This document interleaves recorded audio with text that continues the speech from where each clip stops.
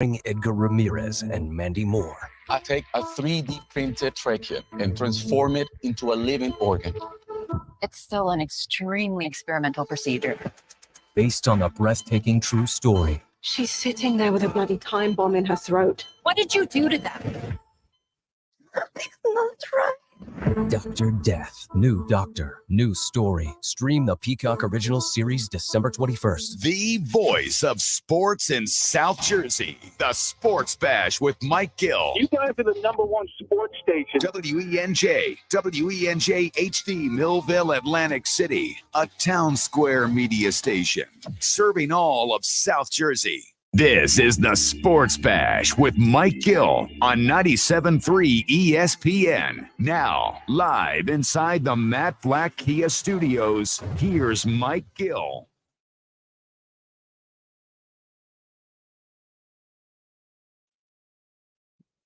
Josh Hennig filling in for Mike Gill. I was actually off yesterday, back in the studio now. Danny Ryan here for 2 straight days in the studio as we are coming at you live here on 97.3 ESPN FM, the 97.3 ESPN mobile app, powered by First Bank is CIL. And we are still only about 48 hours removed from one of the most pathetic losses of the Eagles season on Monday Night Football. So to get into that throughout the day, we got Mike McGarry from the Press of Atlantic City coming up in about 25 minutes from now. The Weinberg Wednesday, usually on game night. Dave Weinberg will join us earlier in the day, coming up at 3:25. Football at 4 with Jeff Mosher, powered by the Inside the Birds podcast. He's coming up at 4 p.m. And Danny, we got to talk a little Flyers today. The Flyers might be the best team in Philadelphia right now. Another win last night as the Flyers beat out the Devils. Owen Tippett with the goal last night. So Kevin Durso, our Flyers insider, will join us coming up at 5:25. And of course, I want to hear from the listeners out there, Danny, at 609-403-0973. That's the text board. Their DMs into 973 ESPN mobile app, because Danny, I got a lot of thoughts on the Eagles game from Monday, but I wasn't here yesterday. So some of my thoughts are going to be interwoven with some of the aftermath of the game that you guys talked about yesterday. First of all, Danny Ryan, welcome in. Glad to have you on board with me. Glad to be on here. A Hump Day Wednesday on 97.3 ESPN. Let's get it going. Filling in for MG, Mike Gill. I mean, it's going to be a great time here. Pleasure to be here with you, Josh. And we talked about it yesterday. You weren't here, even though you were here in heart.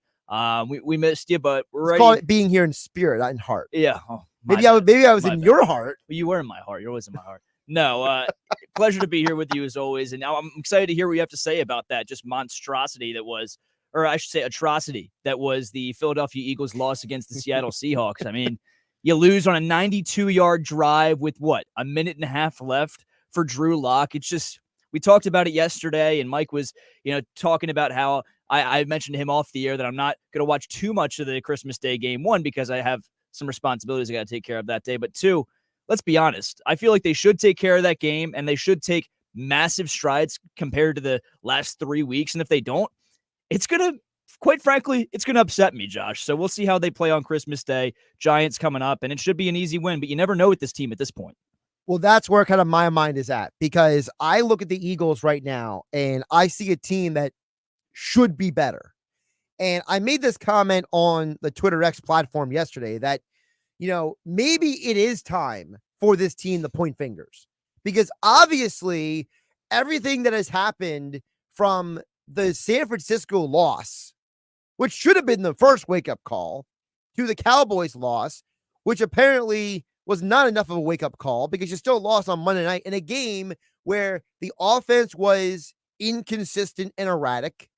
The defense allowed 17 points, was it, I believe, in the second half, or 14 or whatever the exact number. I got to look it up. But I think it was, 17 in the second half? I think it was 17. But the point is that this is a team that there's no reason why they should be playing the way they are. So maybe it's about time. 17 in the second half. Okay, so I did remember that correctly. So, but the point is that I'm watching the game and I'm thinking, whatever has happened the last 3 weeks, something has to change.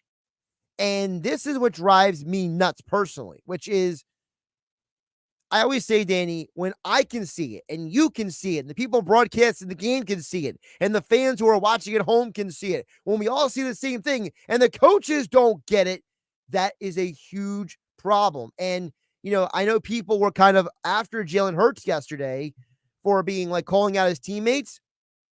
I say good for Jalen. I say he should have called them out. He should have sent a message because obviously whatever has been said for the last 15, 16 days is not getting through. And these guys got to own up to the fact that this is not acceptable. This is not good enough. We came into this season expecting a Super Bowl championship run. We drafted Jalen Carter. We brought in Sean Desai, right? First round pick, Nolan Smith as well has been Another a one non-factor this season. You said, hey, Cam Jurgens, he beefed up 20 pounds of muscle. He's playing right guard, right? You traded for DeAndre Swift. You had the reigning backup to the MVP award, Jalen Hurts, number 2 in the voting on your team. You give him the contract. You kept Brian Johnson for the stability. You did all these things. And throughout the year, things are falling apart. And then the news comes out today that Landon Dickerson is basically going to be out for at least a game or two because he had to have thumb surgery, which, first of all, can I say, I had a lot of questions about how thumb surgery is keeping you out because I've watched enough football in my lifetime, being almost a 40-year-old man, to tell you that I've seen dudes with like cased up hands with like broken bones in their hands and playing through football. Like, why does this guy have to not play for one game or two because of a surgically repaired thumb? I got a lot of questions about that. This entire season is feeling like a deflated balloon, and I don't understand why anyone would criticize Jalen Hurts for pointing fingers because you know what? Maybe it's time to change it up. Maybe it's time to say whatever we've been doing since 2021 isn't working, Danny. Yeah, I mean, you hit the nail on the head there with a lot of the offseason moves that haven't panned out for Howie Roseman. I'm not going to point the finger completely at him yet. I mean, a lot of these guys have underperformed. He did get help. I'll get to Howie in a minute. But yeah, he did get help from Reed Blankenship from taking the year 2 step as an undrafted rookie now into his sophomore season and, leads the team in tackles, a leading vote getter for a strong safety position, Pro Bowl. I mean, they got help there, and they still can't seem to figure it out on the defensive side right now. Yeah, granted, Matt Patricia's defense did play a little bit better against Drew Lock and the Seattle Seahawks, as the defense should. It's Drew Lock and the Seattle Seahawks. And then you still collapsed on the final drive of the game for them and made Drew Lock look like prime Aaron Rodgers with how he was throwing that ball. I mean, it was just ridiculous. So your frustrations are valid. A lot of these things need to be corrected quickly. I mean, only 3 weeks left, 2 against the same team. And yeah, I mean, that's all you can really say at this point. What Philadelphia Eagles team were we going to see in these last 3 weeks against much worse opponents? We're going to find out. But if they keep them in these games, I think, if you haven't already clicked the panic button as a Philadelphia Eagles fan, you definitely are going to be if the Eagles struggle in the next 3 weeks. 609-403-0973 is the text board. To me, Danny, there are 3 people to blame right now for the Eagles' 3-game losing streak that they're on. The first 3-game losing streak since Nick Sirianni's first year in 2021, by the way. And the listeners can give, because today it's time to point fingers, okay? You're being positive has not fixed this situation, okay? Listen, I'm not saying the Eagles season is over. You win the final 3 games of the year. You go into the postseason. You can still make something of this season. But obviously, we are not where we should be. Now, some of it is injuries. I understand that. Some of it is just, coordinators changing. That is some of it. But I think there are 3 people that need the blame right here, right now. And number 1 is Nick Sirianni. Nick Sirianni needs to take the bull by the horns and man up or shut up. Because I don't want to hear Sirianni ever speak at a press conference again unless he's going to start doing his job. And part of his job, Danny, is to get his house in order. He is being paid a lot of money to be the head coach, the CEO of this football operation. And being the head coach, CEO of the football operation means that you, Nick Sirianni, not Danny Ryan, Nick Sirianni needs to do whatever it takes to get this team back on track. I don't care who you got to yell at, who you got to be mad at, who you got to embarrass. You got to do whatever it takes. You got to push every single button. Well, let me ask you this. If you're pushing every single button, if you're Nick Sirianni, you already made the switch at defensive play caller, are you pushing the button?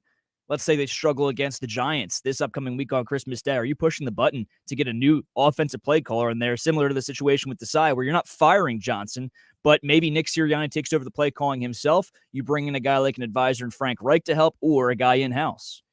It's interesting because I didn't like how the whole situation was handled with Patricia. I'm not a fan of this. The Eagles acting like they're the Pentagon with like government classified documents about who's doing what. I'm telling you, they've been scarred from Chip Kelly. Like, just ultimately, I feel like Chip Kelly made them buckle down when it came to the front office decisions and making sure what gets out to the media and certain things. Like, I talked about this earlier. It might have been Sunday with Billy, if not yesterday with Mike, but Nick Sirianni's the puppet, and that's all because of what happened. One with Doug, the clashing of heads there between Laurie Roseman and Doug Peterson with his staff. And then, obviously, Chip Kelly, they were so protective over what roster and what personnel decisions they were going to make during the Doug firing because of what Chip Kelly did. Yeah, but Nick Sirianni can't live in the past. No, he can't, but he cannot live in the present based on the past. The front office is allowing him to do that. He's got to put on his big boy him, pants. He's got to walk into the meeting room. We've all seen enough episodes of Hard Knocks to know how these things go. The head coach in the big room with everybody in the room. Yep. And he's got to put something on that board. No more flowers talk, no more positivity. He's just got to scold everybody. Everyone's got to be held accountable, and Nick Sirianni is one of them. And he's got to tell the guys, I failed you, you failed me. What are we going to do about it? So to me, Nick Sirianni is number one to be blamed because he is not handling his house properly. He is mismanaging this team. And you know what? Whatever Sirianni's got to do, curse out somebody different. Tell Jalen Hurts to leave the room for the minute so he can yell at everybody else, right? Mm-hmm. Tell A.J. Brown and Quez Watkins, you guys better communicate better because on certain plays, look at this play. You're not talking to each other. The play call is being changed. You're not paying attention. You got to turn to Devonta Smith and be like, stop dropping the ball, okay? We drafted you to be a great receiver. Play up to your potential. And then talk to Jalen in private and curse him out. Scream at him. Yell at him. Tell him this is on you. Stop talking about platitudes in press conferences. Stop answering with the coach speak. You're not the coach. You're the quarterback. Go out and be the quarterback. You know what else he should do? He should sit everybody down, not just A.J. Brown and Darius Slay, and say, you guys need to watch what the bleep you're doing on social media. Darius Slay making all these comments, throwing his teammates, specifically, if you want to point fingers and what he meant, James Bradbury under the bus, A.J. Brown responding to meaningless Philadelphia sports accounts, cursing every fifth word on Twitter. I mean, like, come on, man.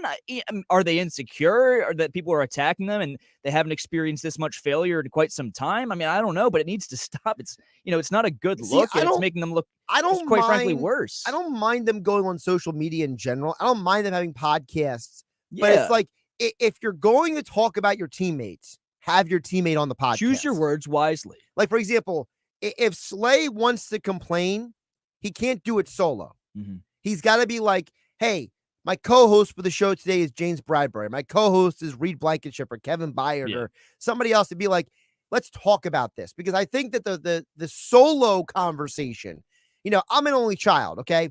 So let me tell you something. One things I had to learn at a very young age was you cannot interact with the world around you the way that you interact when you're home by yourself. You just can't. Mm-hmm. Or people are going to look at you like you're either a loser or you're a jerk. Because there's ways to communicate with people, whether directly and indirectly, that includes them in your conversation.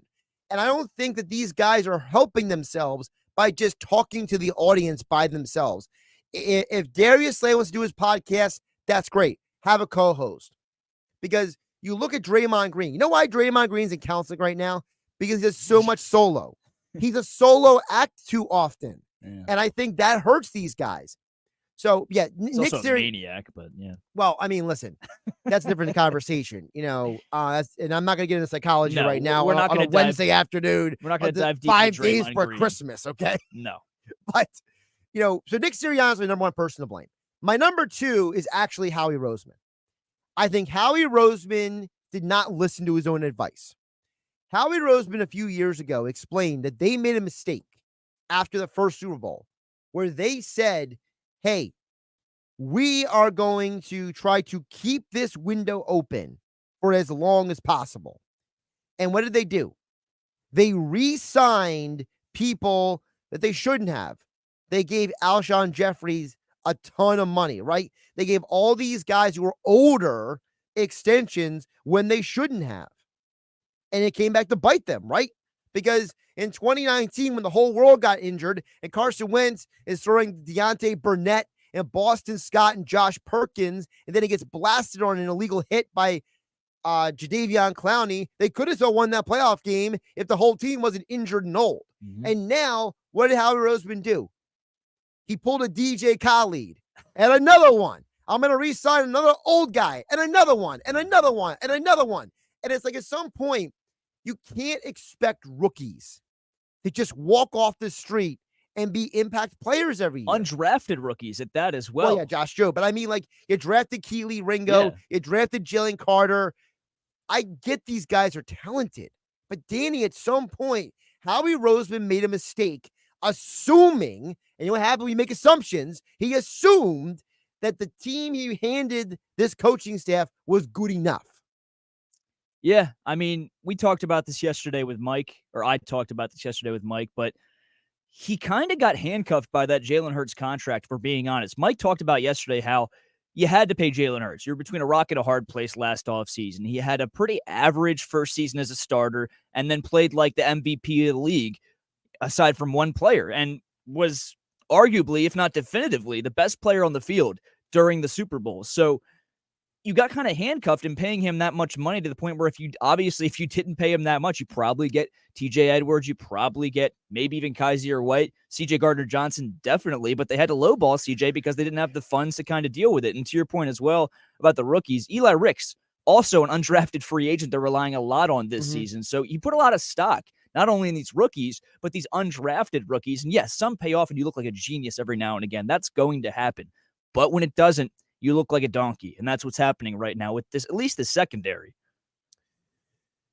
I will say this about CJ Gardner-Johnson. I feel like that's a little bit of revisionist history, because we found out that guy was a bit of a malcontent. And I don't think he was a good person for this locker room. Mm-hmm. But they're missing like that type of guy in the secondary right now. But hear me out. So TJ Edwards, to me, is the bigger deal. Okay. Because if TJ Edwards was here, instead of the combination of Nicholas Morrow, Christian Ellis, and having the sign, like, you might have had to sign Shaq Leonard if TJ Edwards was here. Maybe you still would have added Zach Cunningham, right? Because of how poorly Nick Morrow performed in training camp. Because remember now, it was in training camp, they were so dissatisfied with their linebacking depth. That's why they brought in Zach Cunningham and Miles Jack in training camp. So maybe you still would have brought in Zach Cunningham, but I think I feel a lot better if you told me that was Cunningham and Edwards out there than anybody else. And I think TJ Edwards, they should have bit the bullet and given him the money. Yeah, and he didn't invest much into the linebacker position, but we talked about this all season, and we continue to talk about it. The amount of stock he put in Nakobe Dean as well. I mean, for a good reason. I mean, I put stock in Nakobe Dean coming into this season. No one thought he was going to get as hurt as he did. No one thought he was going to play as poorly as he did when healthy on the field, because he was supposed to be a first-round draft pick if it wasn't for a shoulder injury around draft time that made him drop to the third round. I wanted him when they drafted Cam Jurgens in the second round. They get him to the third round, looks like a steal of a pick, and it hasn't paid off that way quite yet. Could he still be a great player in this league? Could Howie Roseman look like a genius in 2-3 years? Sure. But right now, your return on investment is not good on Nakobe Dean. So you lose a guy like TJ Edwards. You lose a guy like Kaiser White, who's a step up, I'd say, over definitely Nakobe Dean at this point. Nicholas Morrow, I can't say convincingly Zach Cunningham, but the problems surface from that. And obviously we talked about the secondary. When that's combining with your poor linebacker play over the middle of the field, your defense is going to get sliced like a hot knife through butter. My third guy I got to blame right now is Brian Johnson. This guy literally has a job because of his relationship with Jalen Hurts. Yeah, maybe it wasn't a good idea to give Jalen Hurts his best friend as the offensive coordinator. And I keep going back to, we already saw this fiasco with Press Taylor and Carson Wentz. As soon as Carson Wentz didn't have a strong voice in his ear and he had someone he was friends with in his ear, it didn't go so well. And I think that for me, I think Brian Johnson is not taking enough accountability. I think he's not being critical enough. I don't think he's being analytical enough of himself.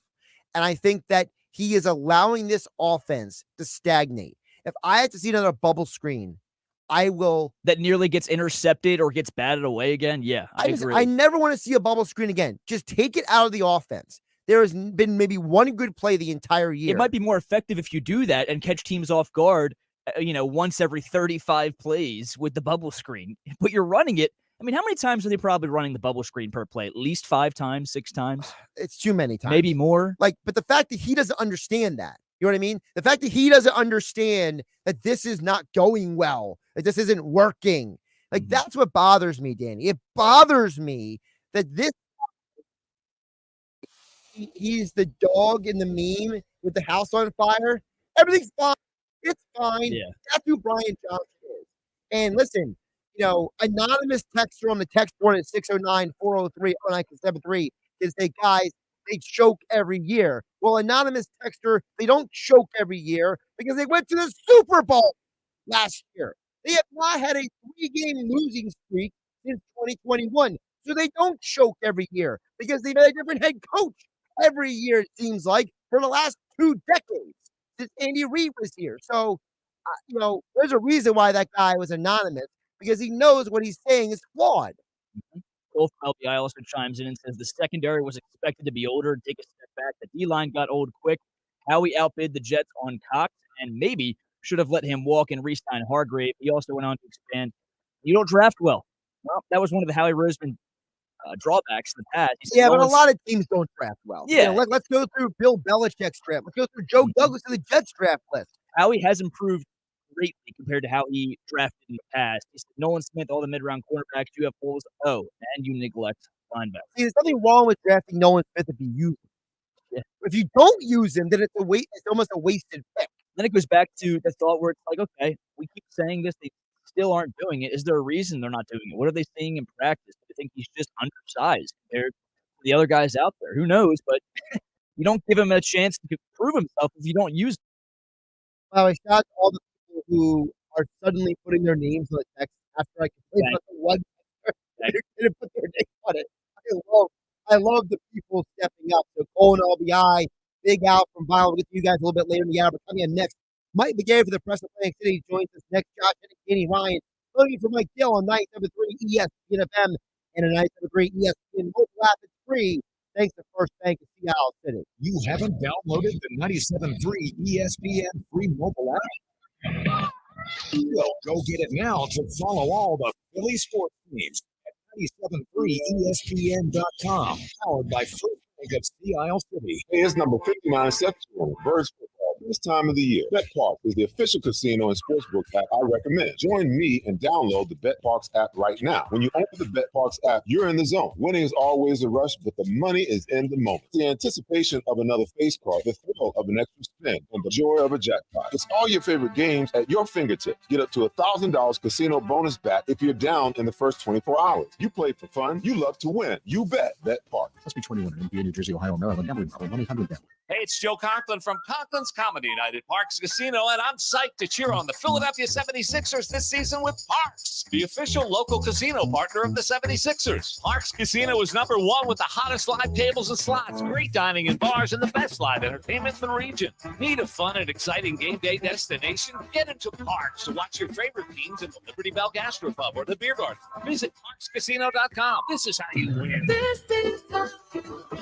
The owner over gambling problem, call 1-800-GAMBLER. Oh, yeah, it's on at Matt Blatt Nissan. Looking for some holiday cash? Then don't miss Matt Blatt Nissan's holiday vehicle buyback. It doesn't matter what you drive. AJ, the trademan, wants to buy your vehicle today. Regardless of the make, miles, condition, or situation, AJ will buy your ride for cash today. So treat yourself to a brand new Nissan. 0 down, 0 payments, 0% interest on every new Matt Blatt Nissan Rogue or Frontier in stock. That's a brand new Nissan with 0% financing for 36 months. Or come in and get a brand new Versa for only $17,999. And make no payments until March March on any brand new Nissan. AJ says you'll get more cash than you think and drive away with peace of mind because only Matt Blatt Nissan has a 4-day love it or leave it return policy. Matt Blatt Nissan.com. Requalifications exist with approved credit. $27.78 per thousand financed. On in-stock 2023 Nissan Rogues and Frontiers. Not all will qualify. Go to mattblattnissan.com for complete details or call 844-917-4758. Price includes all costs to be paid by consumer except for licensing, registration, and taxes. VIN RL821625. Versa S. MSRP 20,635. Expires 12/31/13. It's on at Matt Blatt Nissan on the Black Horse Pike.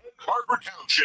Thousands of stores across the country are pulling brand name cold and allergy products off the shelves. Why? Because an FDA advisory panel recently determined that a drug they contain, oral phenylephrine, is ineffective as a nasal decongestant. Navage offers a drug-free solution that's fast and highly effective at relieving nasal congestion caused by colds and allergies. Navage uses suction to pull saline in one nostril, around the back of the nose, and out of the other nostril to help suck out allergens, mucus, and germs. Nasal irrigation works, and Navage makes it quick and easy, but more than anything, it helps you breathe better. Don't waste your time or money on products that are ineffective. Trust drug-free Navage for fast relief to help you breathe easier, sleep better, and feel healthier. Ask for Navage at Walmart, Walgreens, CVS, Rite Aid, Target, or find us online at Navage.com. Navage, Navage. Clean nose, healthy life. I hate free money and finishing first.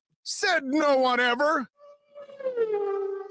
At Raceway Nissan, you'll finish first during the Nissan Thrill of the Drive sales event. Finish first with 0 down, 0 interest, and 0 payments for 90 days. Plus, get complimentary oil changes for up to 3 years with every new vehicle. And right now, finish first by leasing a 23 Nissan Altima for $259 a month. Stop by Raceway Nissan today or visit online at racewaynissanNJ.com. Approved credit. Offer ends 1/2/24. Prescriptions require an online consultation with a healthcare provider who will determine if appropriate. Restrictions apply. See website for details and important safety information. Subscription required. Price varies based on product and subscription plan. Hey guys, did you know there's a generic form of Viagra that works just the same, but is 95% cheaper, and you can get it online? Go to hims.com/joy. Through Hims, you'll get a free medical consultation, discreet shipping if prescribed, and the process is 100% online. To start your free online visit, go to hims.com/joy. That's HIMS.com/JOY.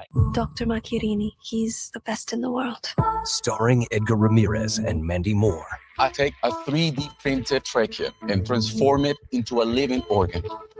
It's still an extremely experimental procedure.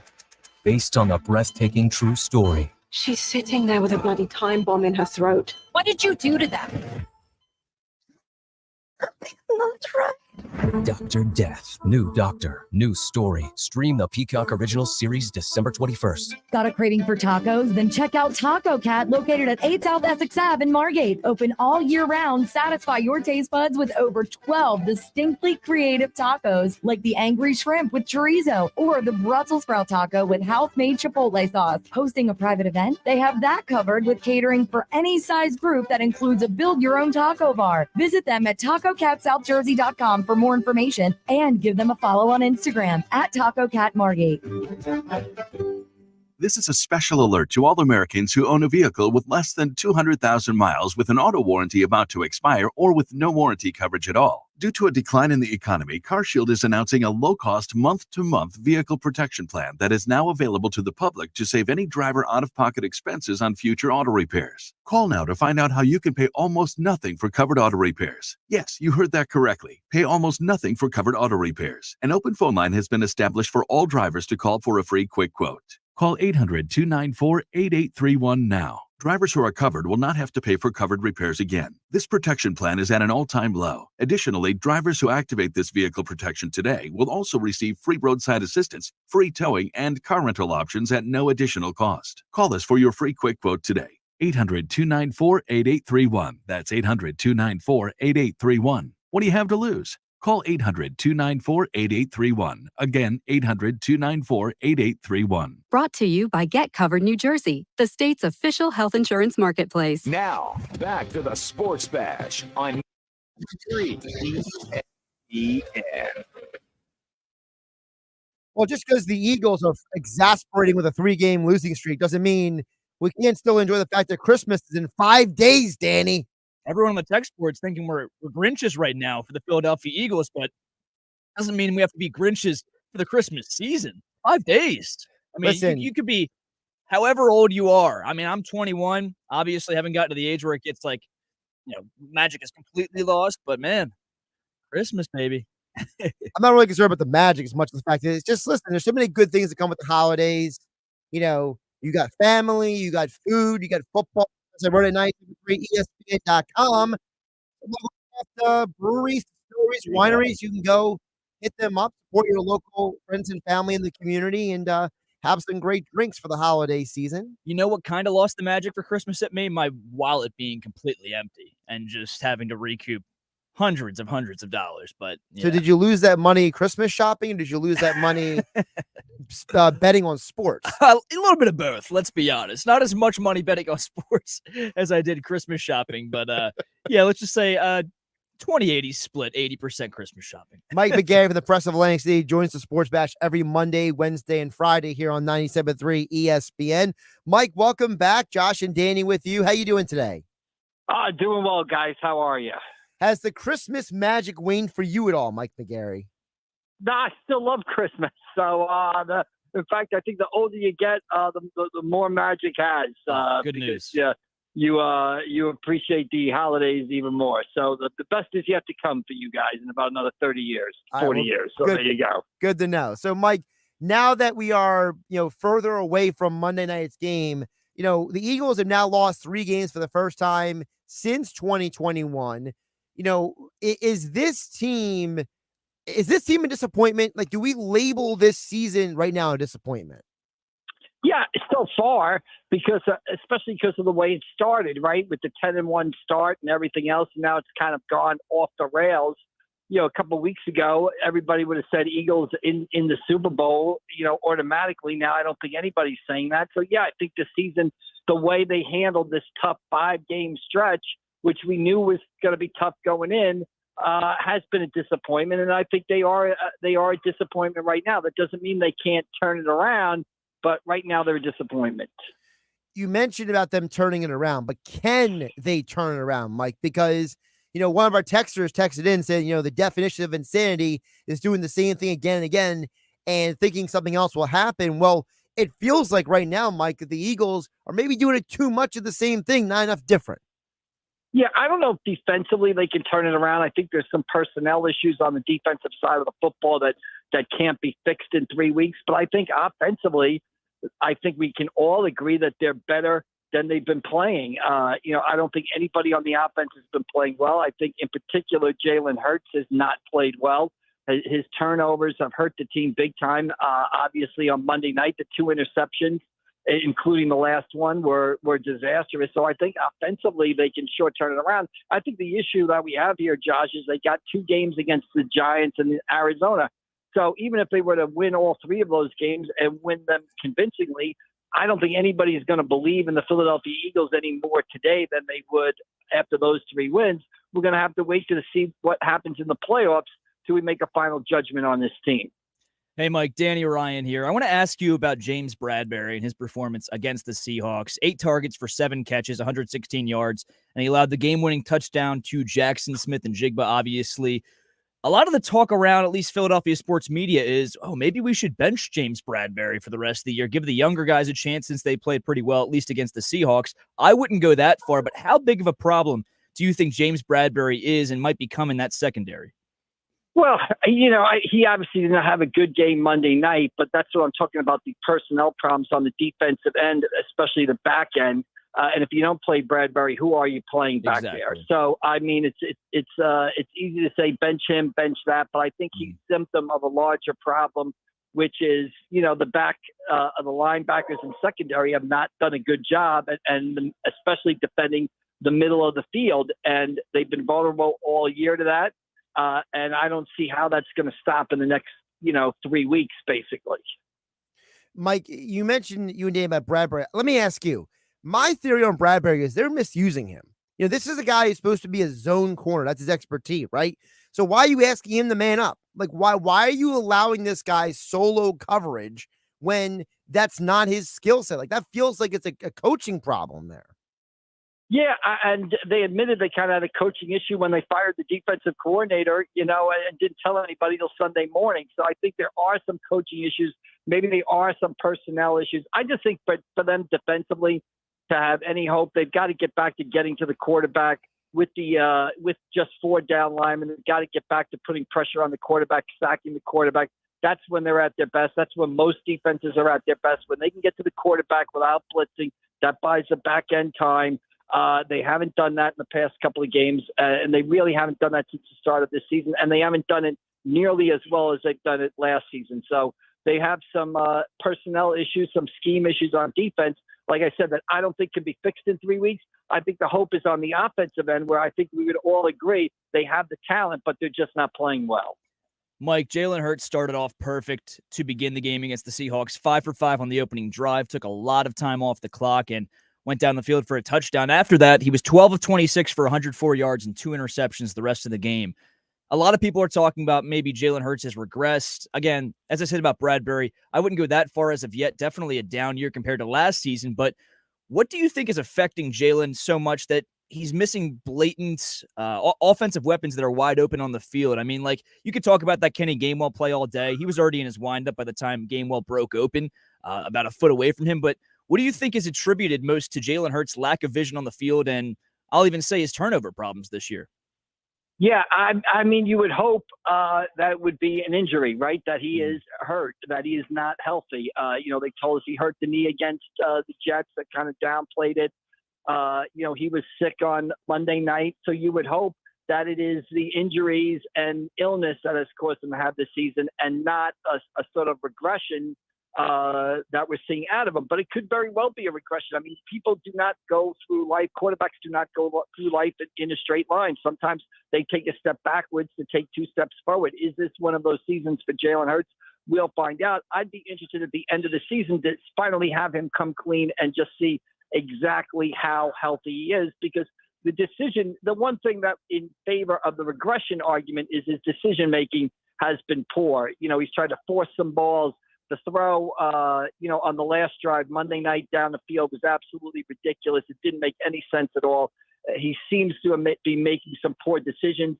Is that because he's not at 100% physically? I don't know. But his decision-making, especially the last 5 or 6 weeks, has been off and cost the Eagles. Mike McGarry from the Press of Atlantic City joining us here on the Sports Bash. Josh Hennig and Danny Ryan filling in for Mike Gill on a Wednesday afternoon on 97.3 ESPN. Mike, you mentioned about Jalen Hurts. How much of the problem with Hurts might also be Brian Johnson? Did we not see this same scenario with Carson Wentz? The Press Taylor Wentz were good friends. Johnson and Hurts, they've been friends since he was a kid. Is there maybe something to the fact that maybe they shouldn't have this guy with a close relationship coaching him? Well, I mean, I don't know about that. I think how much of the coaching is involved in this year. How much is not having Shane Steichen calling the plays? I think it all plays into it, right? I think it might be a combination of things. Like, it could be that he's injured. It could be that he's regressed. It could be that the coaching is not as good as it was last year. And that's all coming together to cause what we've seen here. So, yeah, either way, no matter how it shakes out, I mean, I think Jalen Hurts has been a huge problem the last couple of weeks. I think he has not played well, and he's been a big problem in the Eagles slump here, and he's got to snap out of it. And again, snapping out of it against the New York Giants and the Arizona Cardinals is not going to cut it. I think we're at a situation now where we're going to have to wait to that playoff game to kind of make a judgment on where the Eagles are. Michael, flip it over to the Sixers. They're back in action tonight versus the Timberwolves. Folks can hear that game right here on 97.3 ESPN. Coverage begins at 7 o'clock. Sixers kind of gotten a little forgotten about recently with all of us screaming and yelling about the Eagles. So, as we get closer and closer to that Christmas Day matchup against the Miami Heat, what are the 76ers at this point in the season? Well, I'm interested in tonight's game because they're finally playing a good team. I mean, I think the Sixers have so far been impressive. I like the way they played. I like the way Embiid plays. I like their new style. I think it's a lot entertaining. My only question is, every time I turn on the TV to watch a Sixers game, they're playing the Detroit Pistons or the Washington Wizards. They have not yet played a quality They played a few teams, Boston twice, but mostly their schedule, especially this recent stretch, has been the worst teams of the NBA. Now, they have done what good teams are supposed to do, and that's blow these teams out impressively. They've been impressive, but I'm interested starting now to ask your question, who are the 76ers? I don't know who they are. I think we'll have a better idea after these next couple of games, but mainly I just want to see them play some quality opposition because it looks good, but I don't know how real it is, and I think we're going to find that out. Mike, I want to talk about Joel Embiid a little bit. He had a sit-down interview with ESPN's Tim Bontemps, and he said, you can't win with the ball sticking and playing ISO basketball.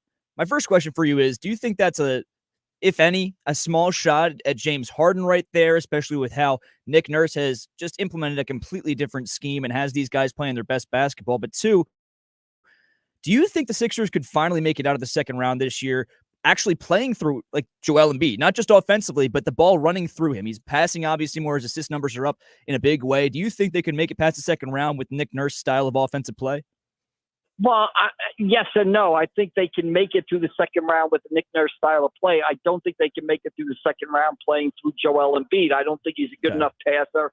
I don't think he's not. It's very difficult to play through a big guy in the fourth quarter of a playoff game, no matter who that player is. I mean, Kareem Abdul-Jabbar, the Lakers played through Magic Johnson, right? I mean, it's just the nature of the position, and Jokic is able to do it because of his skills on the perimeter, and that's what makes Jokic, such a rarity.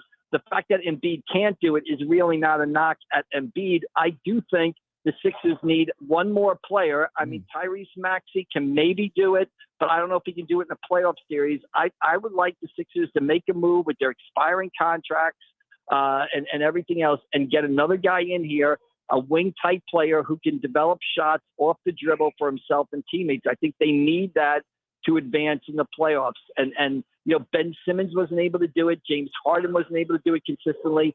Can Maxey do it? I don't know, but I'd feel better if another guy could do it. I don't think you can do it with Embiid. That's not a shot at Embiid. That's just the position he plays. Yeah. It's tough in today's NBA to play through the center and play through the post, basically. So if you had to put a name on that guy that you might bring in to get this Sixers team over the hill, I mean, OG Anunoby's been flirted around. Zach LaVine obviously has had some interest from the Lakers and the Sixers. They're doing, quote, their due diligence. Who would be the guy for you, Mike McGarry, if you were Daryl Morey before the trade deadline?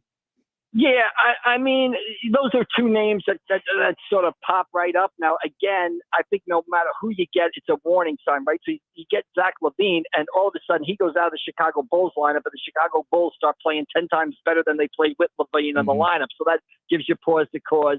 Anunoby from Toronto, is he really that guy who can create in the fourth quarter of the Game 7 of the second round of a playoff series? I don't know. I'd have to wait and see what they're going to do. I do think that the guy you get in probably is not going to be perfect. He's going to carry some baggage. That's why he's available. But I do think you need another one of those guys. And they didn't.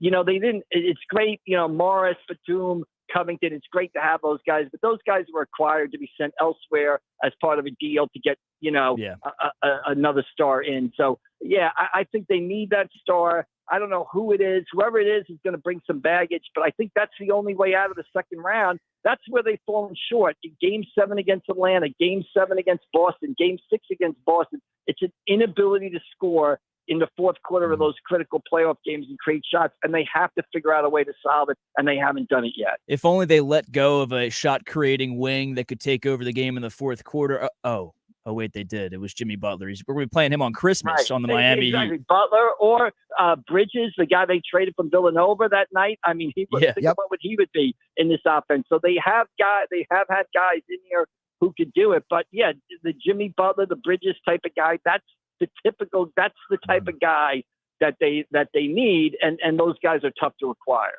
He's Mike McGarry of the Press of Atlantic City. Follow him on Twitter at AC Press McGarry, and he'll be back with us one more time on Friday's show to look ahead to the weekend for the Eagles and the Sixers. Mike, great stuff today. Appreciate you jumping on.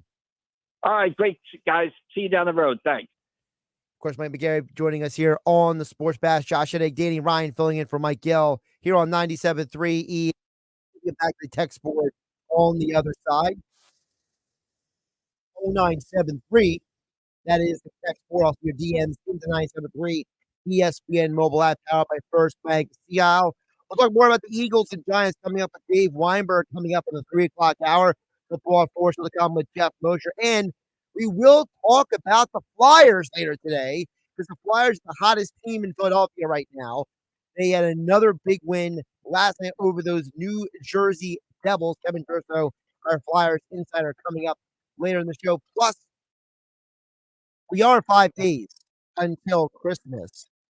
We'll talk a little bit about, what we actually doing this holiday. Danny Ryan jokingly, he wasn't sure he was going to watch the Eagles on Christmas Day. Well, the Eagles and the Sixers on Christmas Day. So I want to know from everybody, what are your holiday plans? Are you somebody, for example, do you say we're going to do more stuff on Christmas Eve and less on Christmas Day? You're the Eagles on Christmas Day. Do you say, who cares? We'll get to the Eagles to get around them because Christmas plans. Or are you somebody who says, hey, I'm going to go do certain things on Saturday and Tuesday around the holidays, but dedicate it? What are we doing? Or are you somebody that says, you know what? I love Philly sports so much, I'm going to go to the game on Christmas Day. Eagles, Giants, Philadelphia, see the Eagles hopefully get back on track. What happened to people?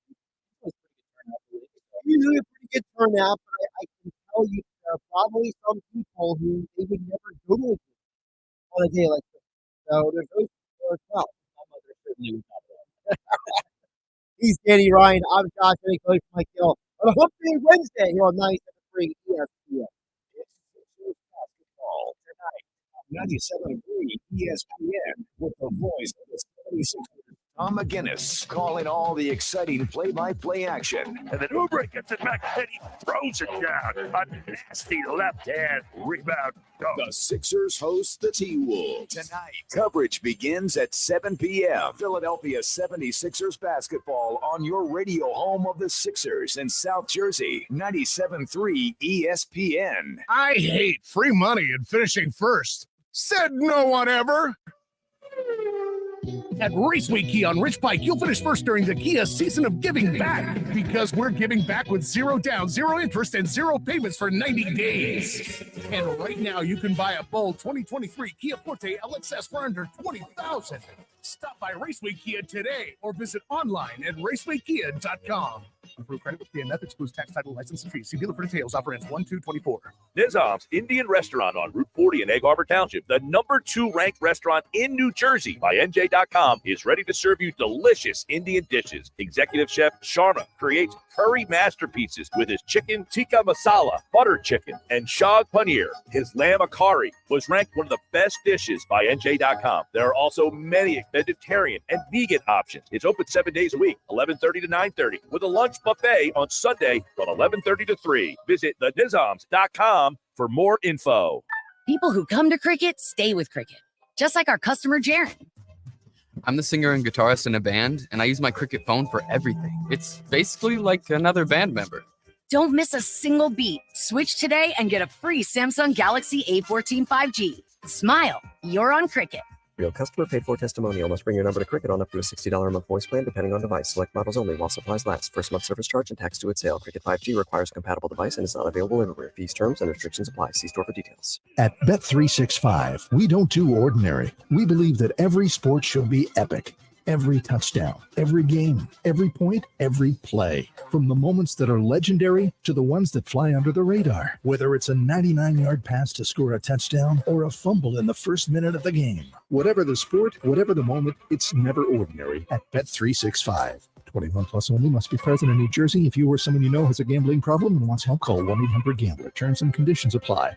The holidays are the happiest time of the year. That is, unless you or your loved ones are miserable because of colds, sinus infections, or allergies. This holiday season, give the gift of better breathing with Navage. What makes Navage so effective? Well, unlike cold and allergy drugs that might take a long time to help, if they're effective at all, Navage provides fast relief from sinus congestion in 30 seconds flat. Navage doesn't just relieve symptoms, it attacks the cause by sucking out the germs, allergens, and viruses trapped in your nose that are making you feel miserable. Best of all, Navage does it naturally, without drugs. Wash away your cold and congestion problems this holiday season. Add Navage to your gift list so you can breathe easier, sleep better, and feel healthier all year long. Ask for Navage at Walmart, Walgreens, CVS, Rite Aid, Target, or find us online at Navage.com. Navage, Navage. Clean nose, healthy life. With GMF financing to qualified buyers excludes Corvette, excludes prior sales. This is the big one. It's Bennett Chevy's year-end closeout when you get our best deals of the year. But hurry, we need to sell 200 vehicles before December 31st. So you'll pay what our supplier employees pay, not 1 red cent more. Plus, you'll keep all the rebates. That could save you a whopping 10% or more on your new Chevy car, truck, or SUV. They're all on sale now. And there's more. Bennett's got available 1.9% financing, saving you even more money. And get this, now till the end of the month, Bennett is paying a minimum $10,000 for any trade, running or not, towards any pre-owned in stock. You heard right, a minimum 10 grand for total junk. Imagine how much you'll get for a good trade. And wait till you deal with our non-commissioned sales team. You'll love it, because they're paid on your satisfaction, not how much you spend. So there's no pressure, no haggling, just pure holiday joy. Find new roads at Bennett Chevy, Egg Harbor Township, and BennettChevy.com.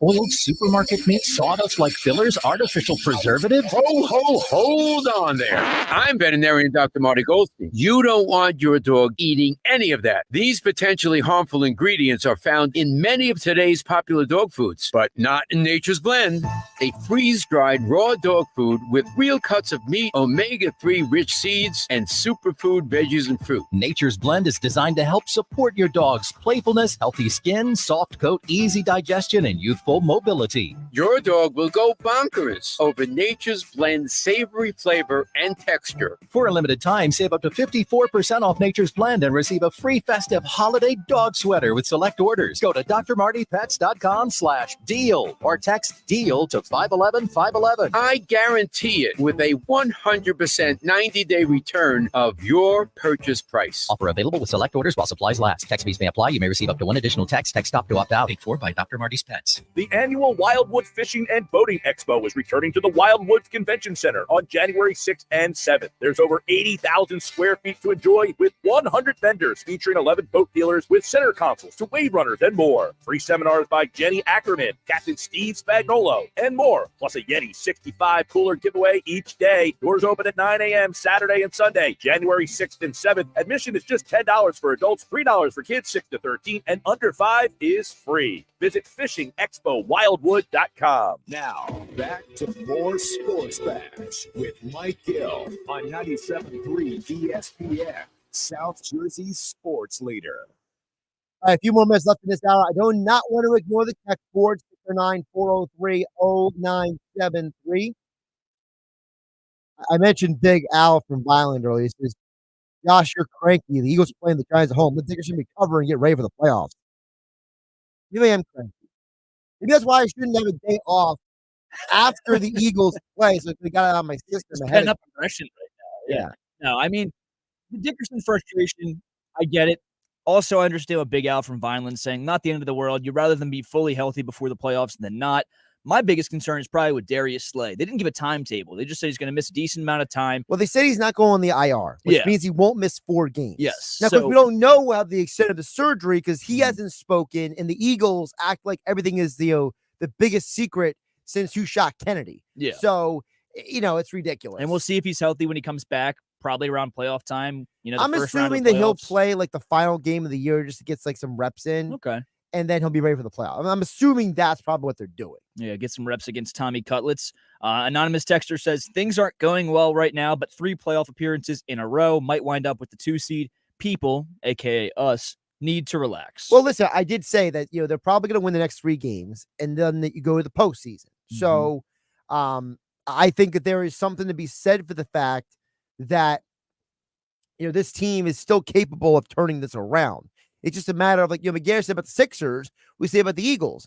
Well, you're playing Tommy DeVito twice and the Arizona Cardinals. It's not like you're playing some great teams to measure yourself. It's like when a college football team plays, like when Alabama plays like Middle Tennessee State. Mm-hmm. It kind of is, maybe not literally that, but maybe it's more like Alabama plays like Vanderbilt. You know what the season is brewing up to give us? The season and the rest of the Eagles' schedule is brewing up, and a lot of people are taking the Baltimore Ravens over the 49ers this upcoming Sunday, or what was that, Monday? Whatever day it is. They're taking the Ravens. I mean, not unanimously, but I've heard a lot of analysts liking them. So it's setting up for the 49ers to lose, giving the Eagles fans and possibly Cowboys fans a little bit of hope for that one seed, even though I don't see the 49ers losing the other two games they have. And then it's setting up for Jonathan Gannon to come into Philadelphia and possibly ruin the chances of the division for the Philadelphia Eagles. Cole from LBI says Josh is letting Jalen off the hook by not blaming him. Psych was obviously giving Jalen answers to the test. Jalen was paid like a guy who was coming up with all the answers. Jalen and Brian Johnson deserve to blame equally with the offense. Cole and LBI. Cole, I'll say this. It's not that I don't blame Jalen, but I don't think Stike was giving him the answers. I think Stike was putting him in position to be successful. I think they're two different things. I think that I think Jalen was doing a better job with Steichen calling the plays and calling plays that benefited him than Brian Johnson giving him these option 1, option 2, don't actually scan the field routes. That's why I lean to blame Johnson more than Steichen in that situation.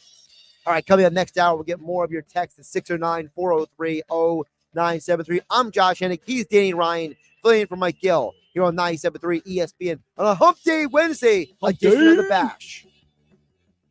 This is the radio home for Philadelphia Eagles football. It's week 16, and the Eagles welcome the New York Giants to the Link on Christmas Day. It goes to Scott.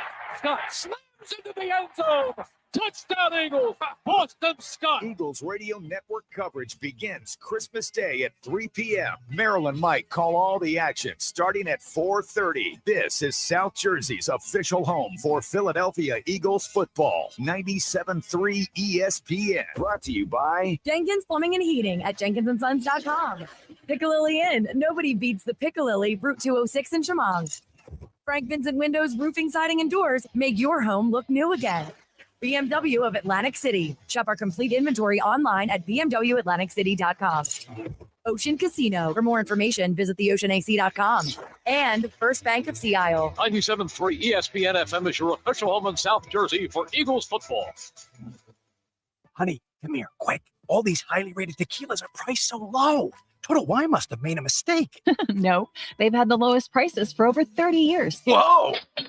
Whoa. Find what you love at Total Wine and More. Drink responsibly. B21. Hey, Phillies fans, the countdown to pitchers and catchers reporting is officially underway. This March, Phillies Sports Trips wants you to join them as they escape the cold weather and travel to spring training in Clearwater Beach, Florida. This incredible package includes round-trip airfare, hotel, tickets to 2 Phillies games, an all-inclusive tailgate, a yacht party, and so much more. You're not going to want to miss this experience. Don't wait to book because these spots will sell out. Visit phillysportstrips.com to book your trip today. Just be natural. Try to roll around in it gracefully and not like a puppy. Maria's photography studio is zooming into a flurry of projects. Where did I put that memory card? She needs an assistant to keep business in focus. Hang on while I change the external flash. Oh, Indeed can help her hire great people fast. I need Indeed. Indeed you do. You can schedule and conduct virtual interviews all from your employer dashboard. Visit Indeed.com/credit and get $75 towards your first sponsored job. Terms and conditions apply. What's holding you back from learning the language you've always wanted to know? Too hard. Takes too long. Not with Babbel. Babbel's lessons take just 15 minutes a day. 15 minutes isn't long. Nope. And they're fun. So you don't realize you're learning a language, but you are. In 3 weeks, you're able to start having conversations. And Babbel's lessons are built around real life. And with Babbel, it isn't hard. It's perfect. Start learning a new language today. Go to Babbel.com. That's BABBEL.com. Hey, it's number 59, Seth joining. Join me on the Bet Parks Sportsbook app, and you're in the zone. Bet Parks is the official casino and sportsbook app for the real Philly fan, and the only app I recommend. Bet more than the score. Bet player performances like total passing and rushing yards. Bet total team touchdown. Bet who scores a touchdown. And nobody does live in-game betting better than Bet Parks. Bet on the action as it happens. Join me right now and download the Bet Parks Casino and Sportsbook app. New customers make a winning $10 bet and get $125 in bonus sportsbook bets back. must be a winning bet, and bonus bets must be wagered once. The BetPark Sportsbook is the only sports betting app that I recommend. Live betting, parlays, props, teasers, they have it all. Like me, I'm sure that you love to play, you love to win. You bet.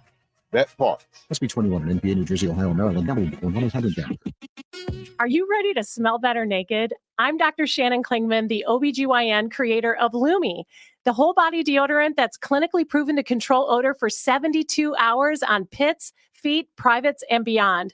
It's pH optimized to safely and effectively control odor anywhere you have it, but wish you didn't. Plus, it's proven to work better than a shower with soap alone. Whether you shower twice a day or 3 times a week, Lumi works better.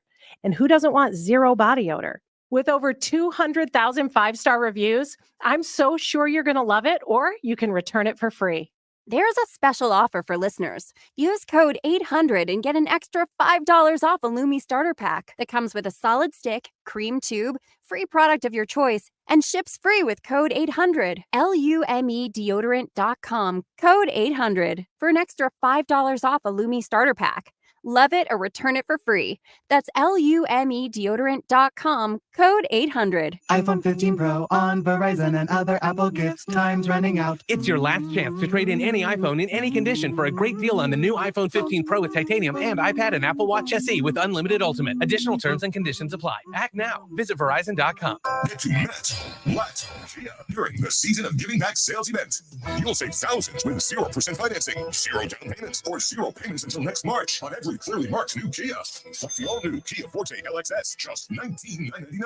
Why would you buy a used vehicle when you can get a brand new Kia with a 10-year, 100,000-mile limited warranty for under $20,000? Even if you think you're currently stuck in a loan or lease, we want to get you released. And only Matt Black Kia has a 4-day love it or leave it return policy. Plus, you can drive with 0 down and 0 payments until March of next year on every new Kia in stock. So come get your new Kia Forte for under $20,000. But when they're gone, they're gone. It's gotta be Matt Black Kia. With proof credit, all will qualify. Credit may affect down payment. Offers can't be combined. Go to MattBlackKiaNJ.com for complete details or 888-505-6670. Price includes all costs to be paid by consumer except for licensing, registration, and taxes through KMF at $27.78 per thousand for 36 months. Rebates and incentives to dealer expires 1/2/24. Matt Black Kia, 6211 Black Horse Pike, Harbor Township, and on Route 37 in Toms River. South Jersey's play-by-play home for the Eagles, Touchdown! Sixers, It's good! and Flyers.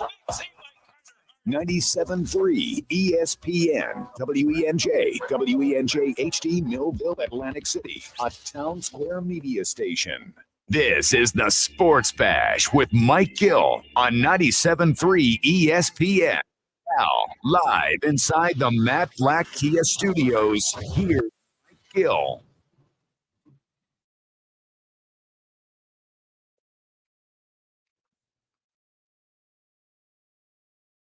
Josh Hennig and Danny Ryan filling in for Mike Gill as we're counting down the days of Christmas, which is also the same day as the Eagles' next game, which you can heard right here on 97.3 ESPN. Mel Reese and Mike Quick on the call on Christmas Day.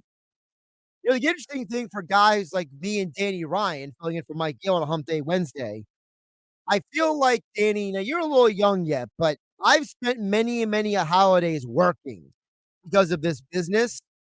So, you know, I feel like, you know, for Merrill and Mike, you know, them working on Christmas is just like goes with the territory. Like for some people, are like, how can you work on Christmas? That must feel so weird. But it's like, to me, it's like, hey, we get to sports.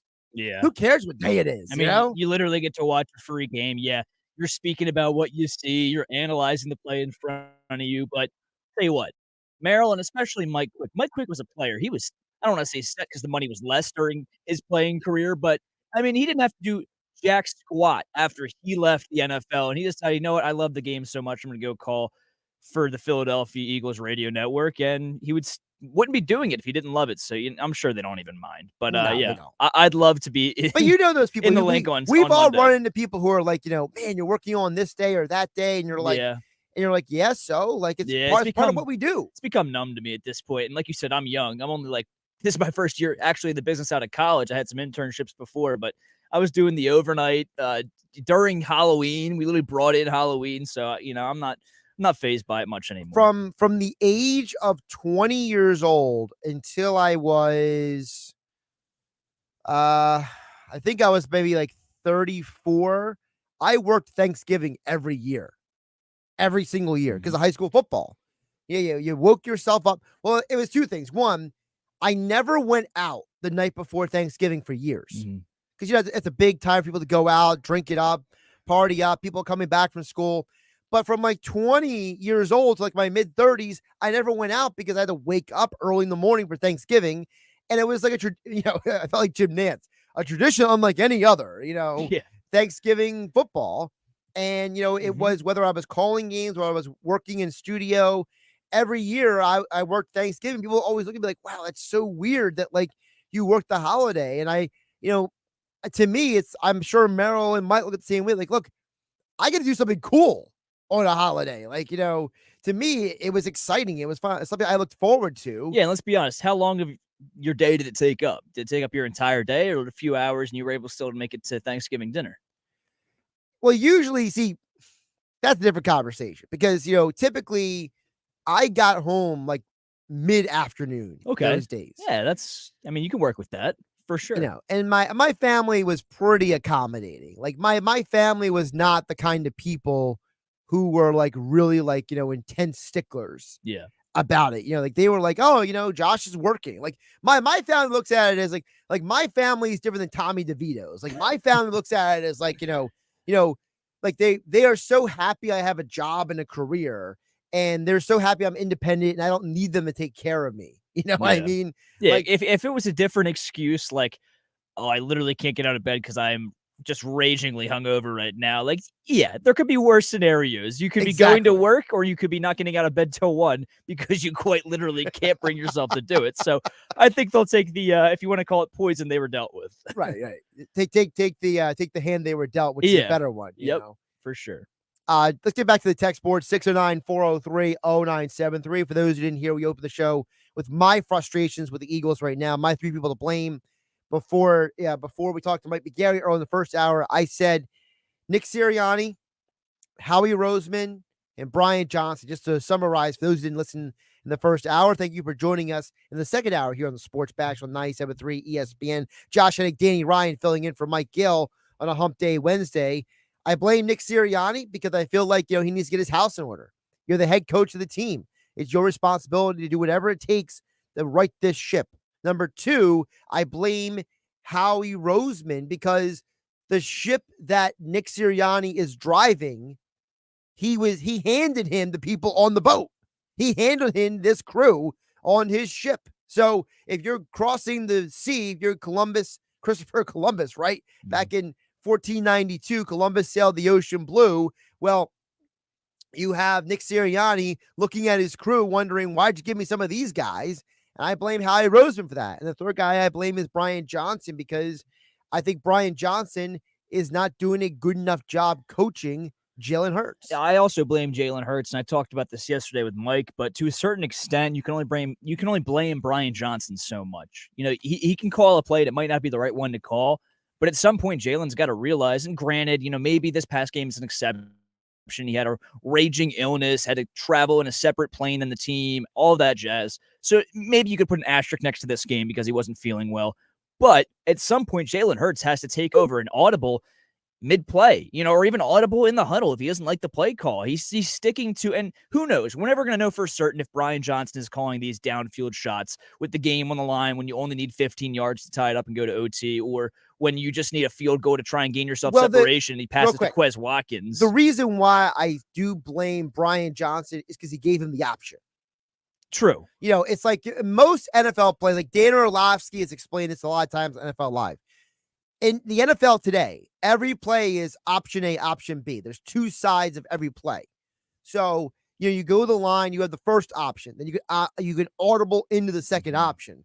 Most teams are not doing what like Tom Brady and Peyton Manning were doing, which is completely changing the play to the line of scrimmage. Yeah. So most teams have a built-in A, B side, heads, tails of a coin. So to me, if you're Brian Johnson, don't even give him the option of calling that play. Yeah. Don't even put Quez Watkins going deep into the play. Yeah. That's why for me, I give a slight edge to Johnson because I feel like at some point, I don't think Jalen is the kind of person, Danny, who's going to say, bleep you to the coaches, I'm going to do what I want. Especially Brian Johnson. We talked about it earlier.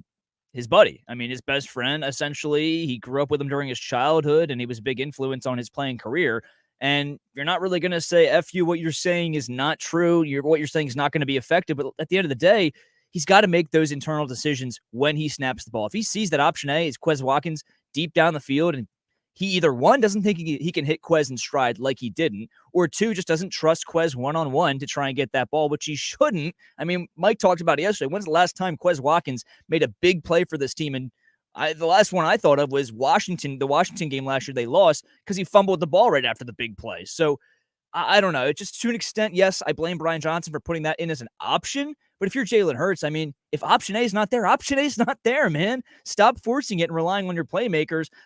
You know, if it's A.J. Brown one-on-one, fine. I get it. He didn't think Julian Love on that final play probably was going to have that range to intercept it at the sideline and keep his feet in bounds like he did.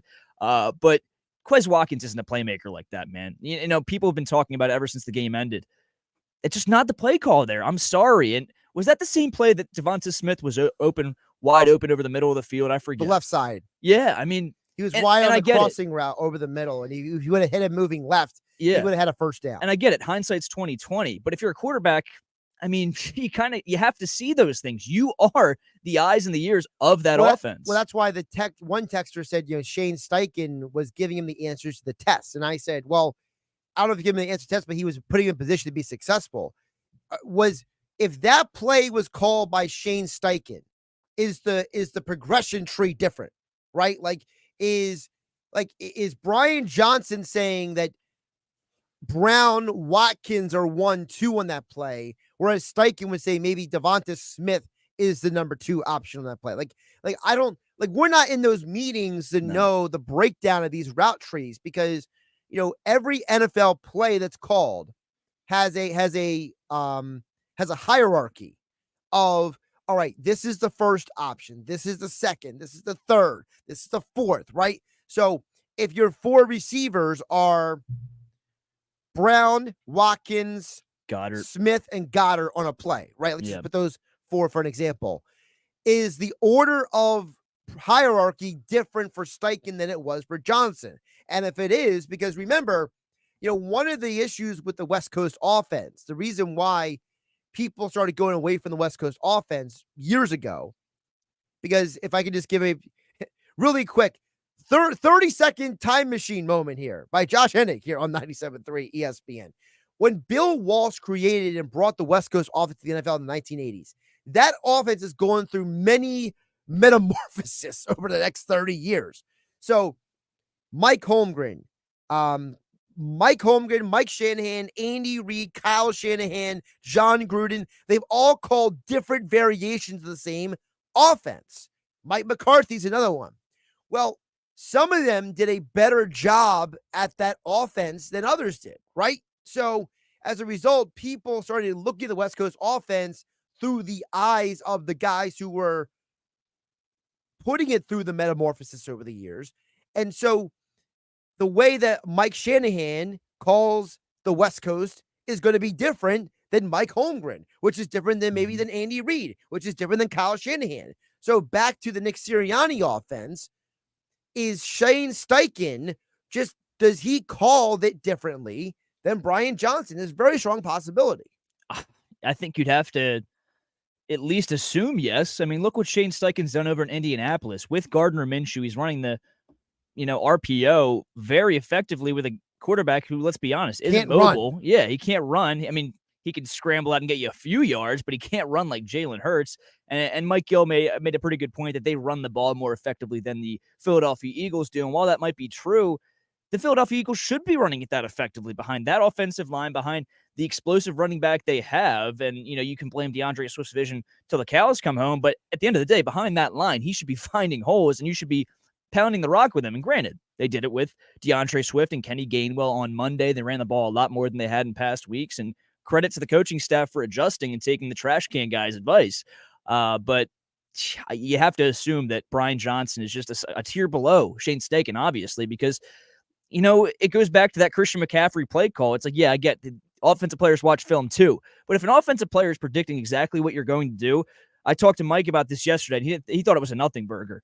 What is the defense seeing? If an offensive player, and granted, that play he predicted still got like 4 or 5 yards for Jalen Hurts on the QB draw, but to a certain extent, you have to accept that your offense is becoming predictable. 609-403-0973 is the text board. Gene at KV Courthouse says everyone is in straight panic mode right now. If you told me at the beginning of the season the Eagles would be 13-4 with the schedule they had, we all would have taken it gladly. I still see them finishing 13-4. That's from Gene in KV Courthouse. By the way, he also says go Birds. Go Birds. So yeah, need a big win on Monday. Listen, it's a good point by Gene because there is some context that has to be made with this stuff because at the end of the day, nobody looked at the schedule back in August and thought they were going to beat the Chiefs and the Bills and the 49ers and the Cowboys. And probably most of us chalked up the Seattle game to a loss because it was in Seattle anyway. So maybe there is something what Gene is saying, which is why don't we just accept the fact that these were maybe built-in losses on the schedule? Yeah, and like you said, the context matters. And I talked to Ryan Rothstein, obviously, at Oceans on Mondays, and we'll be at Chickies and Pete's and EHT and Ocean on Friday, or Chickies and Pete's Thursday, Ocean Friday. But he talks about how, yeah, if you would have told me, and we talked about it last week, that after this 6-game stretch, they'd be 10-3, and they'd still be in contention for the 1 seed. Not so much now anymore, but at least the division, you'd be happy with that. But it's how they lost. And I get no one wants to put any stock into style points, but it matters when you lose by that much to me. It truly does. Like, you got straight up dominated. And you could say the Cowboys game goes differently if they don't have those 3 fumbles. I'll buy into that. Fine. But the 49ers game piled with the Dallas game and now Seattle collapsing like you did, the offense starting as successful as they did, and then kind of falling away. Jalen Hurts, 12 for 26, 106 yards and 2 picks. I mean, it's the context that matters in this. It's not like they're playing very good football and they're just getting beat by better teams or better offensive play, maybe a stronger defense. It's just self-inflicted wounds that keep just biting this team in the butt. And that's what's so frustrating about it. It's not like we don't think this team isn't good. Everybody thinks that. Everyone thinks they have the talent on paper. But it's a matter of why aren't they applying it and why are they looking like a middle-of-the-pack team instead of a Super Bowl contending team like they have the talent to be? Stephen Galloway chimes in at 609-403-0973. He says the definition of insanity is doing the same thing unsuccessful over and over, thinking it will eventually work. The Eagles' offense is too talented not to be scoring 20, 35 points per game. Agree. If that happens, the defense is not such a glaring weakness. Changes in play calling are overdue. This is where I agree 100% with Steve, and that is if they don't fumble the ball 3 times against Dallas, do the Cowboys actually score as many points as they do? Like, if the Eagles held the ball longer, does the defense get as tired against the 49ers? Like, there is something to be said with the fact that the offense is letting the defense down. Yeah, and that same stretch as well. And at the same time, they were coming off of the period where the Niners had a 10-game stretch in which they were resting. The Eagles had what? Was it a 6-game? Regardless, it was 4 games in 20 days. And then the Cowboys had the same thing. They were coming off a Thursday night football game, had 10 days rest. So yeah, I don't want to use those as complete excuses, but to a certain degree, all those factors pile up upon each other with how your offense is getting off the field quickly and your defense has to stay on the field longer, on top of the lack of rest compared to the offense and defense of the other team's surplus of rest. I mean, it's not an excuse, but these are real things. Like, you don't just bring them up for bleeps and giggles. It's a real factor that can come into play. It doesn't always, but can come into play when you're facing these good teams, and it did for the Eagles. I want to squeeze in one more text here. Dr. Mark from EHT chimes in and says, you cannot have your friend coach you, especially hard for when things are not going well. It's natural that we treat our friends differently versus just another player or coworker. No question, this is the same to me as Carson Wentz. That's from Dr. Mark and EHT. And that goes back to what I said before, Danny.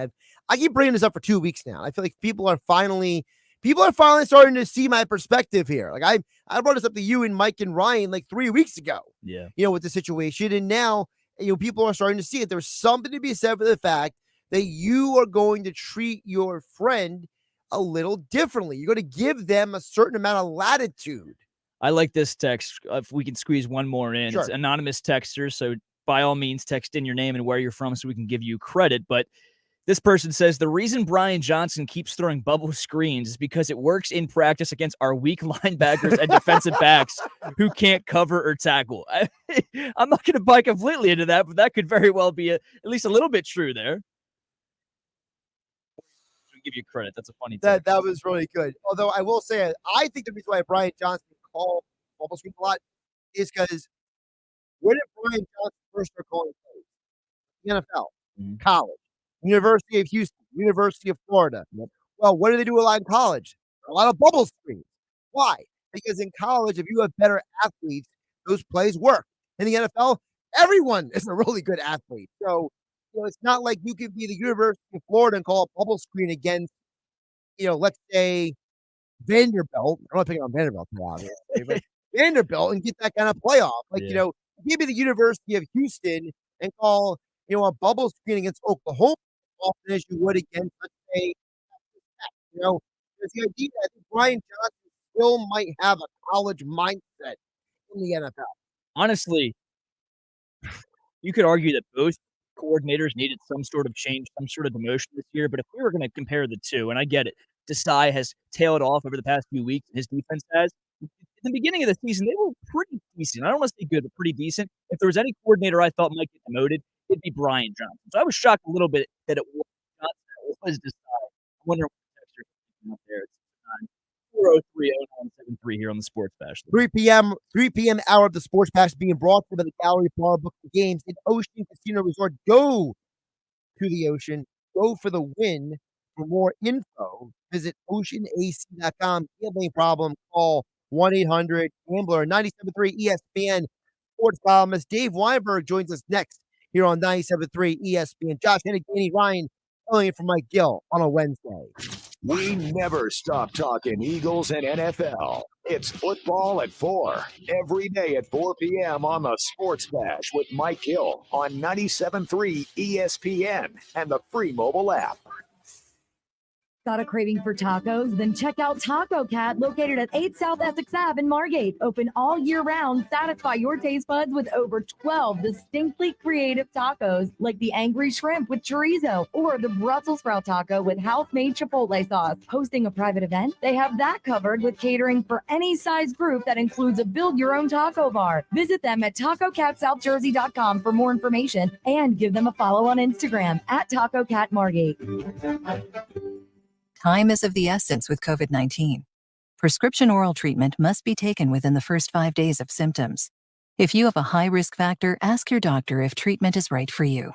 Learn more at treatcovid19.com. Sponsored by Pfizer. Oh, yeah, it's on at Matt Blatt Nissan. Looking for some holiday cash? Then don't miss Matt Blatt Nissan's holiday vehicle buyback. It doesn't matter what you drive. AJ the Trademan wants to buy your vehicle today. Regardless of the make, miles, condition, or situation, AJ will buy your ride for cash today. So treat yourself to a brand new Nissan. 0 down, 0 payments, 0% interest on every new Matt Blatt Nissan Rogue or Frontier in stock. That's a brand new Nissan with 0% financing for 36 months. Or come in and get a brand new Versa for only $17,999. And make no payments until March on any brand new Nissan. AJ says you'll get more cash than you think and drive away with peace of mind because only Matt Blatt Nissan has a 4-day love it or leave it return policy. Matt Blatt Nissan.com. Requalifications exist with approved credit. $27.78 per thousand financed on in-stock 2023 Nissan Rogues and Frontiers. And all will qualify. Go to MattBlattNissan.com for complete details or call 844-917-4758. Price includes all costs to be paid by consumer except for licensing, registration, and taxes. VIN RL821625. Versa S. MSRP 20,635. Expires 12/31/13. It's on at Matt Blatt Nissan on the Black Horse Pike. Harbor Township. Spoiled supermarket meat, sawdust like fillers, artificial preservatives. Hold on there. I'm veterinarian Dr. Marty Goldstein. You don't want your dog eating any of that. These potentially harmful ingredients are found in many of today's popular dog foods, but not in Nature's Blend. A freeze-dried raw dog food with real cuts of meat, omega-3 rich seeds, and superfood veggies and fruit. Nature's Blend is designed to help support your dog's playfulness, healthy skin, soft coat, easy digestion, and youthful mobility. Your dog will go bonkers over Nature's Blend savory flavor and texture. For a limited time, save up to 54% off Nature's Blend and receive a free festive holiday dog sweater with select orders. Go to drmartypets.com/deal or text DEAL to 511-511. I guarantee it with a 100% 90-day return of your purchase price. Offer available with select orders while supplies last. Text fees may apply. You may receive up to one additional text. Text stop to opt out. paid for by Dr. Marty's Pets. Open enrollment is happening right now, New Jersey. Join the many residents who are getting quality, affordable health coverage through Get Covered New Jersey. If you need health insurance, this is the time to enroll. Get Covered New Jersey offers increased plan choices and more savings than ever. 9 in 10 people get financial help or plans that include preventive care, prescriptions, emergency services, and more. And many pay $10 a month or less. Find your plan at getcovered.nj.gov.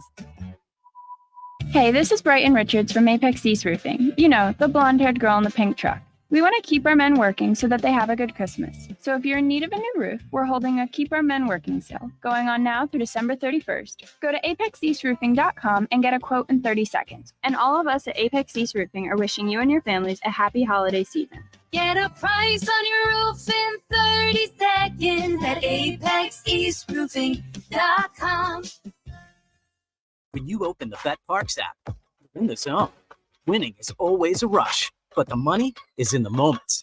It's the energy of being all in, the passion of a perfect parlay, and the pure joy of a jackpot. It's another opportunity to win big every day of the week. Sign up for BetParks and get a welcome offer today. You play for fun, you love to win. You bet. BetParks. Must be 21 in Pennsylvania, New Jersey, Ohio, or Maryland. Gambling problem? 1-800-GAMBLER. Joe Conklin here, and I'm excited to cheer on the Philadelphia 76ers this season with Mark's Casino. Mark's Casino, the #1 casino in Pennsylvania, is the official local casino partner of the 76ers. That's right, 2 of the best brands in the Philadelphia area are joined together to bring fans what they love most, wins. Remember to tune into 76ers games to get in on the Mark's offers for fans. And to see me live at 360 at Mark's Casino. Visit markscasino.com for tickets. This is how you win. This is how you win. The owner over gambling problem, call 1-800-GAMBLER. This is a special alert to all Americans who own a vehicle with less than 200,000 miles with an auto warranty about to expire or with no warranty coverage at all. Due to a decline in the economy, CarShield is announcing a low-cost month-to-month vehicle protection plan that is now available to the public to save any driver out-of-pocket expenses on future auto repairs. Call now to find out how you can pay almost nothing for covered auto repairs. Yes, you heard that correctly. Pay almost nothing for covered auto repairs. An open phone line has been established for all drivers to call for a free quick quote. Call 800-294-8831 now. Drivers who are covered will not have to pay for covered repairs again. This protection plan is at an all-time low. Additionally, drivers who activate this vehicle protection today will also receive free roadside assistance, free towing, and car rental options at no additional cost. Call us for your free quick quote today. 800-294-8831. That's 800-294-8831. What do you have to lose? Call 800-294-8831. Again, 800-294-8831. Well Care of New Jersey is now Fidelis Care. We're the health plan you know with a new name and look. Call 1-888-453-2534, TTY 711, or visit fideliscarenj.com. Now, back to the Sports Bash on 97.3 ESPN. 14 seconds to go.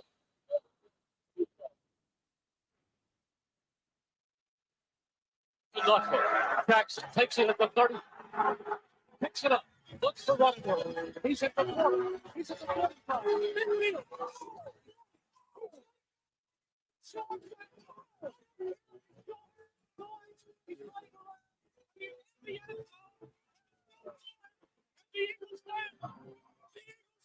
This is fair play to go. He ran around until all the zeros were off the clock, and the Giants fans can't believe it, and the Eagles have just pulled off the most remarkable win I have ever seen.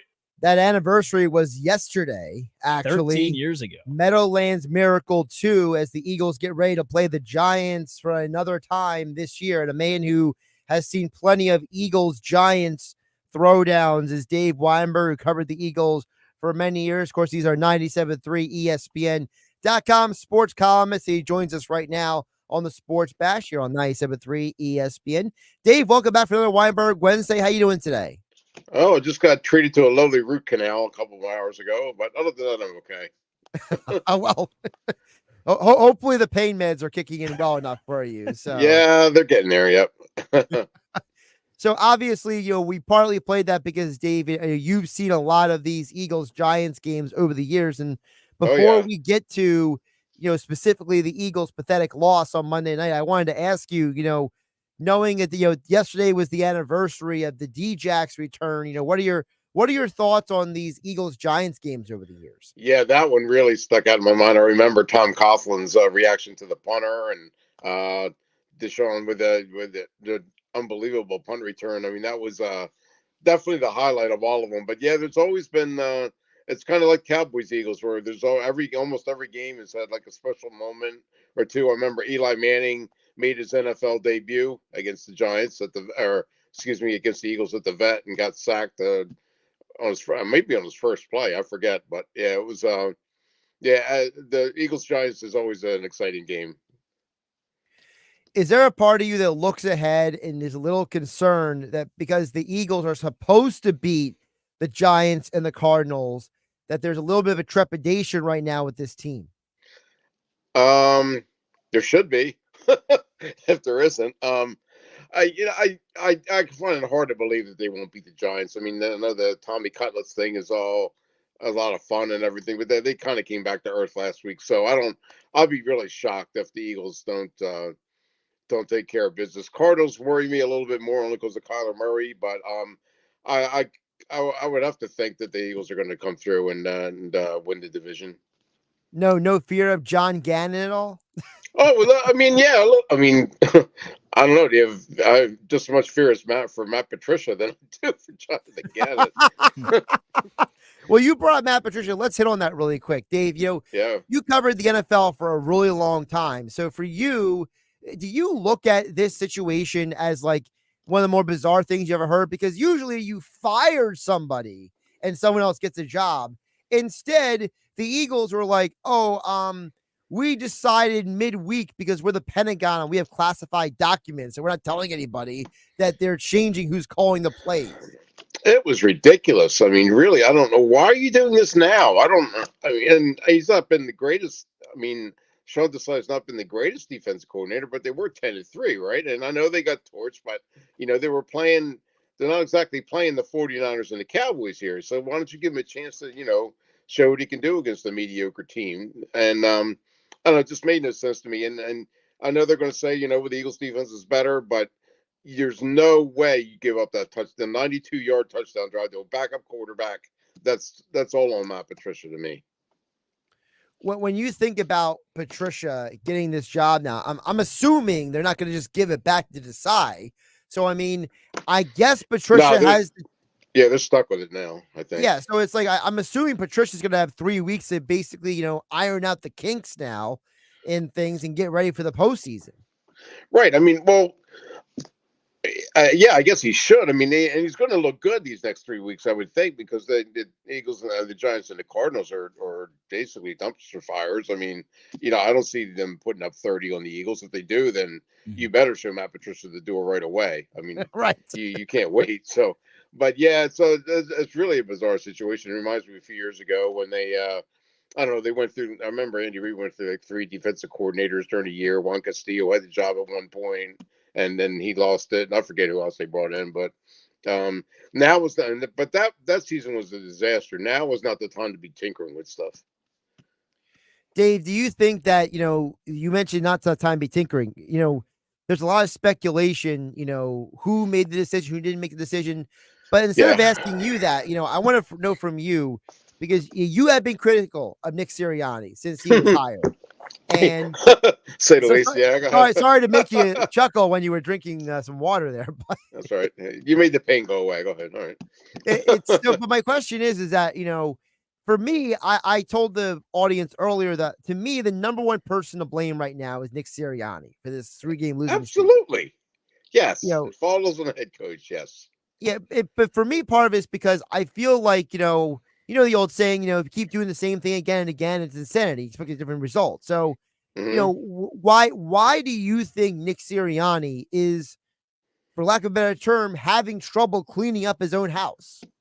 I don't know if he's ever been in this situation before. Maybe he just doesn't know what to do or how to do it. He's kind of learning on the job, so to speak. And everything was hunky-dory when they're rolling, through everybody, and now you're facing some adversity here. So I don't know if he's ever had to experience it before, being the head guy that's responsible for, putting all your ducks back in a row here. I don't know if he knows what to do. I mean, he better figure it out quick though. Hey, Dave, Danny Ryan here. Thank you for Hey, joining us. Danny. It's a pleasure to Sure. meet you as well. You too. But my question for you is, obviously we've been talking about the defense. That's part of the reason why Matt Patricia took over play calling, but the offense is really just looking very unusual recently. You don't expect this type of thing from the offense with the amount of weapons they have on that side. And so let's just say in a hypothetical world, everything works out. They win out for the remainder of the 3 games. They win the division over the Cowboys and get the 2 seed. Realistically, if this offense and the defense show these flaws and these weaknesses come playoff times against much better opponents, how far do you see this team going? One and done. Man, one and done. Did you see the clip with Christian McCaffrey? Yeah, I did. We played it yesterday. Yep. I mean, if he can figure it out, then he's a professional player, so of course he can. But that tells you, he's not the only one that knows what they're doing, right? He's not on defense, and he knows what's coming. Yeah. I mean, every defensive coordinator, every defensive player, every offensive coordinator, every offensive player knows what they're doing. So I don't. It doesn't bode well. Their only hope is that they get the Cowboys at the link, but even then, that didn't turn out so well last time. So I guess I shouldn't say that either. But yeah, it's going to be. I guess it depends on who they play. I mean, they could probably beat the Bucs. They could probably beat the, Vikings or whoever. But beyond that, I don't see them. I don't see them going very far. That's for sure. I mean, it could get like a. Sorry to interrupt. Could get like a first-round matchup with the Rams. I mean, possibly take them down. But I tend to agree with you. I mean, if they keep showing this, don't undersell the Rams. I mean, they got a coach who took them to 2 Super Bowls. They're on fire. Yeah. I mean, he'll be able to figure it out pretty quick, I think. If we're having questions about the final 3 games against the Giants and the Cardinals, yes, we expect them to win, but it's not guaranteed because of how this team has performed. I mean, how were they 11.5 point favorites? I don't get that at all. Yeah. What have they done to deserve that? I don't. It's really just, it speaks for what the Giants are, but even the Giants had a few impressive wins over the past few weeks with Tommy Cutler. But were they really impressive? I mean, they beat the Patriots. They were, you know why they seem impressive? Because it was Tommy DeVito who won them those games. It was him who didn't perform bad and performed decent. And that's why they were impressive. Yeah, but it's like, if we're going to rip in the Josh Dobbs and Nick Mullins in Minnesota, don't we have to rip in the Tommy DeVito the same way? Yeah, that's true. Right. Maybe they'd be better with Danny DeVito. But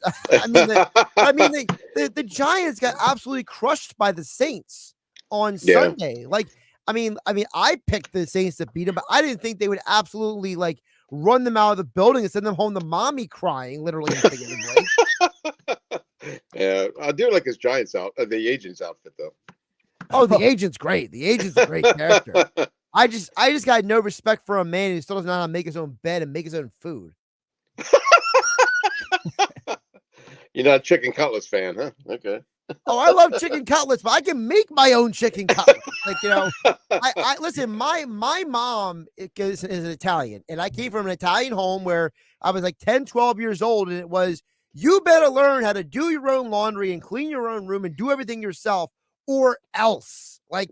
That's the world I grew up in. Tommy DeVito over here basically apparently was handed everything in life. I wouldn't go that far, but I got your point. Hey, guys, real quick, while we have Dave here, Nick Sirianni is having his media availability as we speak, and one of the quotes that John Clark just tweeted out is, quote, "The criticism of this offense should come to me. It is my offense. I was hired to do a job here, and I'm committed to that. The criticism should come at me, and I think it unfairly goes to Brian because he's calling the plays," end quote. Oh, I'm glad he's finally taking ownership. I mean, that he's owning up to his mistakes, and he's right. Sirianni designed this offense. He created it. He put the players in there. He designs the game plan, and Johnson just calls the plays. I don't want to downgrade what Johnson's role is here, but yeah, it's ultimately Sirianni's offense, Sirianni's team, really. So I'm glad that he's owning up to it. I mean, he can own up to it, but what is he going to do about it? Right. That's the $1 million question, right, Jones? I mean, it's like you can talk all you want, but until you do it, it really doesn't matter anything. I mean, we're talking about Dave Weinberg here on a Weinberg Wednesday earlier in the day here on 97.3 ESPN. Extra point columns over at 97.3 ESPN.com. Dave, you've covered plenty of athletes who do a lot of talking, but their talking doesn't match their actions. So I mean, very true. Yep. So I mean, how are we supposed to be sure that Nick Sirianni taking responsibility isn't just more than just placating to the media? Because hey, guys, we all know he loves to placate. Yeah, that's true. And yeah, it's your actions speak much louder than words, as the cliche goes. And he can say whatever he wants, but until they prove it on the field against the Giants on Sunday, and then the Cardinals and the Giants again, then nothing else matters. They have to do it on the field. That's all that counts. Like this quote I just saw put out right now by Brooks Cabini, who covers the Eagles for The Athletic, says, Sirianni says the quality control coach told him the Eagles were number 1 in the NFL in explosive plays against cover 4. He says that was a couple of weeks ago. Who gives a... I'm sorry. Go ahead. Sorry. I mean, like, why is Eddie, like, that's the kind of answer that drives people like me and Dave nuts, right? Like, you and I, Dave, we'll get an answer like that, and we're like, that's not an answer for anything. That's more of an excuse. Hey, we're number 1 offense on 3rd and 3s and indoor domes, and the crowd is less than 20,000. I mean, stop. I mean, you can make up a stat for anything at this point. Oh, yeah. No matter wait, why do I care what the quality control coach said? I care what Nick Sirianni says. Yeah. No offense to the guy, but yeah. I mean, the quality control coach might be a great guy. Maybe I could have a beer with him or something sometime. But I feel like Nick Sirianni is just kind of like running in circles here. I've probably told you this before, but I don't know what a quality control coach is. I mean, what are they controlling? They're controlling the quality of the coaching. I don't know, actually. Well, it's not being controlled quite well right now. No, it's not. Maybe he's the next person to get fired for all I know, the way the Eagles run things. Right. That's true. I mean, Dave, as well as anyone, this is Jeffrey Lurie's and Howie Roseman's world, and we all basically just live in it. And that's the reason why Doug Peterson isn't here, because basically the owner said, I don't like who you want to hire as a coach. You should hire who I say. Doug disagreed, and Doug was out. Absolutely, yeah, and that's why Sirianni can talk all he wants about he made the decision. No, he didn't. This is Jeffrey Lurie and Howie Roseman's fingerprints all over it that Matt Patricia took over the play calling. I mean, even if Roseman and Lurie, Danny, didn't overtly say, "Oh, you got to do this," I'm sure Nick Sirianni didn't do this unilaterally. It's not like Nick Sirianni was like, I'm going to do this no matter what anyone says. Like, I'm sure he got like the check mark from mommy and daddy. Well, what I found interesting? I was listening to Jason and Travis Kelce's podcast, New Heights, on the ride here to the studio this afternoon. And he essentially, and I don't know if they've been coached up and PR'd to say this, but Jason Kelce's typically a fairly honest man. He keeps it real with you. And he said, Nick decided to make this decision midweek. Keyword, Nick decided to make this decision. And it's like, well, there's definitely a possibility he's being told by PR to say these things. But at the end of the day, I mean, maybe it was more of a Nick Sirianni decision than we might think. And we're not going to know 100%. It seems like Sirianni was the puppet for this decision, but who knows? Well, do you think Jason would have said, yeah, exactly. Jeffrey Lurie made this decision and Nick's just going along with it? Yeah. Well, it's certainly possible that maybe Jason doesn't know that information. I'm not gonna act like Jason might be lying or not, because he may very well not know. For all we know, Sirianni walked into the team meeting on Wednesday, let's say, and just told everybody, "Hey, I made the decision," and all the players just took his word for it. Mm-hmm. Right. Yeah. Dave, before I let you go, one of the questions I asked earlier is, and I want to ask it to you, how are you handling the Christmas holiday because of all the sports that are going on? I mean, we got Eagles and Sixers on Christmas Day, and I know for you got plenty of grandkids to keep up with. Yeah, I got 3 young grandsons, and they're all about Santa and Santa's list and what they want from under the tree. And I'm running around like a chicken with my head cut off. Although I gotta say, and my wife actually brought this up, that it's not like the old days when you had to traipse over to the Hamilton Mall and park a mile away and weave through the crowds. And now it's just like, okay, Amazon, I'll take this, and it makes it a little bit easier, but it's still hectic though. Yeah, but fun. I really enjoyed that. When you have little ones, it makes it that much more special. Yeah, it's not like Arnold Schwarzenegger and Jingle All the Way trying to find that toy, right? Right. That's true. I did do that one time. Put him behind the Eagles' offensive line with how he was hustling in that movie. My word. Listen, we can call Arnold Schwarzenegger a downhill runner, right, Dave? Yeah. There you go. By the way, Dave, you have a favorite Christmas movie? Christmas Vacation. Nice. It's a good pick. That's mine. Chevy Chase. There you go. Yep. We might talk about it a little bit later in the week. That's up there for sure. Dave Weinberg joined us here at Dave Weinberg 19 on the Twitter X platform. Extra point columns over at 97.3ESPN.com. And they joined us for another Weinberg Wednesday, a couple hours earlier than on game night. But Dave, we still appreciate you jumping on today. Sure. Hope you feel better from the root canal, and take care of yourself, okay? Thanks, guys. I appreciate it. Have a Merry Christmas. Merry Christmas. Dave Weinberg there joining us here on the Sports Bash. Josh Hennig, Danny Ryan filling in for Mike Gill here on 97.3 ESPN FM, 97.3 ESPN mobile app powered.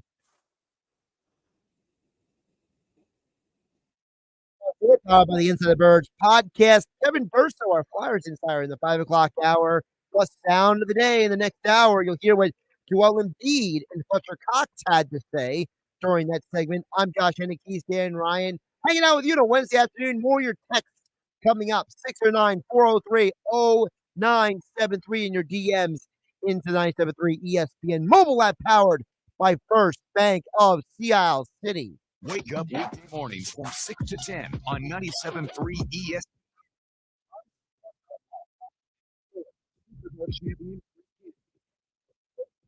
There's multiple urinals. Do not go next to me. There's 5 urinals, 1, 3, and 5. Then you fill in 2 and 4. Where do you go if you're the first one in? I go to 5. All the way at the end. The 5. All the way to the end. Then the next person has to go to 1. The next person 3. Brought to you by the Gallery Bar Book and Games at Ocean Casino Resort in Atlantic City. 97.3 ESPN has teamed up with Seize the Deal for incredible weekly offers from some fantastic local restaurants. Here's this week's big deal. Get 2 $25 gift cards that you can use at Beach Buns Bakery in Northfield for just $25. Get this great deal starting Friday at 9 a.m. at seizethedeal.com. Hurry, chances are this deal will sell quickly. For more info on this great deal, go to seizethedeal.com. Seizethedeal.com.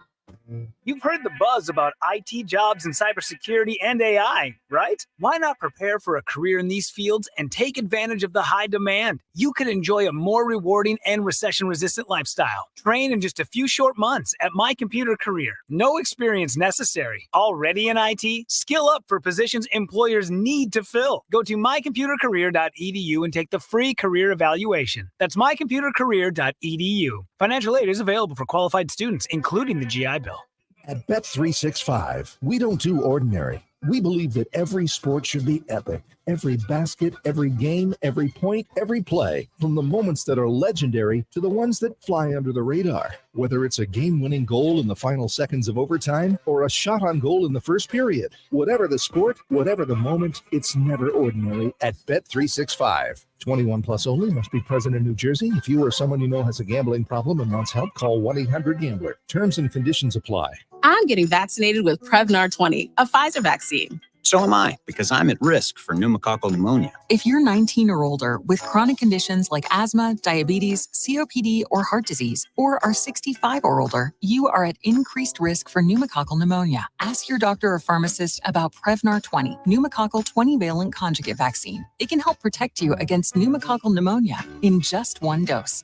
Even if you've already been vaccinated with other pneumonia vaccines, Prevnar 20 may help provide added protection. Prevnar 20 is approved for adults to help prevent infections from 20 strains of the bacteria that cause pneumococcal pneumonia. Continued approval may depend on a supportive study. Don't get Prevnar 20 if you've had a severe allergic reaction to the vaccine or its ingredients. Adults with weakened immune systems may have a lower response to the vaccine. Side effects include pain and swelling at the injection site, fatigue, headache, muscle, and joint pain. For full prescribing information, please call 1-855-213-2138 or visit Prevnar20.com. With GMF financing to qualified buyers, excludes Corvette, excludes prior sales. This is the big one. It's Bennett Chevy's year-end closeout when you get our best deals of the year. But hurry, we need to sell 200 vehicles before December 31st. So you'll pay what our supplier employees pay, not 1 red cent more. Plus, you'll keep all the rebates. That could save you a whopping 10% or more on your new Chevy car, truck, or SUV. They're all on sale now. And there's more. Bennett's got available 1.9% financing, saving you even more money. And get this, now till the end of the month, Bennett is paying a minimum $10,000 for any trade, running or not, towards any pre-owned in stock. You heard right. A minimum 10 grand for total junk. Imagine how much you'll get for a good trade. And wait till you deal with our non-commissioned sales team. You'll love it because they're paid on your satisfaction, not how much you spend. So there's no pressure, no haggling, just pure holiday joy. Find new roads at Bennett Chevy, Egg Harbor Township, and BennettChevy.com. Just be natural.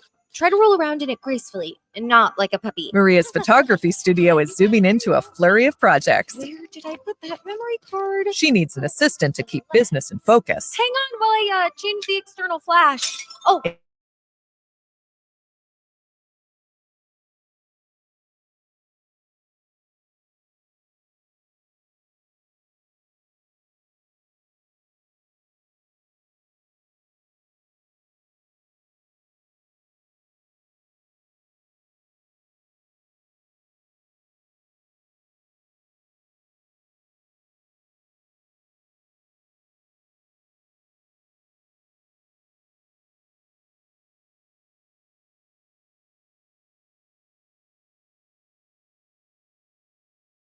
And superfood.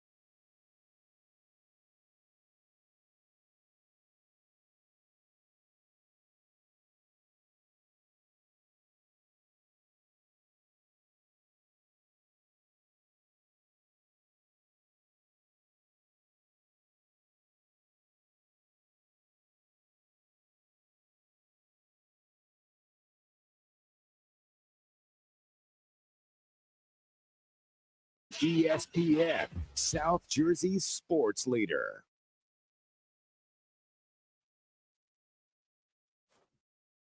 Danny Ryan filling for Mike Gill on a Wednesday edition of the Sports Bash here on 97.3 ESPN. Squeeze in a few more texts at 609-403-0973. Your DMs into the 97.3 ESPN mobile app powered by First Bank of Sea Isle. Over on the DMs, Rich from Little Egg Harbor says, when was the last good linebacker Howie picked in the NFL draft? Supposed to be Nakobe Dean, and talked about how that didn't work Yeah, out it's supposed to be Nakobe Dean. The problem is the Eagles don't never draft good linebackers. I mean, they drafted Barry Gardner, for goodness sake, during the Andy Reid era. They had to bring in guys like the Hennig Jones in free agency. The Eagles don't have a good history of drafting linebackers for the last 20 plus years before Howie Roseman was GM. So I'm not really sure. I can't pin all that on Howie. I think that's an organizational philosophy issue. You can't even say TJ Edwards because he was undrafted. Right, he was undrafted. He just signed him. And by the way, Nakobe Dean might not have been drafted by the Eagles if he didn't drop to the third round. Mm-hmm. So, I mean, there's a lot of. Yeah, he just fell. I mean, I don't want to take the credit away from Howie, but he did fall into his lap. I mean, I guess Jordan Hicks. Yeah, I was upset when he went to Arizona. I was. I mean, you traded for Nigel Bradham. Yeah, I mean, because Zero White was a free agent, Zach Cunningham's a free agent. Yeah, I mean, it's Nick Morrow's a free agent. I mean, so many of these guys are free agents. They're undrafted free agents. So, Jack in Mays Landing chimes on the text board at 609-403-0973, says, it's not about personnel, it's about coaching 2 rookie coordinators on a Super Bowl caliber team. Listen, it could be a coaching thing. I'm not denying that. I do think that there is something to be said for, you were under the impression that these guys are going to be better than they are, right, Danny? Like there's the idea that, Desai's been around the league for a while. Johnson's been around the league for a while. So you assumed that they would be bringing maybe a little more oomph to the table. Yeah, I definitely would have. I mean, the blueprint was laid out for you. Shane Steichen did a masterful job last season of laying out how this offense performs at peak efficiency. And, Nick Sirianni said that in his media availability presser. I mean, he said they're running the offense the exact same way. The accountability comes back to him for not making adjustments, but they're running it, at least they're saying, the same exact way. So where's the disconnect here? Has Jalen regrets, which we've talked about a little bit. I'm not buying too much into that because I don't think you can just kind of fall apart like he has, and he's still playing fairly decent. Let's just preface by saying that, but I don't think you can fall apart the way he has without an external factor. So I don't know what the disconnect is, but we definitely expected, like you said, some more oomph from this coordinating duo. We'll get to Sam from Avalon, Phil from Brigantine, and more coming up at the next hour on the text board. Keep them coming at 609-403-0973. But coming up next, Football at 4, Jeff Mosher from the Inside the Birds podcast. We'll get his perspective on, Dana, last time Jeff was on the Sports Bash, it was the day of the Eagles-Seahawks, and now we'll get his perspective on the aftermath of that game. Plus, we'll get Jeff's thoughts on what is this team going to do without Landon Dickerson. Should we be concerned that a guy with a simple thumb surgery is now going to miss the upcoming Giants game? Also, the status of Darius Slay and more. Jeff Mosher on Football at 4, next on 97.3 ESPN. It's Sixers basketball tonight on 97.3 ESPN with the voice of the 76ers, Tom McGinnis, calling all the exciting play-by-play action. And then Oubre gets it back and he throws it down. A nasty left-hand rebound. The Sixers host the T-Wolves. Tonight, coverage begins at 7 p.m. Philadelphia 76ers basketball on your radio home of the Sixers in South Jersey, 97.3 ESPN. Go to get your game on at the Gallery Bar Booking Games in Ocean Casino Resort this football season. Cheers your favorite drinks while cheering on your favorite team. Get in on the parlay while in the middle of a party. Go for the sports scene and go for the endless screens. Go to the Gallery. Go to Ocean. Go for the win. For more information, visit theoceanac.com. Must be 21 or older to wager or consume alcohol. Gambling problem? Call 1-800-GAMBLER.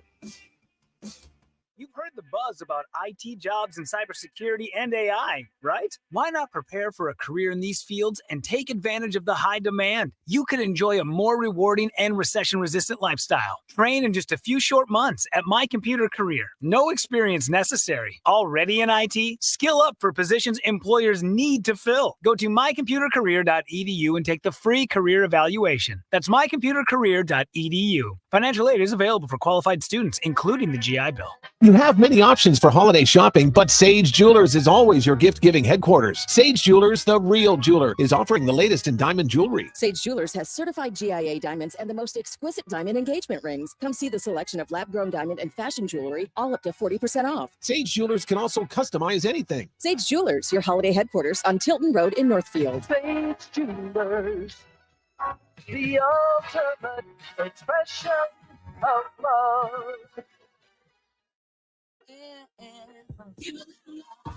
Hurry in for Macy's last-minute gift sale now and take an extra 20% off gift ideas from designers they'll love when you use your coupon or Macy's card. Plus, spend your Macy's money in-store or online. No merchandise exclusions. Can't decide what to get? Give a gift card and let them pick the perfect gift. Find last-minute gifts that never feel last minute right now at Macy's. Savings off sale and clearance prices. Exclusions apply. Do you love a good cigar almost as much as your family? Well, maybe that's an exaggeration, but you can find that perfect cigar at Smokers Haven. With 5 New Jersey locations, Smokers Haven has the finest selection of cigars in the area, like Ashton, My Father's, Romeo and Julieta, Monte Cristo, and more. All from the finest tobacco leaves and hand-rolled by the world's finest cigar makers. All locations are fully open. Stop in and let them help you find the perfect cigar to pair with your life. See all they have and their locations at smokershavennj.com.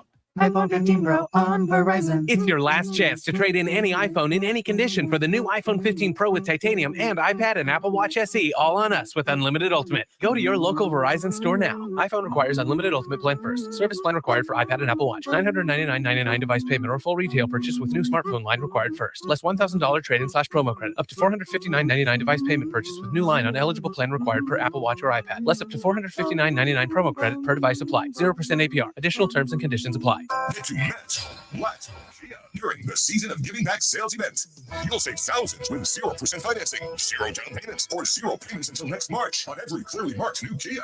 Like the all-new Kia Forte LXS, just $19,999. Why would you buy a used vehicle when you can get a brand new Kia with a 10-year, 100,000-mile limited warranty for under $20,000? Even if you think you're currently stuck in a loan or lease, we want to get you released, and only Matt Black Kia has a 4-day love it or leave it return policy. Plus, you can drive with 0 down and 0 payments until March of next year on every new Kia in stock. So come get your new Kia Forte for under $20,000. But when they're gone, they're gone. It's gotta be a Matt Black Kia. With approved credit and all will qualify. Credit may affect and payment offers can't be combined. Go to MattBlackKiaNJ.com for complete details or 888-505-6670. Price includes all costs to be paid by consumer except for licensing, registration, and taxes. Through payment flat $27.78 per thousand for 36 months. Rebates and incentives to dealer expires 1/2/24. Matt Black Kia, 6211 Black Horse Pike. Harbor Township and on Route 37 in Toms River. Thousands of stores across the country are pulling brand name cold and allergy products off the shelves. Why? Because an FDA advisory panel recently determined that a drug they contain, oral phenylephrine, is ineffective as a nasal decongestant. Navage offers a drug-free solution that's fast and highly effective at relieving nasal congestion caused by colds and allergies. Navage uses suction to pull saline in one nostril, around the back of the nose, and out of the other nostril to help suck out allergens, mucus, and germs. Nasal irrigation works, and Navage makes it quick and easy. But more than anything, it helps you breathe better. Don't waste your time or money on products that are ineffective. Trust drug-free Navage for fast relief to help you breathe easier, sleep better, and feel healthier. Ask for Navage at Walmart, Walgreens, CVS, Rite Aid, Target, or find us online at Navage.com. Navage, Navage. Clean nose, healthy life. At Bet365, we don't do ordinary. We believe that every sport should be epic. Every basket, every game, every point, every play. From the moments that are legendary to the ones that fly under the radar. Whether it's a three-pointer at the buzzer to tie the game, or a player goes 2 for 2 at the foul line. Whatever the sport, whatever the moment, it's never ordinary at Bet365. 21 plus only, must be present in New Jersey. If you or someone you know has a gambling problem and wants help, call 1-800-GAMBLER. Terms and conditions apply. A town square media station serving all of South Jersey. This is 97.3 ESPN, home of the Philadelphia Eagles.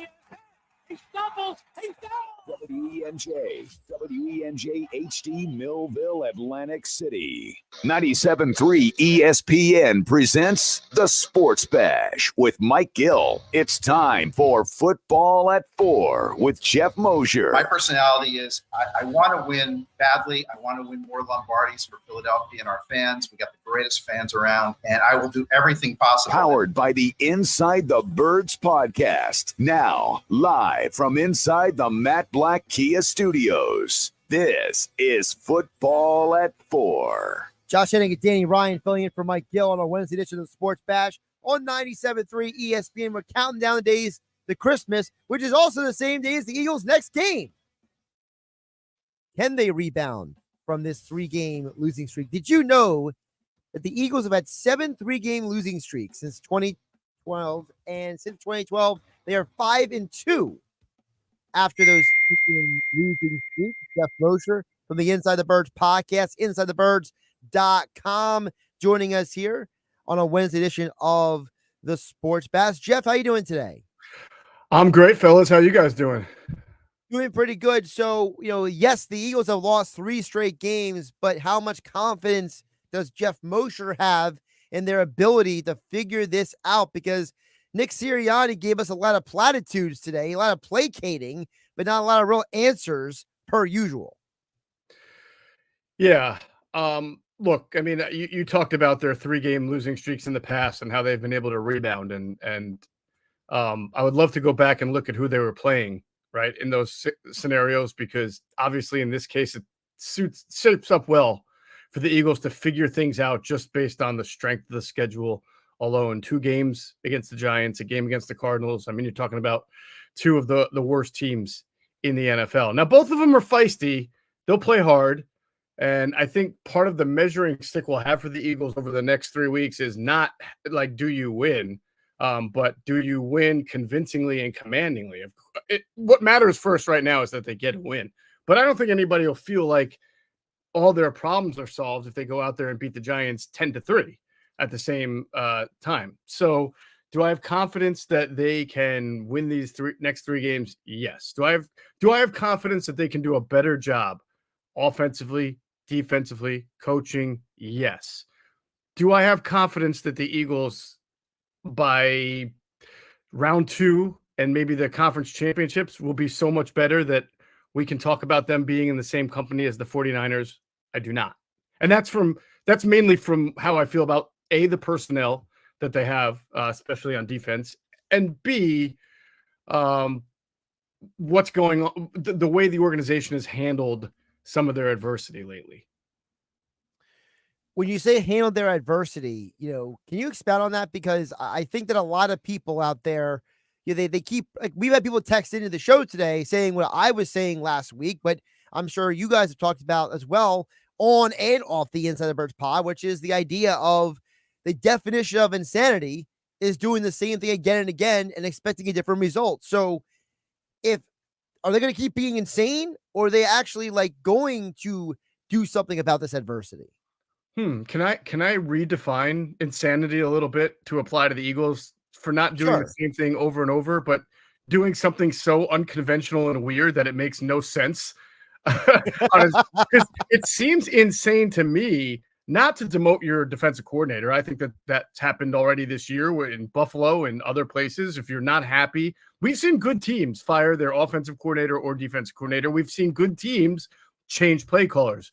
What we don't ordinarily see is you keep that person on your staff and promote his underling above him while still calling it his defense. Even today, Nick Sirianni told the press that Matt Patricia, of course, cannot just run his defense here in Philadelphia after they've been doing the Sean Desai defense for 13, 14 weeks. So they're going to have Matt Patricia here running Sean Desai's defense, which they just have told you that they don't think is doing a good job by demoting Sean Desai. Why can't they just be normal? And listen, I am not saying this because I don't advocate firing and hiring. I think that's terrible to have to comment on people getting hired and fired. But I honestly thought it was emasculating and neutering of what they did to Sean Desai that I'm actually sympathetic for him. I think firing him would be the normal thing to do and allow him to move on and not sit there on national TV and be talked about as the guy who just lost his job and has to stay on the staff and help the guy who just took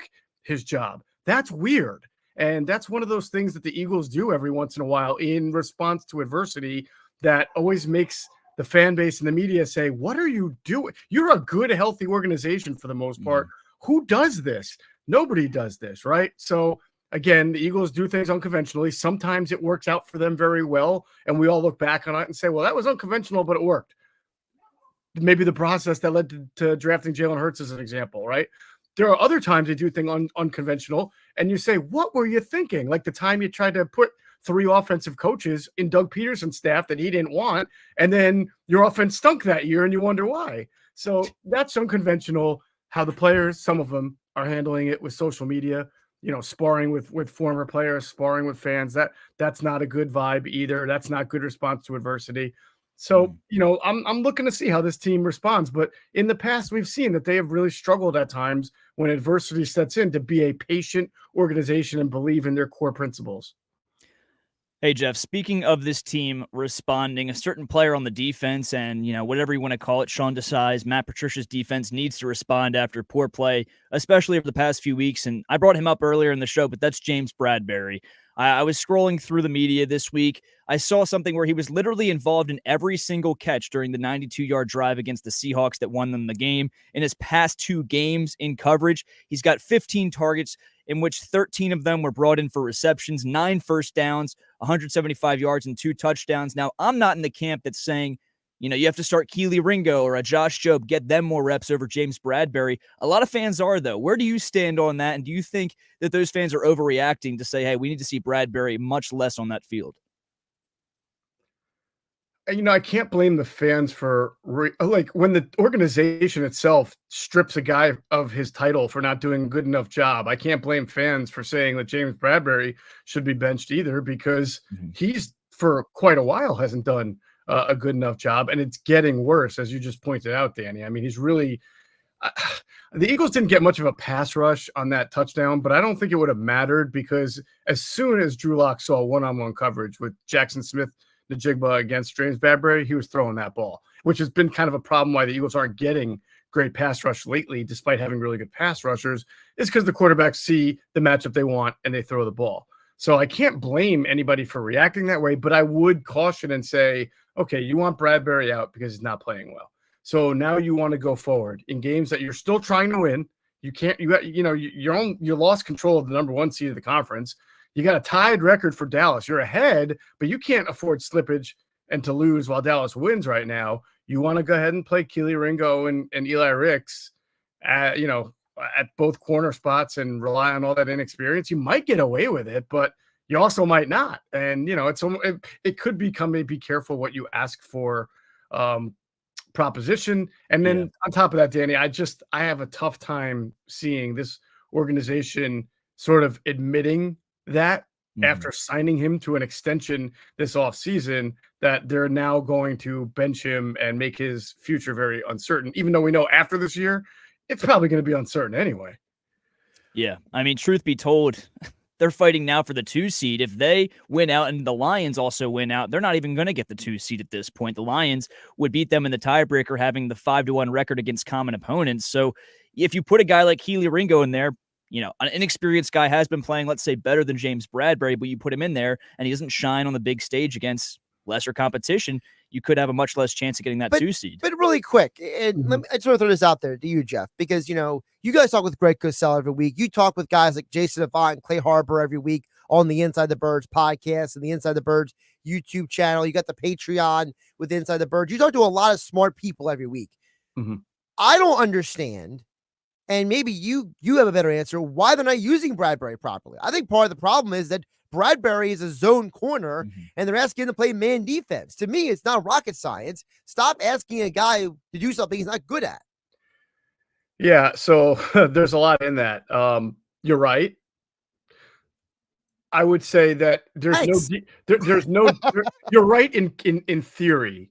In application, right, that's difficult because there is no defense that I know of outside of maybe the Legion of Boom Seahawks that just plays zone, right? Like you have to play man concepts at certain times, and you especially need to play man concepts on 3rd down if you want to pressure quarterbacks with more than 4. And they've felt like they needed to do that quite a bit this year not only because the front 4 wasn't getting home, but the reaction to what they did last year has caused teams to want to keep in a tight end, keep in a running back. You always have to counter punch when the other team punches back to you.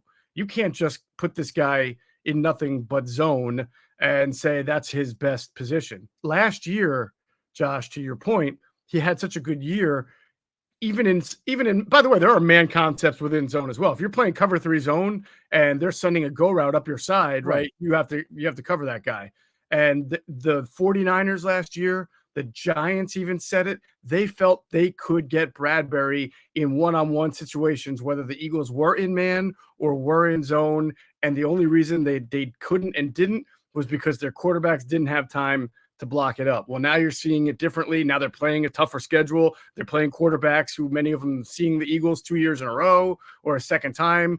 or just like the other night with Drew Lock, they see the one-on-one matchup, they go for it. So I mean, remember that started off those two catches, that the one that Metcalf made and the one that Smith and Jigma made, started off as what looked like zone because there were two deep safeties. At the last minute, one safety comes down and it changes to cover one man. So you've got to be able to have versatility and multiplicity in this league to survive on the outside and to really build a defense. If this were a Tampa 2 team, I would agree with you, Josh. I mean, play a Tampa 2 style defense and let them play zone off corner all day long, but that's not how they're built. By the way, a quick nugget, not that putting them in new threads is going to get this team back on track, but it might be a nice little change. The team announced they're going to be wearing all black on Christmas Day for the first time this season. So, hey, anything to get the juices flowing, I guess, for this They team. were undefeated wearing the Kelly green, so maybe the idea is stop wearing the regular uniform. I think that they should wear a special red and green uniform for Christmas on Christmas. Is the vanilla uniform combo turning this offense vanilla now? No, but seriously, Jeff, like they got to do something different, and maybe just psychologically wearing a different uniform is part of that. What did Coach Prime always say? Look good, play good, right? Yeah, look good, feel good, play good, get paid good. That's right. That's right. Well, speaking of getting paid, you guys mentioned Bradbury is getting paid a lot of money right now because of that contract extension. And, to me, I think part of the conversation also has to be about the other side of the field. No Darius Slay till further notice. I mean, they're not putting him on the injured reserve, right, Jeff? So, correct. I mean, I'm assuming Slay is going to be back in a couple of weeks, but we don't know the extent of that knee procedure that he had. I mean, we haven't heard Slay talk himself yet about it, So from your perspective, what is a reasonable expectation for Slay to return? Yeah, clean out surgeries, arthroscopic knee surgeries, usually to remove some loose bodies or tighten some things up there. They're not major surgeries. I think I thought it was Todd Harriman's who once had his done before a bye week and was literally able to play after. So it was almost like he was only out for 2 weeks. Right. That's not, I wouldn't call that normal, but that was just one example. It just shows you Todd, that you can come Todd back actually from a knee surgery. I would say that was from the podcast. It was Todd and Trey and who else on the pod that you guys have to have on the Inside Birds podcast platform. He told that story on one of the episodes. I forget which one, but I remember him telling the story about that. Yeah, I want to say it was 06 or 07 season. So I mean, I would think if we'll have to see. I don't want to speculate, but I would think at very least he can come back for the playoffs. If there's a game, if they need to win that Giants game at the end of the year for whatever reason, maybe and he's good enough to go, well then maybe he plays. But I would think that they would feel like right now, let's just have him healthy for the playoffs. The other injury this week we got to talk about is Landon Dickerson, random thumb surgery that nobody knew about until earlier today. He's been ruled out basically for Monday's game. So, I mean, I'm a little confused, Jeff, because I've heard stories of guys playing with injuries and surgeries and just putting that big club on their hand. They're good to go. So, I mean, is this just an extra precautionary thing, or is there maybe more to it with Dickerson? Well, you want Dickerson to be at full strength. Again, you want him full strength for the playoffs. Guard is a position. You're right. You have seen guys play. I feel like it's more defense where you see guys play with their hand wrapped. Offense, it's difficult because you need those hands to punch and to grab jerseys legally, of course, and use your hand. Fire your hands off. And I'm not saying you can't do it. I just think that the hand usage for an offensive lineman, especially an interior offensive lineman, you're switching off, you're pivoting so much. I think maybe at offensive tackle, maybe you can get away with it more because you can ride one guy to the edge with one arm. But I would think interior offensive line, it's difficult to play with a clubbed up hand. And again, you want him full strength. Now, the issue that you have with Cam Jurgens out is, are you going to have to start both Tyler Steen and Sua Opeta against the Giants? And why that's problematic isn't just because the Giants have Dexter Lawrence and some pretty good guys up front, but it's because of what Wink Martindale does defensively. He is a guy that puts 6 and 7 guys at the line of scrimmage to show you all sorts of blitzes that makes your protection scheme change. We have to slide to our left to account for this guy. We have to slide to our right, right? And what he does is not actually then blitz from a different direction. So he's excellent at breaking down your protection scheme and getting a free rusher on just a 4-man rush, because you're thinking it's coming from one way. Those guys back up and it's somebody else who comes from a different angle. We saw that a lot last year, especially in the second game. That was a little closer, I think, between the Eagles and Giants. So when you have that kind of defense to prepare for, your communication and your experience really comes into play. And Tyler Steen and Sua Opeta are not your starting guards, and one of them will be playing in a spot that they haven't played a while on the left side. So I would be a little concerned about that. So you just mentioned about Wink Martindale. So that makes me wonder, Jeff, when you look ahead to this game, is there concern about how the offense is being called? Because there's documentation online about how, like, AJ Brown and Quez Watkins not communicating before the play. There's questions about why Jalen Hurts didn't see Devonta Smith over the cross over the middle, right? Mm-hmm. You know, why on the one play did they only go to the bubble screen? And I think the receiver on the other side of the field was wide open on the play. Like, you know, if Wink Martindale is going to bring in, this defense that can maybe confuse two younger, inexperienced players, how concerned are we with the other players on the team are maybe not communicating? Yeah, well, I mean, in the case of communication, yes, everybody needs to be on the same page, but really there's an extra amount of pressure on the quarterback against a scheme like this, because the quarterback has to know that there's just going to be times where a free rusher is going to come through, where the offensive line does everything right because they are sliding to where they believe the blitz is going to be, but it's not going to be there. It's going to be from a different direction, and the keys are going to be off, and there's a free ran coming through. That is basically the backbone of the Wink Martindale blitz scheme, and he blitzes as much as anybody in the league. So there are absolutely going to be times that there are going to be free rushers in Jalen Hurts' face. And that means Jalen Hurts has to know it, see it, identify it, and throw it to the guy. It means that the coaching staff is going to have to come up with a game plan that gives him hot routes or quick games, so that he doesn't have to look and try to push the ball down the field when there's two guys coming at it, right? So it is going to take everything. I know you say the Giants stink, they steamrolled them, but this is not last year. And every year's new, and the Eagles are struggling right now. So they not only need to go back to the drawing board on a few things to get themselves right, but they need to be prepared for an opponent who knows what they do very well, who has seen it and does some things that can be very tricky for the quarterback. Hey, Jeff, I've been keeping up with Nick Sirianni's media availability today, just keeping up with some of the quotes and the news that comes out of it. And, well, Sirianni did mention today that it's his offense and Brian Johnson is calling the plays based on his offense. Well, his offense, reportedly, is what he said in the press conference, drew up a play to try and draw a pass interference. The final play of the game, the Eagles were hoping for a pass interference on the deep shot to A.J. Brown, and said, quote, "We felt like in that situation we had an opportunity to." What's your reaction to the team with just over 12 seconds left, banking on a pass interference to try and tie that game and head to overtime? Oh man, I really have rarely heard a coach talk about drawing up a specific play, especially in that kind of instance, just to try to draw a pass interference. Yeah. I mean, that's a subjective call. So it's one thing to do a fake cadence, right? Thinking you're going to draw somebody off sides. It's another thing to think that you have a good chance of getting a pass interference. But I think that situationally, Danny, that's flawed thinking in general, because the Eagles had 2 timeouts, if I'm not mistaken, after Jalen Hurts gets the 20-yard run.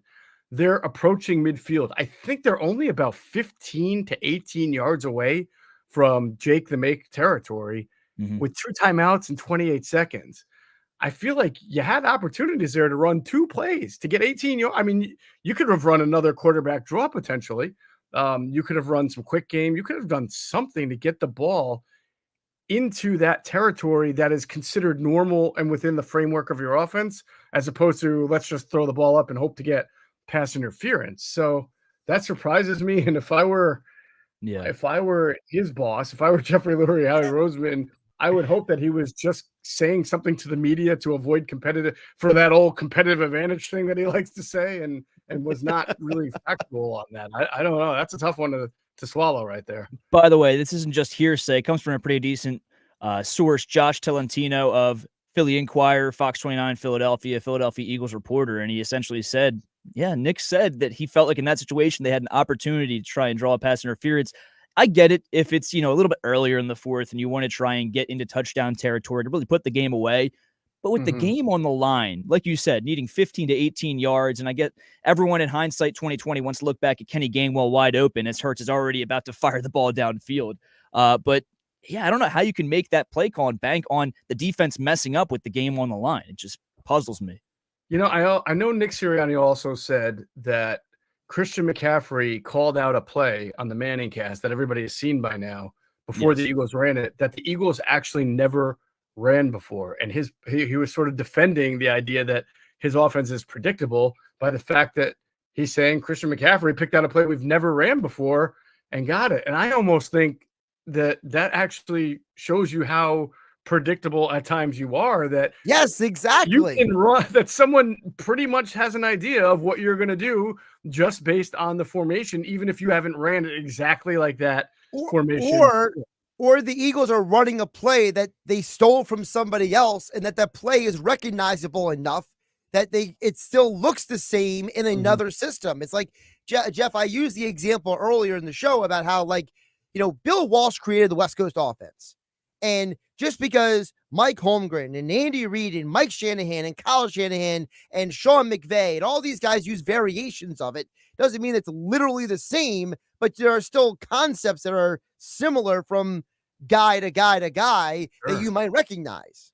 Now, did Bill Walsh create it, Josh, or was it really just stolen from Paul Brown's concepts? Now we can have a really long conversation there, too. Question. Or did Bill Walsh just call it better than Paul Brown? Maybe. But I think it goes to the point where it doesn't really matter. It just doesn't look good when somebody knows what kind of play you're going to run, whether you run it or not.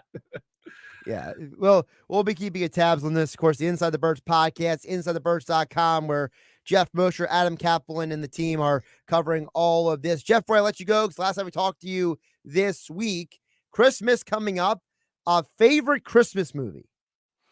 Oh, I mean, is there an argument on this? I mean, come on. No, is there? I go back and forth. My favorite Christmas movie, I have two, and they're very different. One's a comedy, one's a drama. I pretty much probably gave it away there. Die Hard and Home Alone. There's no doubt about it. Oh, okay. Interesting. Yeah. Which one was interesting? Which one's interesting? Well, I mean, earlier in the show, we got Christmas Vacation. So great one. It's a good one. I like it.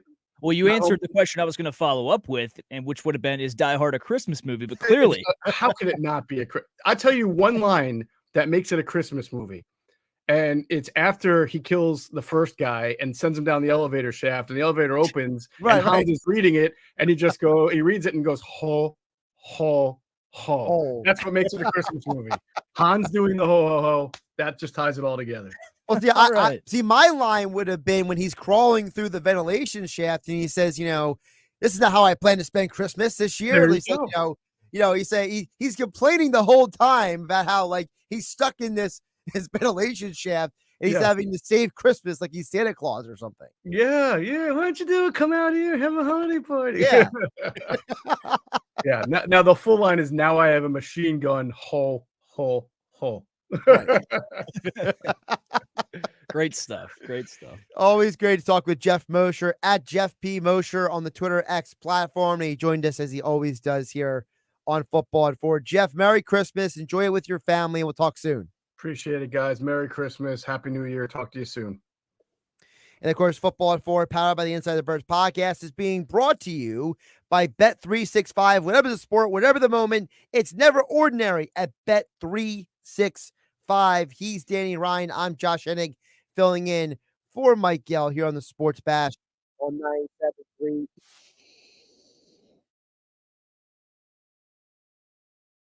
The Die Hard is a Christmas movie. I guess that's a pretty good topic to encourage our texters. Is Die Hard a Christmas movie? Let us know. Here's the thing, though. While I agree with him, here's the problem. You start getting that gray area. So, is every movie that happens during Christmas time a Christmas movie or not? Like, for example, Batman with Michael Keaton happens during Christmas. So is that a Christmas movie, or is it just a movie that happens during Christmas time? To Jeff's point, if they're making a lot of references to the holiday and to the season, then it kind of gets more into the Christmas movie territory. I'm still a little hesitant with Die Hard myself. That was a definitive yes by Jeff. But if they're not making a bunch of references, they're not like, tracking it back to Christmas every 25, 30 minutes of the movie, then no. Well, they kind of do though, because it's like the whole thing is flying out there for Christmas, and then he complains how he's doing this on and during Christmas. So like it's almost like an inverted Christmas movie. I think I heard this on New Heights today. I might be mistaken. You listened to about the first 40 minutes. But I believe Jason Kelsey, yes, it was right. He said it might be a Christmas movie. They might make the references might be around Christmas time, but it's not a Christmas spirit movie. You guys killing people with needles and throwing them down elevators. Well, listen, you know what Christmas movie? The movie I saw last year with David Arbor. I remember that. It's about Santa Claus. He's thinking about quitting being Santa Claus, and look up real quick. It's a hilarious movie. During Silent Night. So it came out last year. Basically, Santa Claus is his last Christmas, and he runs into this group of people, and they're being held hostage, for their money. And so you find out that Santa Claus has to not just save the day, but he kills all the mercenaries. And you find out that like Santa Claus is he takes back to his age, he takes back to beyond medieval times, like the Crusades. Basically, he's that old. He starts having flashbacks, PTSD flashbacks, because the last time he killed people, kind of thing. And the movie is half violent, half hilarious. But Santa Claus on Christmas saving the day. At the end, he decides, I'm not going to Santa Claus. I'm going to Santa Claus. His children still believe it. Yeah, I think I'll stick to Elf or Stress, Home Alone, a little bit National Lampoon's Christmas Vacation, and keep in mind, not Santa killing mercenaries. He's Danny Ryan. I'm Josh Hennig. This is the Sports Bash on 97.3 ESPN. We have the perfect remedy for sitting in traffic. The Sports Bash with Mike Gill on 97.3 ESPN and the 97.3 ESPN free mobile app. Get to Met, Black, Kia during the Season of Giving Back sales event. You'll save thousands with 0% financing, 0 down payments, or 0 payments until next March on every clearly marked new Kia. Like the all-new Kia Forte LXS, just $19,999. Why would you buy a used vehicle when you can get a brand new Kia with a 10-year, 100,000-mile limited warranty for under $20,000? Even if you think you're currently stuck in a loan or lease, we want to get you released. And only Met Black Kia has a Forte Love It or Leave It return policy. Plus, you can drive with 0 down and 0 payments until March of next year on every new Kia in stock. So come get your new Kia Forte for under $20,000. But when they're gone, they're gone. It's gotta be a Matt Black Kia. With approved credit, all will qualify. Credit and effect down payment offers can't be combined. Go to MattBlackKiaNJ.com for complete details or 888-505-6670. Price includes all costs to be paid by consumer except for licensing, registration, and taxes. Through KMF at $27.78 per thousand for 36 months. Rebates and incentives to dealer expires 1/2/24. Matt Black Kia, 6211 Black Horse Pike. Harbor Township on Route 37 in Toms River. Pluto TV is your home for the holidays. Enjoy Christmas classics like Scrooged with Bill Murray or Last Holiday with Queen Latifah, all for free. Download the Pluto TV app on all your favorite devices. Pluto TV. Stream now, pay never.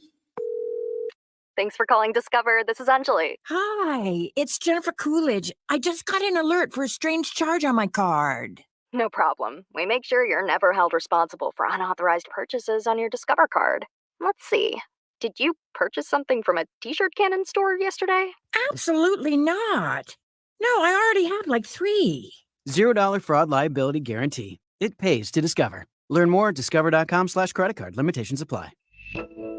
Prescriptions require an online consultation with a healthcare provider who will determine if appropriate. Restrictions apply. See website for details and important safety information. Subscription required. Price varies based on product and subscription plan. Hey guys, did you know there's a generic form of Viagra that works just the same, but is 95% cheaper? And you can get it online? Go to hims.com/joy. Through Hims, you'll get a free medical consultation, discreet shipping if prescribed, and the process is 100% online. To start your free online visit, go to hims.com/joy. That's HIMS.com/JOY. Hey, it's number 59, Seth joining. Birds football, best time of the year. Bet Parks is the official casino and sportsbook app I recommend. Join me and download the Bet Parks app right now. When you open the Bet Parks app, you're in the zone. Winning is always a rush, but the money is in the moment. The anticipation of another face card, the thrill of an extra spin, and the joy of a jackpot. It's all your favorite games at your fingertips. Get up to $1,000 casino bonus back if you're down in the first 24 hours. You play for fun. You love to win. You bet. Bet Parks. Must be 21 in New Jersey, Ohio, Maryland. Gambling problem. 1-800-GAMBLER.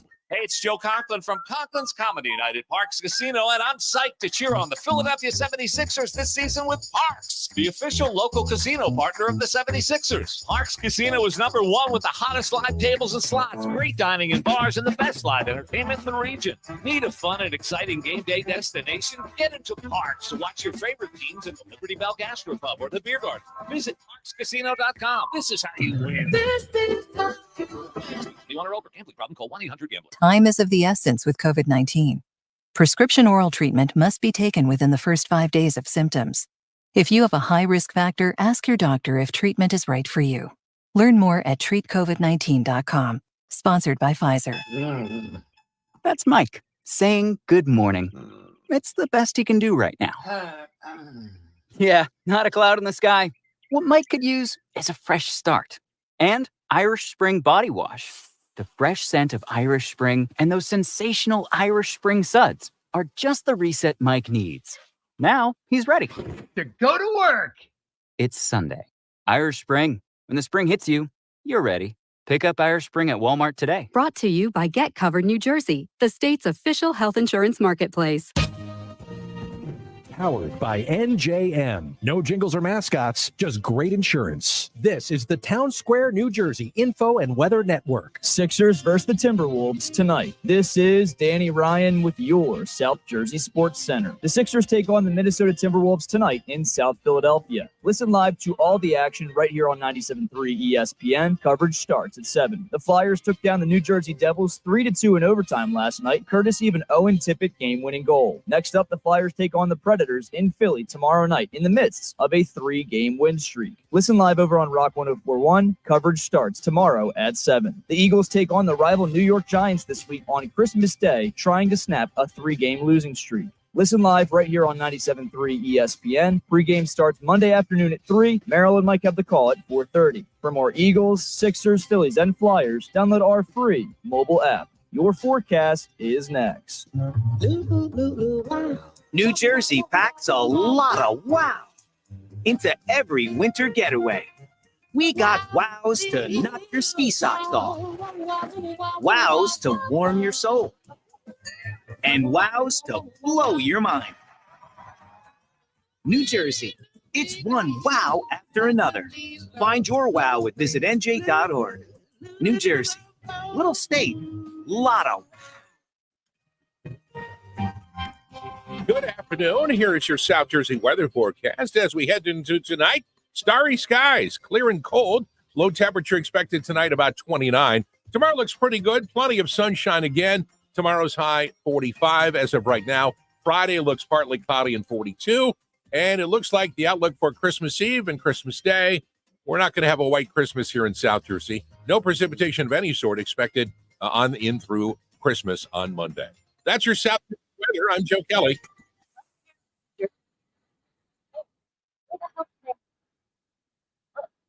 You're a member. Nothing is changing. You have the same benefits and services and can continue to see the doctors you trust in our New Jersey network. And if you need health insurance, count on us for quality, affordable coverage. WellCare of New Jersey is now Fidelis Care. Call 1-888-453-2534, TTY 711, or visit fideliscarenj.com. Now, back to the Sports Bash on 97.3 ESPN. So accountability, you could, again, when Chris asked me a question, accountability. I didn't say something to Chris that I'm not saying to you right now. Accountability is the main one of the main core values we have, and we live by those every single day. Hey, Nick, I think you'd probably agree that the standard hasn't been met on either side. I just said that 2 seconds ago. Go ahead. Sure, I'm just prefacing the question. I think you'd agree with that. So when you look at the differences in the struggles offensively. Well, that was a frustrated Nick Sirianni there, Josh. He just said that 2 seconds ago. Tensions are rising in South Philadelphia at the most wonderful time of the year. How could they? Nick Sirianni is not rocking around the Christmas tree right now, to say the least. Yeah, not quite yet. And he might be if he wins on Christmas Day. We'll see. We'll get some text real quick. 609-403-0973.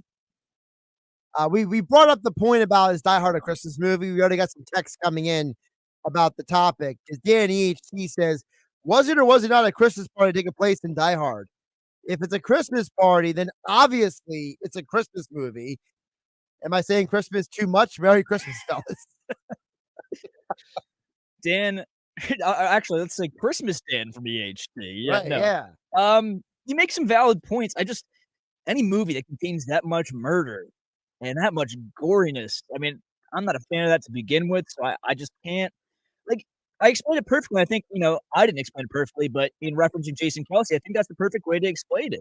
Yeah, it takes place during Christmas time, as he said, during a Christmas party, but you don't think that, you don't watch the movie and think, wow, I'm really in the Christmas mood. This is cozy. I'm sitting by with a cup of hot cocoa by the fire. No, it's like, all right, it's a Christmas time, but I'm thoroughly stressed throughout this entire movie. Well, Luke disagrees and agrees with me. He says, Josh, Violent Night is an awesome movie. It's the perfect amount of hilarious blood and good time Christmas story. Love that call. That's from Luke and AC. See, that one, it's not called Die Hard or some random title. Like, they clearly wanted to make that a Christmas movie, a spin on Silent Night, calling it Violent Night. So that they kind of had a plan there. I don't know. I mean, literally look at the picture. The picture is Santa Claus with a candy cane in his mouth. Yeah. Looking like a little rough around the edges now. Mm-hmm.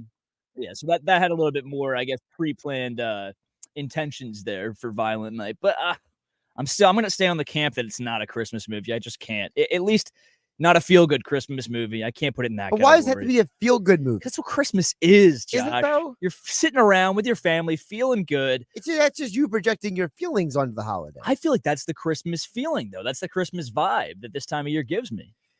Okay, so what is your favorite Christmas? You said it was Christmas Vacation? That's one we've watched religiously since my childhood. Okay. I think that might be it. I mean, I'm probably torn between that and you know what? The Santa Claus trilogy, I think it was 3 movies, right? For with Tim Allen? The Tim Allen movies, yes. Those are very underrated. Like that might be 1B for me. I can't even pick out one of them. Just that group or, the series of movies, I think they released 3. That's very underrated. We might have to get into the top 5 Christmas movies on Friday with Ryan before the actual Christmas weekend. But yeah. I mean, so one of my favorite Christmas movies has not been mentioned yet. Okay. It's the Muppet Christmas Carol. Really? That's a huge deal in my family. So Michael Caine playing Scrooge, and then all the Muppet characters playing different. I don't think I've ever seen that. What is wrong with you? Do you have Disney Plus at least? Like, no, I don't actually. Oh, I do not have Disney Plus. How do you watch Marvel movies then? It came with Hulu for a little bit. Well, I haven't been. I mean, Marvel has disappointed me recently. The old movie's obviously very good. What they've put out moving forward, and it's just not really great. Also, too, A Muppet Christmas Carol was released in 1992. A whole decade before I was even born. Christmas Vacation's older than that. I know, but I'm not going out to watch a Muppet Christmas Carol. Looking at this this art or whatever you want to call it, the poster, I might have seen this actually. Now you're thinking about it. I don't know. Now you're it seems like it's ingrained in my childhood a little bit. One of those distant memories. I have to go back and watch the trailer and see if I did watch it. But listen, I love the Muppet Christmas Carol because it retells that story of Scrooge and the 3 ghosts of Christmas past, present, and future, and all that stuff. And Michael Caine does a great job in it. It's fun. It's interesting. It's different.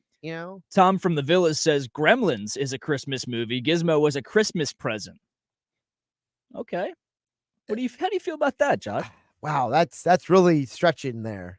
I mean, that's stretching a little more than Die Hard is, I think. It's just like I think they have to be put I feel like in their there's own category. I feel like there's different tiers to this. Like there's different, like, Yeah. how you are, warmer, hot, like kind of thing to Yeah. this, right? Anonymous texter chimes in and says, definitely Elf, number one. I feel like that's the easy pick. Like, I can't agree that it's not a top, or I can agree that it is a top 5. Listen, I wouldn't put it out of Elf that. is a top 5, but the problem is, like you said, yeah. a lot of people make it number 1, Mhm. and it's like, it's almost like treated like, if you don't mention Elf, like what's wrong with you? Yeah, definitely top 5, like we said, but I feel like it's just the easy number 1 to put up there. Like, maybe I'm trying to think out of the box purposely when I think of my top Christmas movie, but like that's the feel-good comedy that everyone loves. It's Will Ferrell, so I can get why you put it at 1, but Zach at EHC says you guys haven't mentioned the most underrated Christmas movie yet, Jingle All the Way. I mentioned that earlier in the show, yes, actually. yeah. I said Arnold Schwarzenegger would be a great downhill running back. Oh, that's a terrific movie. I love Him, that Cuba movie. Gooding Jr. I mean, that movie's hilarious. That's in my top 5 for sure. What was the movie with Danny DeVito and Bueller from Bueller's Day Off, pardon me, when they like competed over which house could be the brightest, and then Danny DeVito's house ended up being able to be seen from space. Oh, what was that? I feel like I should remember this, but I don't remember it. I'm on it. Yeah, you look it up. I mean, the thing with Jingle All the Way is I think people forget about it sometimes because Deck the Halls. Yes. That Deck the was Halls a is great good. movie. I think people don't always mention Jingle All the Way, Zach and EHT, because of the fact that there's a lot of times that, people look at a certain era of movies and like completely like block it. Like you mentioned with the Marvel movies recently, there was an era of the 90s where like people like just didn't want to remember the 90s existed. Because some of the movies that came out in the 90s were just so bad that they like convene. Like I had a conversation with Andy McNamara, who's about my age. And like we were talking about like if you're over the age of between like 35 and like 50, like there was an era of 90s movies that like you just want to forget about, but then when you start bringing them up, you realize how many bad movies there were in that like time and era and space. And like now you go back and watch them and you realize how bad they are and actually they're funny now. Yeah. So I think that Jingle All the Way kind of got like it got caught in the minutia of that era. That's definitely one of the more underrated. That's a great pull right there. And yeah, we talked about it earlier, at least I did. Maybe Arnold Schwarzenegger could find a few more holes behind this Eagle offensive line than DeAndre Swift has, because man, he was on a mission in that movie. I would love to have that during the during Christmas time, but yeah. I mean, I had a pretty good one myself. I mean, are you saying Arnold is one of the better fictional dads out there? Is that what you're trying to say? Dude went through hell and high water to get a soldier toy for a toy. I think so. I mean, to the point where he dressed up as Soldier Boy in that, or whatever the character was in that Christmas parade. Yes. It's crazy. Oh my goodness. All right, we'll get to more of your text a little bit later. 609-403-0973. Josh Hennig, Danny Ryan. Go ahead, Danny. By the way, just a few quick nuggets for tonight's Sixers game against the Timberwolves, playing the top team in the NBA. And Robert Covington questionable with an illness. And that's not great around this time of the year. A lot of people seem to be going down with the illness.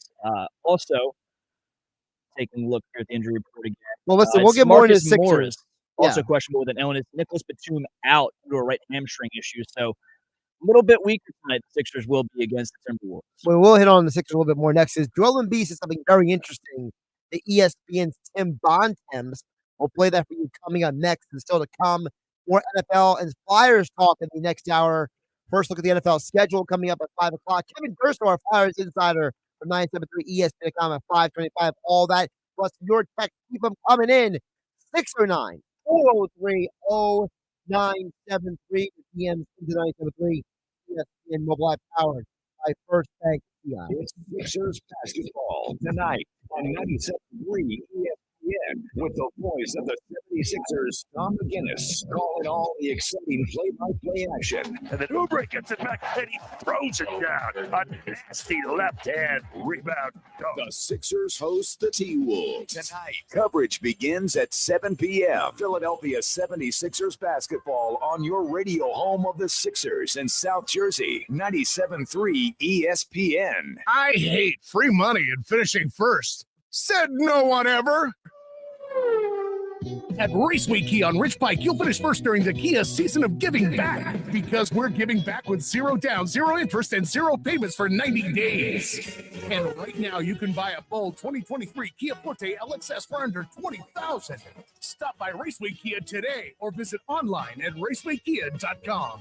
Approved credit with Kia. Method excludes tax, title, license, and fees. See dealer for details. Offer ends 1/2/24. The holidays are the happiest time of the year. That is, unless you or your loved ones are miserable because of colds, sinus infections, or allergies. This holiday season, give the gift of better breathing with Navage. What makes Navage so effective? Well, unlike cold and allergy drugs that might take a long time to help, if they're effective at all, Navage provides fast relief from sinus congestion in 30 seconds flat. Navage doesn't just relieve symptoms, it attacks the cause by sucking out the germs, allergens, and viruses trapped in your nose that are making you feel miserable. Best of all, Navage does it naturally, without drugs. Wash away your cold and congestion problems this holiday season. Add Navage to your gift list so you can breathe easier, sleep better, and feel healthier all year long. Ask for Navage at Walmart, Walgreens, CVS, Rite Aid, Target, or find us online at Navage.com. Navage, Navage. Clean nose, healthy life. This is a special alert to all Americans who own a vehicle with less than 200,000 miles with an auto warranty about to expire or with no warranty coverage at all. Due to a decline in the economy, CarShield is announcing a low-cost month-to-month vehicle protection plan that is now available to the public to save any driver out-of-pocket expenses on future auto repairs.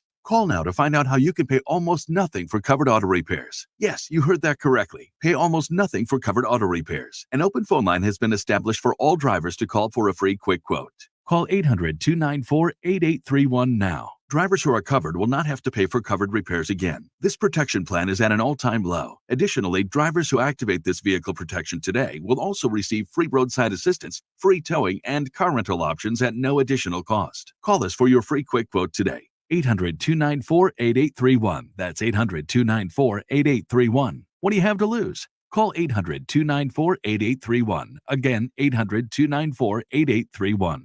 Go to get your game on at the Gallery Bar Booking Games in Ocean Casino Resort this football season. Cheers your favorite drinks while cheering on your favorite team. Get in on the parlay while in the middle of a party. Go for the sports scene and go for the endless screens. Go to the Gallery. Go to Ocean. Go for the win. For more information, visit theoceanac.com. Must be 21 or older to wager or consume alcohol. Gambling problem? Call 1-800-GAMBLER. Spoiled supermarket meat, sawdust like fillers, artificial preservatives? Ho, ho, hold on there. I'm veterinarian Dr. Marty Goldstein. You don't want your dog eating any of that. These potentially harmful ingredients are found in many of today's popular dog foods, but not in Nature's Blend. A freeze-dried raw dog food with real cuts of meat, omega-3 rich seeds, and superfood veggies and fruit. Nature's Blend is designed to help support your dog's playfulness, healthy skin, soft coat, easy digestion, and youthful mobility. Your dog will go bonkers over Nature's Blend savory flavor and texture. For a limited time, save up to 54% off Nature's Blend and receive a free festive holiday dog sweater with select orders. Go to drmartypets.com/deal or text DEAL to 511-511. I guarantee it with a 100% 90-day return of your purchase price. Offer available with select orders while supplies last. Text fees may apply. You may receive up to one additional text. Text stop to opt out. Paid for by Dr. Marty's Pets. People who come to Cricket stay with Cricket. Just like our customer, Jaren. I'm the singer and guitarist in a band, and I use my Cricket phone for everything. It's basically like another band member. Don't miss a single beat. Switch today and get a free Samsung Galaxy A14 5G. Smile, you're on Cricket. Real customer paid for testimonial. Must bring your number to Cricket on up to a $60 a month voice plan depending on device. Select models only while supplies last. First month service charge and tax due at sale. Cricket 5G requires a compatible device and is not available everywhere. Fees, terms, and restrictions apply. See store for details. With GMF financing to qualified buyers, excludes Corvette, excludes prior sales. This is the big one. It's Bennett Chevy's year-end closeout when you get our best deals of the year. But hurry, we need to sell 200 vehicles before December 31st, so you'll pay what our supplier employees pay, not one red cent more. Plus, you'll keep all the rebates. That could save you a whopping 10% or more on your new Chevy car, truck, or SUV. They're all on sale now. And there's more. Bennett's got available 1.9% financing, saving you even more money. And get this, now till the end of the month, Bennett is paying a minimum $10,000 for any trade, running or not, towards any pre-owned in stock. You heard right. A minimum 10 grand for total junk. Imagine how much you'll get for a good trade. And wait till you deal with our non-commissioned sales team. You'll love it because they're paid on your satisfaction, not how much you spend. So there's no pressure, no haggling, just pure holiday joy. Find new roads at Bennett Chevy, Egg Harbor Township, and BennettChevy.com. Now, back to the Sports Bash on 97.3 ESPN. You can't win with the ball sticking and playing ISO basketball. Like, you gotta have movement. You gotta have, obviously, for that to happen, you gotta have the right players to play with that type of system. And ball's just gotta move. And you can see it. It's so much fun. It's not just about ball. Like, you pass the ball, guys are making shots, the ball is moving, everybody's happy. It's fun. Words well Embiid. A little shot at that James Harden, don't you think? Just a little bit. Just a little bit. James Harden, though. I like what his situation looks like. Well, right for now, we'll see how that For now, changes. you're right. Yeah, For I now. mean- I'll tell you what, though. Never seen Kawhi Leonard look that happy in my life. Not even during the championship run. Oh, come on, baby! Yeah. Yeah. Hey. Yeah. I don't even want to try and impersonate his laugh. I'll just make myself look stupid. I used to have the audience sitting around, but that was on a different computer in front of me. But back to Embiid, I think it's a very interesting point because with the Sixers, they won't be 100% tonight, so we won't get a real good measure of who they are tonight. But I do think it's something to be said, Danny, for the fact that, Joel Embiid is playing at a pretty high level right now. And, you have to wonder, was James Harden holding this team's potential back? I think so. I mean, the main narrative when James Harden left and we started to perform well above expectations without James Harden was addition by subtraction. And I really do think that's true. I mean, you get your main ball handler off of this team, but you also bring in a completely different coach who never even got to play, or I should say coach with that main ball handler, who, by the way, led the league in assists last year. That's a big guy to lose on your team. And, we talked about it earlier. Joel Embiid has been able to just elevate his game, at least passing, not to the point where he's Nikola Jokic. Let's not go that far. But you're running the offense through him, and he's not just, folding under double, triple teams. He's not turning over the ball when he needs to pass out of a double or triple team. He's finding these open passers, and his teammates also are helping him with that. Like, one of the more underrated things this season has been Nick Batum's entry pass to Embiid to set him up in a nice situation. So I truly do believe they're better off without him, addition by subtraction. By the way, we got to have a Kevin Durst about this coming up in about 30 minutes from now. So apparently there's conflicting reports if Nolan Patrick is or is not retiring. Those who didn't see, apparently Nolan Patrick was reportedly retiring earlier today. Now there's conflicting reports saying he's not retiring. Which one is it? Flyers legend. Yeah, right. Exactly. the guy that every Flyers fan now says, why don't we draft that guy? All right, coming up on the other side, first look at the NFL schedule. Josh Hennig, Danny Ryan filling for Mike Gill here on 97.3 ESPN. Don't forget the 4 o'clock hour was brought to you by Bet365. Whatever the sport, whatever the moment, it's never ordinary at Bet365. This is the radio home for Philadelphia Eagles football. It's week 16, and the Eagles welcome the New York Giants to the Link on Christmas Day. Give goes to Scott. Scott slams into the end zone. Touchdown Eagles, Boston Scott. Eagles Radio Network coverage begins Christmas Day at 3 p.m. Maryland Mike call all the action starting at 4:30. This is South Jersey's official home for Philadelphia Eagles football. 97.3 ESPN. Brought to you by GMS Law. Make the right call with 4 convenient locations to serve you and at gmslaw.com. Boardwalk Honda. Shop our lineup of new pre-owned and certified pre-owned Hondas online at boardwalkhonda.com. The Fan Zone at Sun Valley Pool. Unique fan gear and gifts for every fan of every team. Cape Regional Health System, your healthcare partner for a healthier life in Cape May County. Jersey Shore Federal Credit Union, choose better banking. And South Jersey Gas. 97.3 ESPN FM is your official home in South Jersey for Eagles football. Here in New Jersey, it's one wow after another, after another, after another. I'm Chief Meteorologist Dan Zero. Easy to get to in downtown Newark by road or by rail, the New Jersey Performing Arts Center offers fabulous entertainment year-round. Home of the New Jersey Symphony Orchestra, NJ-PAC has some great holiday-themed shows going on through next week, and a full slate of concerts, performances, and special events for all ages coming up. Tickets are on sale now. Find your wow at visitnj.org. New Jersey, little state, lot of wow. This is a special alert to all Americans who own a vehicle with less than 200,000 miles with an auto warranty about to expire or with no warranty coverage at all. Due to a decline in the economy, CarShield is announcing a low-cost month-to-month vehicle protection plan that is now available to the public to save any driver out-of-pocket expenses on future auto repairs. Call now to find out how you can pay almost nothing for covered auto repairs. Yes, you heard that correctly. Pay almost nothing for covered auto repairs. An open phone line has been established for all drivers to call for a free quick quote. Call 800-294-8831 now. Drivers who are covered will not have to pay for covered repairs again. This protection plan is at an all-time low. Additionally, drivers who activate this vehicle protection today will also receive free roadside assistance, free towing, and car rental options at no additional cost. Call us for your free quick quote today. 800-294-8831. That's 800-294-8831. What do you have to lose? Call 800-294-8831. Again, 800-294-8831.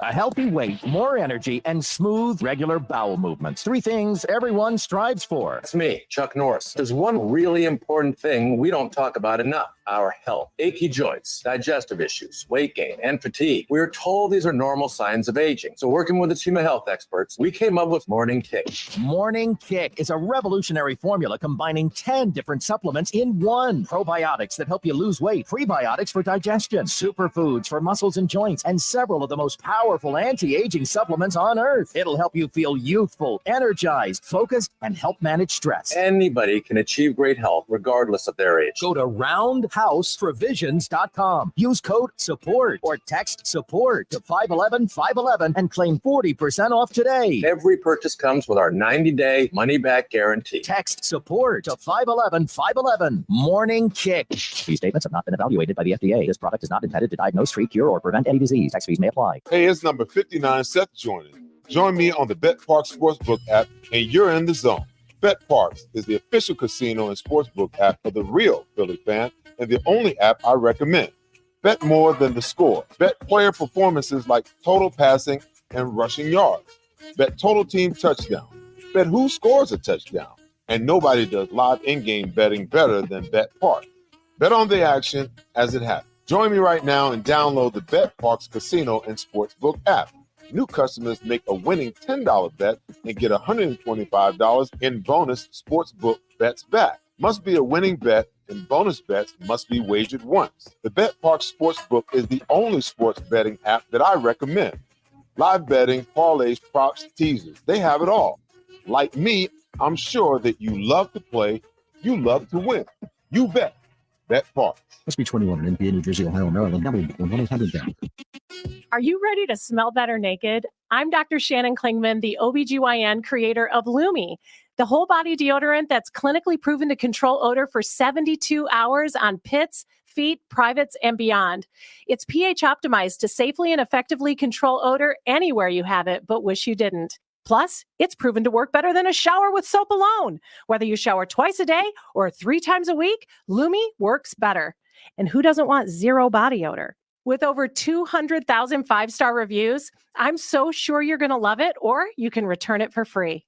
There's a special offer for listeners. Use code 800 and get an extra $5 off a Lumi starter pack that comes with a solid stick, cream tube, free product of your choice, and ships free with code 800. LUMEdeodorant.com, code 800 for an extra $5 off a Lumi starter pack. Love it or return it for free. That's LUMEdeodorant.com, code 800. I hate free money and finishing first. Said no one ever. At Raceway Nissan, you'll finish first during the Nissan Thrill of the Drive sales event. Finish first with 0 down, 0 interest, and 0 payments for 90 days. Plus, get complimentary oil changes for up to 3 years with every new vehicle. And right now, finish first by leasing a 23 Nissan Altima for $259 a month. Stop by Raceway Nissan today or visit online at racewaynissanNJ.com. Approved credit. Offer ends 1/2/24. When you hear this, And this. Oh boy, what a move by Embiid! You think of us. We are sports. 97.3 ESPN, WENJ, WENJ HD, Millville, Atlantic City, a town square media station. This is the Sports Bash with Mike Gill on 97.3 ESPN. Now, live inside the Matt Black Kia Studios, here's Mike Gill.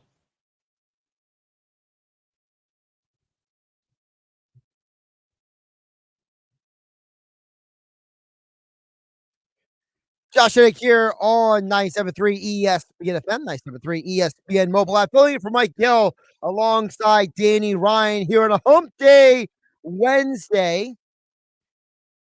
We'll get in momentarily into the NFL schedule first look here on the Sports Bash on 97.3 ESPN. Of course, first look at the NFL schedule being brought to you by the Pick Lily Inn.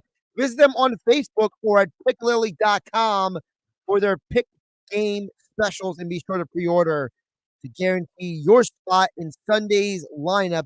Nobody beats the Pick Lily Inn.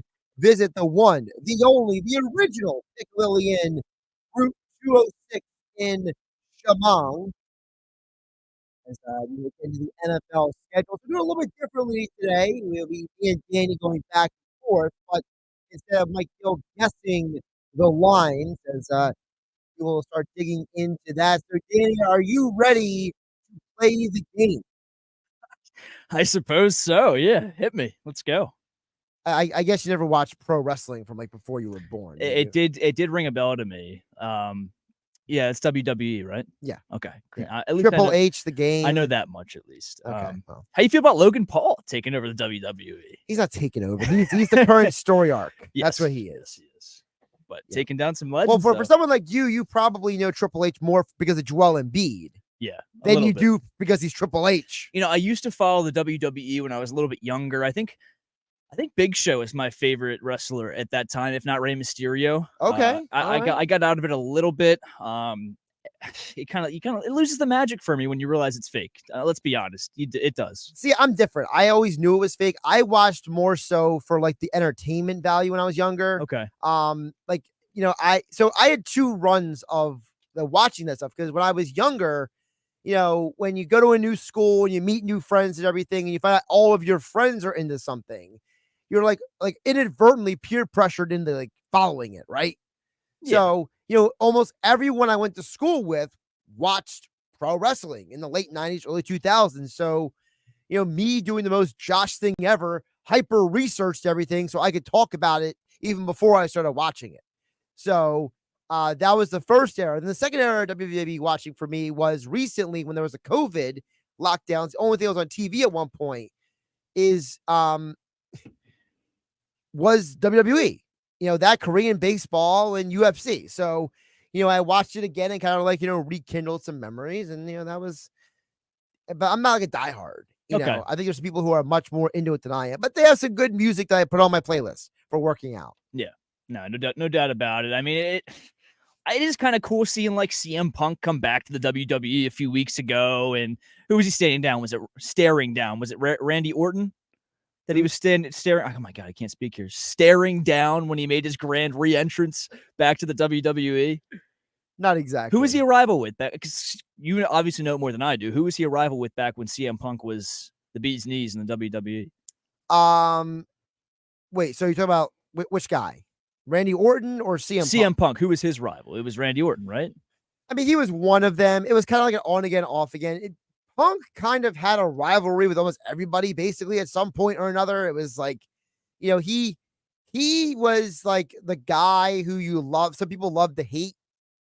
So like he became like an easy guy that you could like create storylines with other guys because he was able to play that adversarial character at times. Didn't he have like a vendetta against Vince McMahon as well? Well, everybody did. Yeah.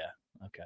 Yeah, everyone has hated Vince McMahon, whether professionally or storylines. The more you know. All right, hit me with these NFL lines for the schedule this week. I'm ready to hear them. By the way, shout out to Luke and AC. Yes, Chris Carlin from Carlin and Joe from ESPN Radio 973, ESPN 10, 12 to 2. Chris Carlin on the radio. Yes, he does sound like Paul Heyman. It's a good call by Luke from Atlantic City. So right above my head. Yeah, that's okay. All right, look at some of these games. So we're going to go with them in the order of them being played. So let's start with Thursday night, Danny.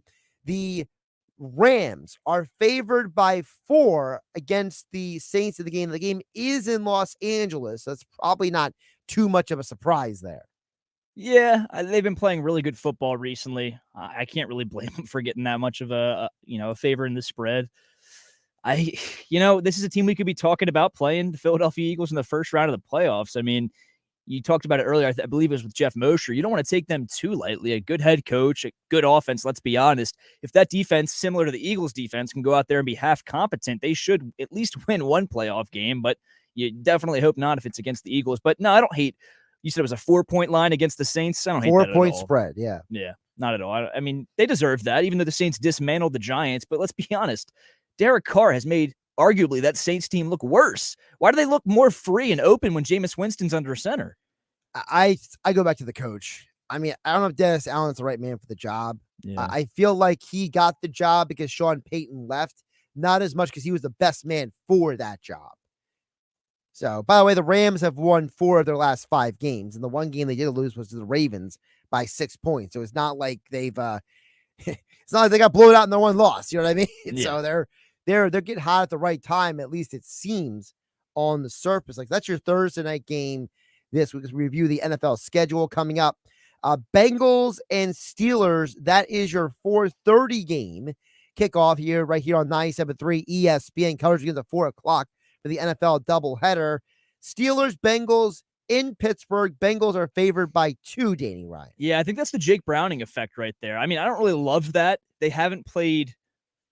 They just haven't impressed me. I mean, it's hard to play well when you lose Joe Burrow and then they lose Jamar Chase last week. T. Higgins becomes the player of the game with that outstanding stretch. What a play by him, by the way. I mean, let's be honest. He's a wide receiver number 1 in that offense. But he has to be a wide receiver too because he's next to a guy just a little bit better than him in Jamar Chase. But now without him, he's going to take a much bigger role. He's at least out for this week against the Steelers. So without Jamar Chase, I don't love a -2 line, especially with Jake Browning at QB. If Joe Burrow was at QB without Chase, maybe I'd agree with that.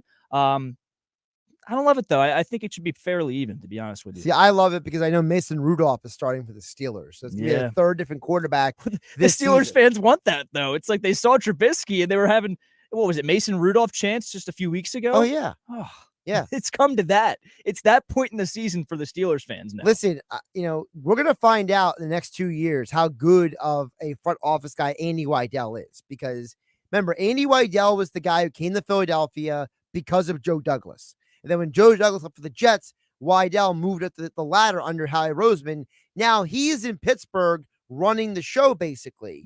So you have to wonder, okay, Weidel is now in Pittsburgh. What happens when he gets his own team? Because before, he was Joe Douglas's guy.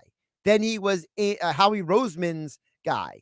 Now, he's his own guy, basically, in Pittsburgh. So we're going to find out, are the Steelers going to be able to rebound after this year, or they're going to fall apart? We're going to find out. The Bengals, can you imagine the Bengals make the postseason without Joe Burrow? And Jamar Chase to end the final 3 games, possibly. Ooh. I mean, that would be a masterclass by Jake Browning. Granted, won the game by the skin of his teeth. The Vikings essentially had that game in the bag and then somehow found a way to blow it. Did you see that thing? I will move on after this, but did you see that thing where Jake Browning went up to the cameras and said something along the lines of, that's why you don't bleep and cut me, because the Vikings had cut him 2 years prior. It was like, all right, dude, you're doing good, but I don't know if you're playing that well. Listen, man, I always say you got to do whatever it takes to get you motivated. If that's what gets you up in the morning, bro, more power to you, Jake Brown. Who do you think's going to play better real quick? Mason Rudolph, Mitch Trubisky? Can I say neither? I mean, not for the sake of the question, no. I think Rudolph will perform a little better because I think one of the problem with Trubisky is that he's just so poor at processing information. Okay, yeah. I think Rudolph has the chance to be a little better because he's more of a natural pocket passer and he's less likely to run around and go crazy. The problem is with the Steelers is that I don't know if they know what their offense is at this point. Their offense, after finding Matt Canada, had that little blip. Yeah, it was supposed to be rejuvenated. But the Pickett got injured. Yeah, Pat Fryermuth had 9 receptions for like 115 yards that week. It Yeah, was unreal. fantasy football fans were rejoicing, but then Pickett got injured, and Fryermuth has become a nothing burger. So maybe Rudolph is able to execute a little bit better. The real question in that game is, because the over-under is 37. You know, I tend to think it's probably going to be a low-scoring game because of the fact that these are two good defenses on paper. So Yeah. I agree with you. I think Rudolph will be more of a game manager than Trubisky was. I think Trubisky knows he has a little bit of talent and kind of tries to do too much out there. But let's move on to Bills Chargers. Yeah, so this is the game that the people like Billy Schweims of the world are going to have trouble with because the game is on Peacock. It's not on regular television. I said that to Mike yesterday. I said, I don't even have Peacock, but I know at least how to set it up, unlike some of these people. Right, but here's the problem. Talk about a game getting buried on a streaming platform. The Chargers coming off of a brutal loss last week. Brandon Staley fired. The GM fired. I mean, the guy who got hired to be the interim head coach sounds like a fake character from a movie. For goodness, look up his name real quick. You know, the Chargers interim coach. Pull up his name, and you tell me it's not a fake name. The look in your face exactly says it. Giff Smith. Exactly. Doesn't he sound like a character from a movie? That's got to be a nickname. Who names their child Giff? Or is it Jiff? Jiff. I hope it's not Jiff after their favorite form of media. Oh my gosh. Giff Smith. Yeah, you're right. I mean, that's like an auto-generated Madden name almost right there. Yeah, exactly. So, but anyway, so Jiff and the Chargers are hosting the Buffalo Bills. They're a 12-point dog right now. Remember, no Justin Herbert. So this is probably going to be a pretty easy win for the Bills. Yeah, I might have to sit Austin Eckler in fantasy this week because he's become so ineffective. I thought at least with Easton Stick at quarterback, he'd benefit from dump-offs and checkdowns. Another fake name. Easton Stick, right? Literal hockey stick. But hockey stick and Jiff. Yeah. Hanging out for the Chargers. Could it get any worse? Is Keenan Allen even playing for them? I saw he was out last week. I thought he was still injured. Let's see. But regardless, I like that line. I mean, you're coming off a team that just got 62 put on top of them from the Raiders.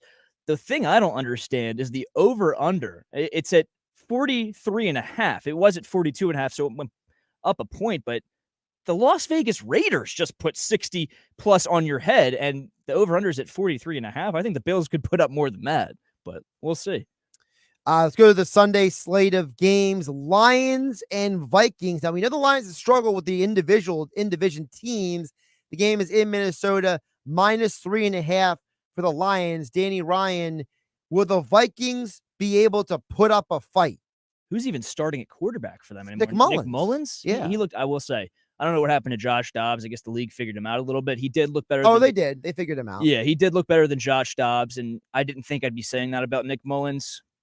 As far as the line goes, I'd expect a little bit more for the Lions, but then you have, with the first game we talked about, the Rams. I'm not going to put them in the Lions tier, but they were -4 against the Saints, so the lines aren't too steep this week. Again, I don't hate it. I think the over-under set at 46.5, or it is set at 46.5. I think that's pretty acceptable for this game. We'll see, though. Is Nick Mullins going to look much worse than he did last week when he lost to the Bengals? I tend to think I would like the 3.5 in this game for the Lions. Yeah, I definitely, you can't beat that. I mean, depending on the value, I mean, even money line value at -170 for the Lions, that's not bad against the Vikings, a Vikings team that hasn't looked great, at least recently. They're still in contention for the playoffs, though. I think the Lions, this is their game to lose. So speaking of losers, Jets and Washington in New York. Jets mathematically eliminated from the postseason. Rodgers was just activated the 53-man roster today for some unknown reason. Even though they didn't practice today. Yeah. So Jets have nothing to play for. Washington has nothing to play for. And the over-under is 37. And the Jets are favored by 3. Danny Ryan, your reaction. Why are the Jets favored by 3? They just lost 30-0 to the Dolphins. Because they're at home. To Washington. If anything, they shouldn't be favored being on MetLife's turf. Are you kidding me? Half joking when I say that because these are two awful teams. Washington has the worst record, so I'm unmoved by this. If you want to give the Jets 3 points because they're at home, yeah, I get it, but they've played so bad at points this season, they almost don't deserve the 3-point home advantage. I got to be honest. I'm actually at the point in my fantasy football playoffs. I'm actually benching the Jets defense for this game. Wow. Because I'm that worried that their loss last week might derail them. Yeah, just hang it up for the season. You got 3 games I mean, left. how many of these guys are checking out for this game? Like how many of these guys on their team are going to be like, you know what? We got our 3rd and 4th stringers in our offensive line. We're not making the postseason. We've been busting our tail all season to help these guys win. We're not going to postseason anyway. What are we doing for the holidays? Like, Exactly, yeah. But they're going to sit in soft zone for the holidays. That's what they're going to do. That's good. Yeah, unmoved by this. The over-under is now at 37, like you said. Whatever. I mean, yeah, give the Jets 3 home points. I'm fine with it.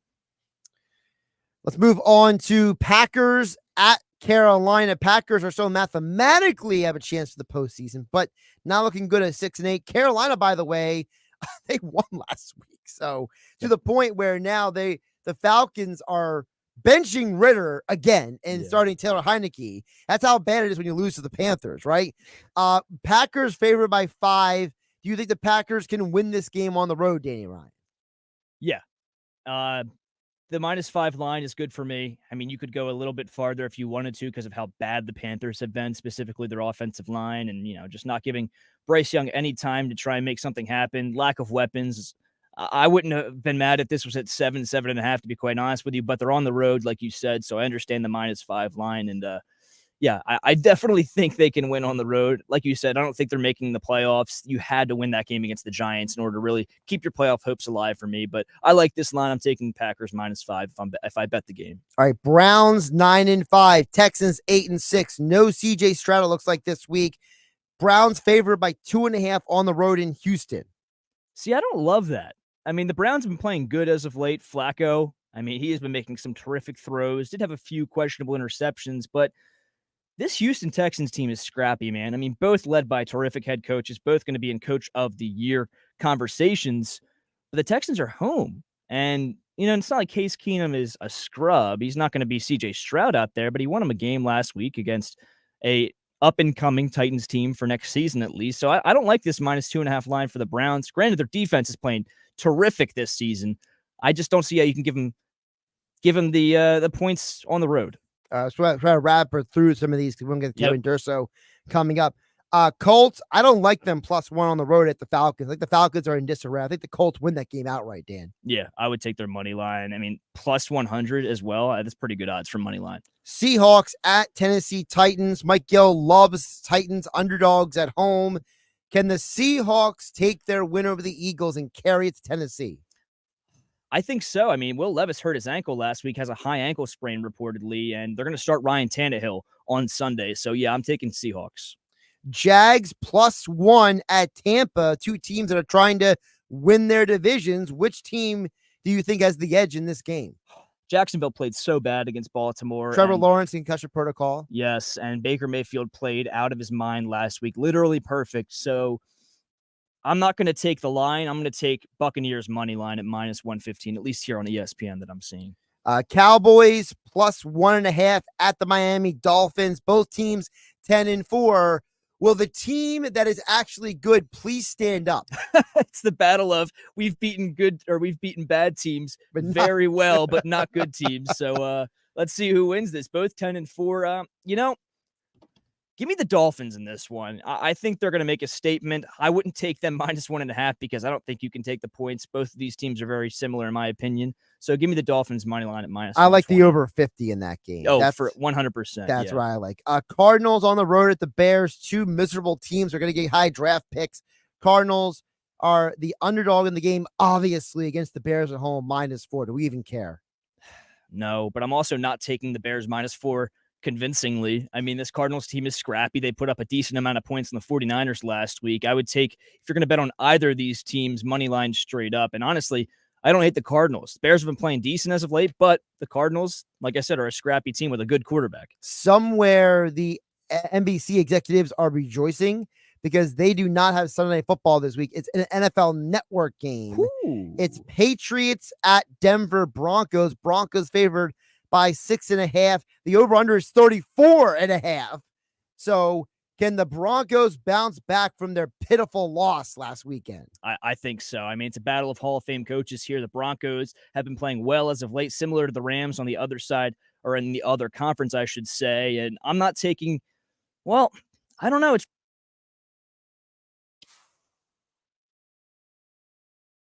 maybe -3, -2.5, something like that. But odds also aren't great at money line, -300.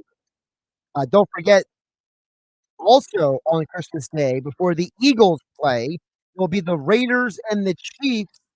I mean, I think the Raiders are going to win on the road at Kansas City. I don't think so. And Kansas City has very little room to make mistakes at this point in the season. They've had a weird year, and they need to clean it up. So give me Kansas City. Honestly, give me Kansas City on the line. Eagles favored by 12. Is it too much? Yeah. I don't know what you've seen. I think Jeff Mosher said that earlier. It might have been Mike McGarry, but I don't know what you've seen to give them a -12 line. Could have been any three of our guests that talked Eagles. It was Dave Weinberg. I don't trust that -12 line. The best game of the weekend, though, is after the Eagles. Ravens and 49ers. Get excited, Danny Ryan. Well, game of the week right here, in my opinion. Give me the Ravens. A lot of people are the Ravens bandwagon. You know what? The NFL was more going down the stretch. Danny Ryan, I'm Josh Hennig for Mike Gill here on 973 ESPN. Coming up the other side of Flyers insider Kevin Turco, who joins us to talk about the Flyers are the hottest team in Philadelphia and why you care about the Fly guys. Here on 973 ESPN mobile app powered by First Bank of Seattle. You haven't downloaded 973 ESPN free mobile app? Follow all the Philly sports teams at 973ESPN.com, powered by First Bank of Sea Isle City. People who come to cricket stay with cricket, just like our customer Jaron. I'm the singer and guitarist in a band, and I use my cricket phone for everything. It's basically like another band member. Don't miss a single beat. Switch today and get a free Samsung Galaxy A14 5G. Smile, you're on cricket. Real customer paid for testimonial. Must bring your number to Cricket on up to a $60 a month voice plan, depending on device. Select models only while supplies last. First month service charge and tax due at sale. Cricket 5G requires a compatible device and is not available everywhere. Fees, terms, and restrictions apply. See store for details. At Bet365, we don't do ordinary. We believe that every sport should be epic. Every touchdown, every game, every point, every play. From the moments that are legendary to the ones that fly under the radar. Whether it's a 99-yard pass to score a touchdown or a fumble in the first minute of the game. Whatever the sport, whatever the moment, it's never ordinary at Bet365. 21 plus only. Must be present in New Jersey. If you or someone you know has a gambling problem and wants help, call 1-800-GAMBLER. Terms and conditions apply. eBay Motors is here for the ride. So minivans, sedans, JDMs, roll out. Go ahead, feel your engine. Admire that perfectly installed exhaust. Your vehicle's moving along this freeway like it was made from fresh installs and a whole lot of love. And with eBay Motors, you get over 122 million parts to keep it running. And with eBay Guaranteed Fit, they'll be the perfect fit every time. Plus, at these prices, well, we're burning rubber, not cash. Keep your ride or die alive at ebaymotors.com. Eligible items only. Exclusions apply. When my daughter gets a cold, I have a secret weapon. Dayquil Kids Berry from Vicks. Dayquil Kids is specially formulated to treat kids' most bothersome cold and cough symptoms quickly. And the best part is that Dayquil Kids Berry tastes really great.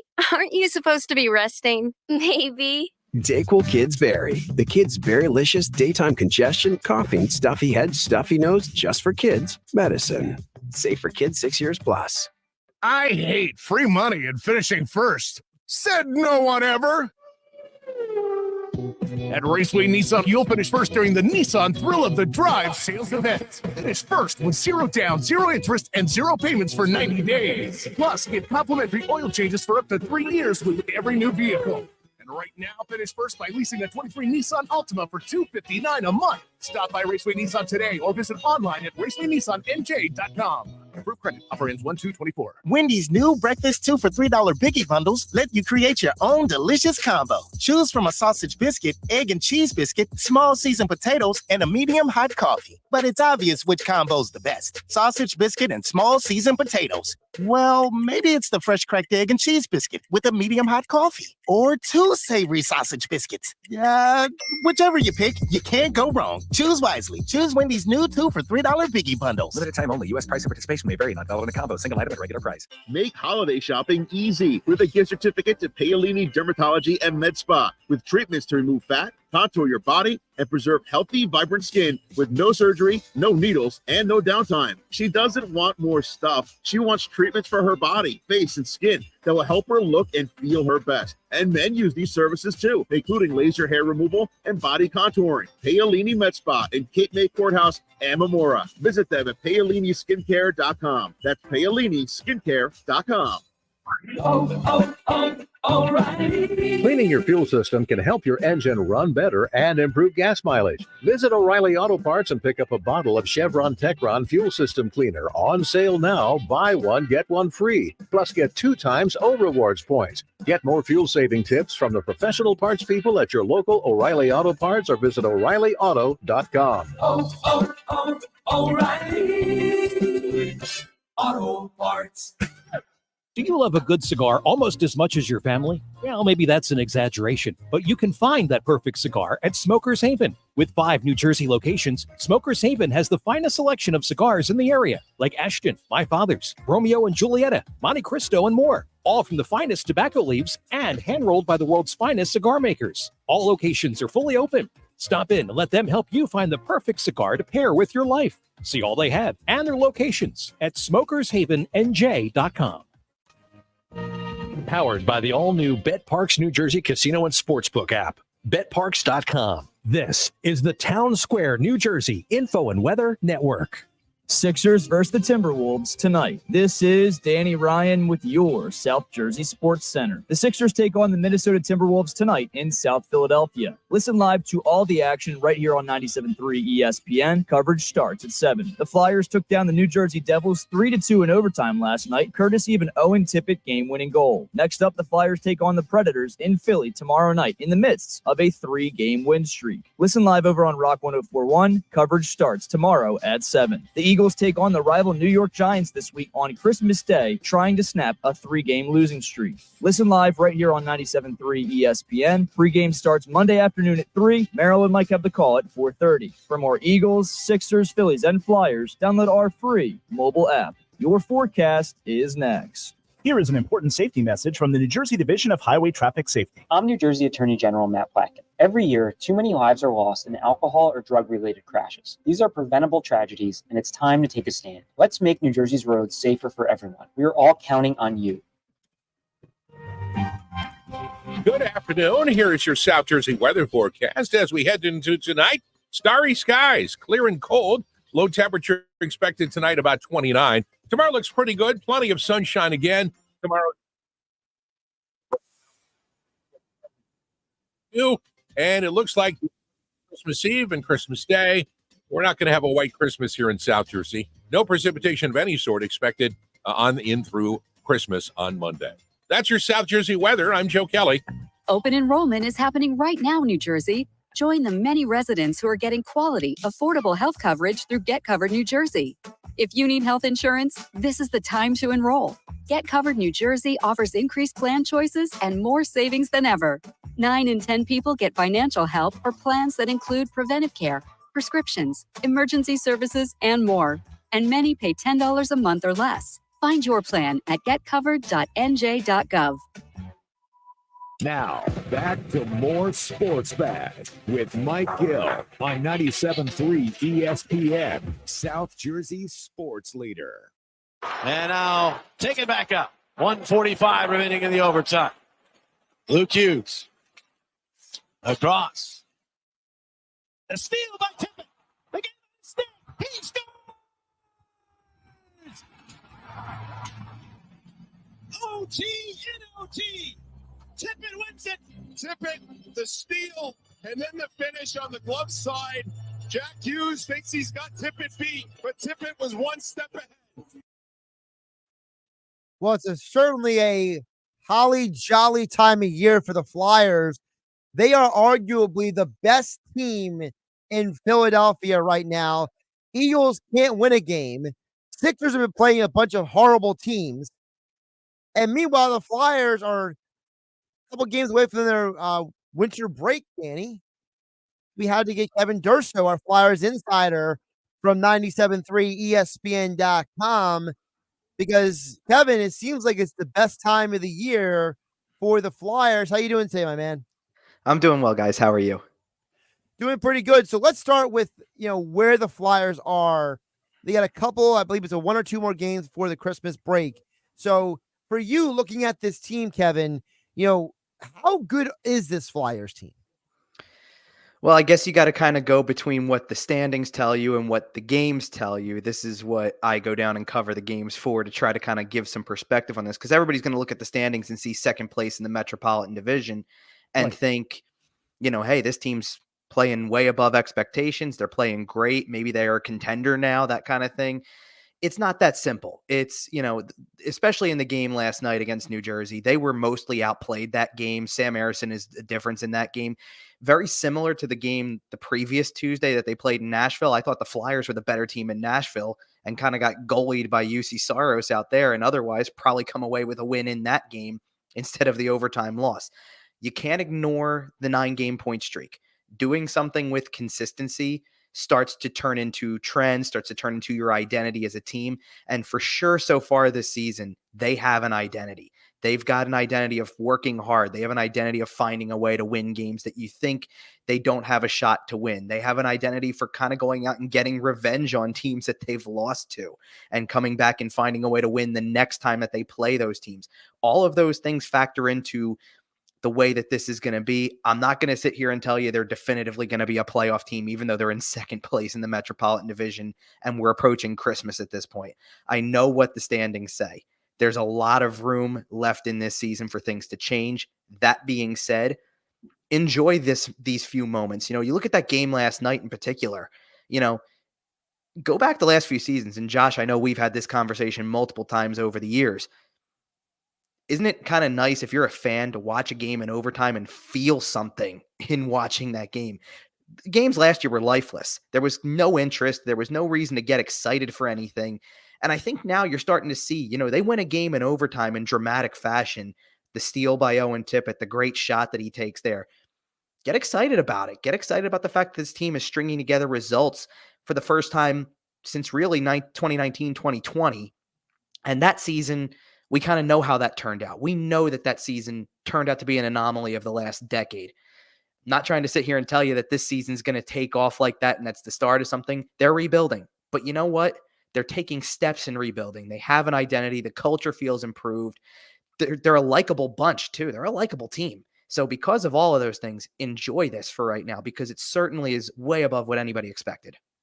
You mentioned about how in the past things felt lifeless and now it feels completely different, Kevin. So, for you, who do you credit that to? Is that John Tortorella's hand in things? Is that the front office changing the culture of the organization?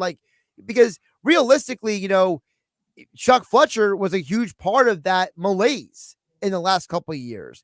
But John Tortorella was here last year. John Tortorella is here this year. So where do you draw that line of when that changed? Well, the management is a key part of the culture improving, because I think you've seen that shift right away. You've seen, as soon as this new era was brought in and they brought up, they started talking about new era of orange and all that type of stuff. That's Keith Jones, that's Danny Briere, and that didn't happen. That didn't happen last season. That really kicked in this offseason.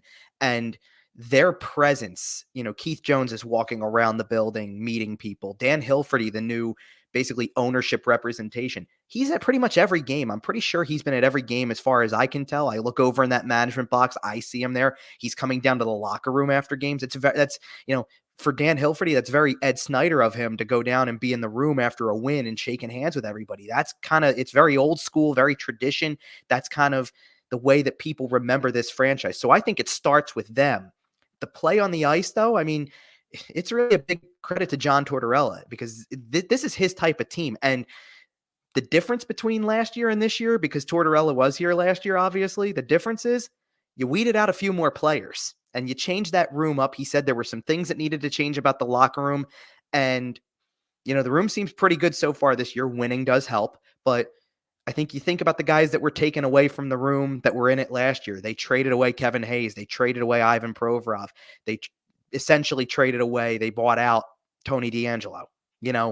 Those are three pieces that were not here that were here last year, not here this year, that impact your room potentially. And sometimes it's as simple as, it doesn't mean that Kevin Hayes was a problem in the room per se. It just means, sometimes things happen when the coach and the player aren't on the same page. Even if the player is the most likable guy to his teammates, that kind of stuff, the tension between the coach and the player and not wanting to play that style or not getting along with the coach, that still can rub off in the room. So I think what you're seeing is that this group has this camaraderie about them, that they're all for each other at this point. And it was probably a couple weeks back that Carter Hart said something along the lines of, nobody wants us to win. And maybe that's not entirely true. I'm sure there's people out there that are enjoying the fact that they're winning. But if that's the attitude that the room has, nobody out there wants us to win. So let's go win because nobody wants us to. That can bring a whole room together. And you're seeing a group of guys that right now really likes each other. And that's a big part of changing the way that the culture and the identity is. Kevin, last night's overtime win made it 3 in a row for the Flyers, 7-0-1 in their last 8 games. And as you mentioned earlier, second in the Metropolitan Division, only behind the New York Rangers. So I think it's just about time to ask this question. Are the Flyers slowly becoming the best team in Philadelphia? And how far do you expect them to go this season? Because you sat there and you said, I'm not necessarily going to guarantee they make the playoffs, but they're playing really well. If that keeps up, how far do you expect them to go this season? Well, to answer the first part of your question, Danny, the first part is, are they the best team in Philadelphia? Maybe on vibes right now, they certainly are because, it's funny. And I brought this up on a podcast recently that when Eagles played the 49ers on a Sunday evening, the Flyers had a Monday game after that one. And then people kind of looked at their overtime win against Pittsburgh on that Monday night and went, hey, that was kind of a vibes restore for the week, kind of bounced us back from the Eagles loss. Flyers got to win. That's kind of a vibe restore. And then they just did it again this week because the Eagles lose again on Monday night and the Flyers play Tuesday and it's another overtime win. And you're kind of sitting there. I jokingly put on Twitter X after the Eagles game was over, so Flyers tomorrow night, right? Kind of jokingly saying, that's the vibe bounce back game for everybody. It'll get everybody back into kind of good spirits, especially in the holiday season, right? And turns out that the Flyers were thinking the same way because they pulled out another win. In terms of how far they can take this, it's really up to the players, obviously. And let's face it, the beginning of the season, I really had them pegged as a bottom 5 team. I was not impressed with the defense on paper. The goaltending was going to be decent, but a defensive play can bring that down. I didn't think their forward group would be able to score enough because I thought they'd be on their heels a lot. They wouldn't move the puck out of the zone that much.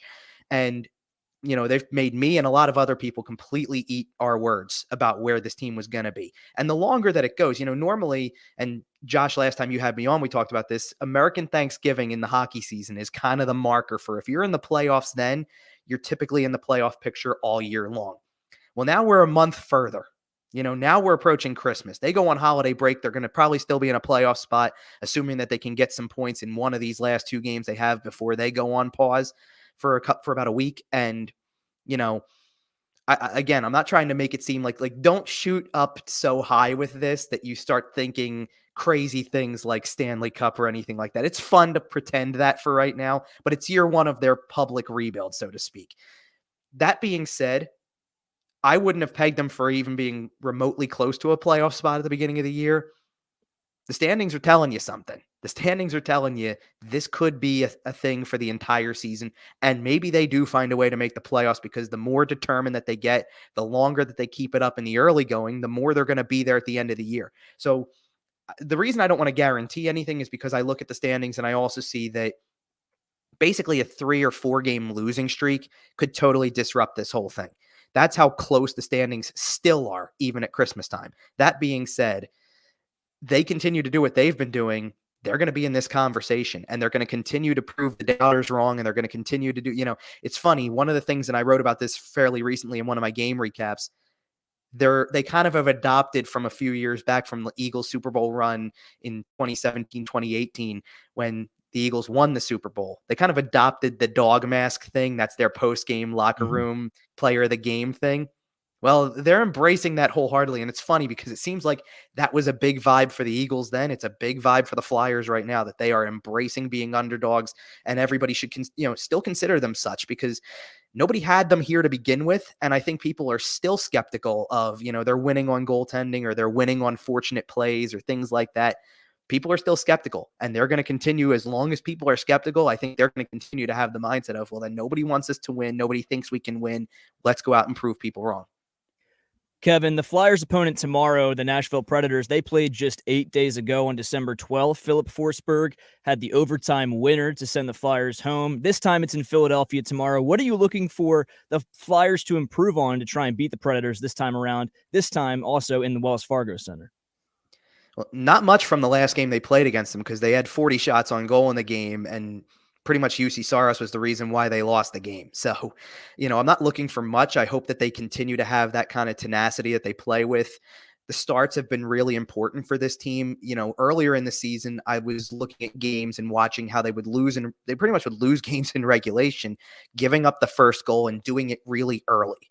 They would be giving up the first goal sometimes within the first minute, first 2 minutes, first 5 minutes, something along those lines.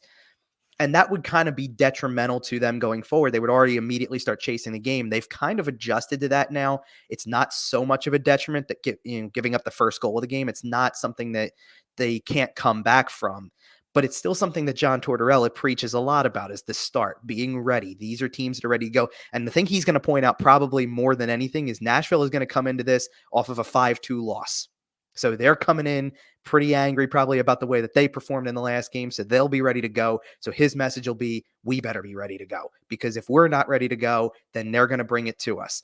And I'm sure that that's the message that'll be received. I'm sure that at this point in time, they're getting contributions from a lot of different areas right now. It seemed like for a little while it was the Travis Konechny show. Now you're seeing Owen Tippett do some things. You've seen Tyson Forrester have big games. You've seen Bobby Brink have big games. Joel Farabee's picked it up.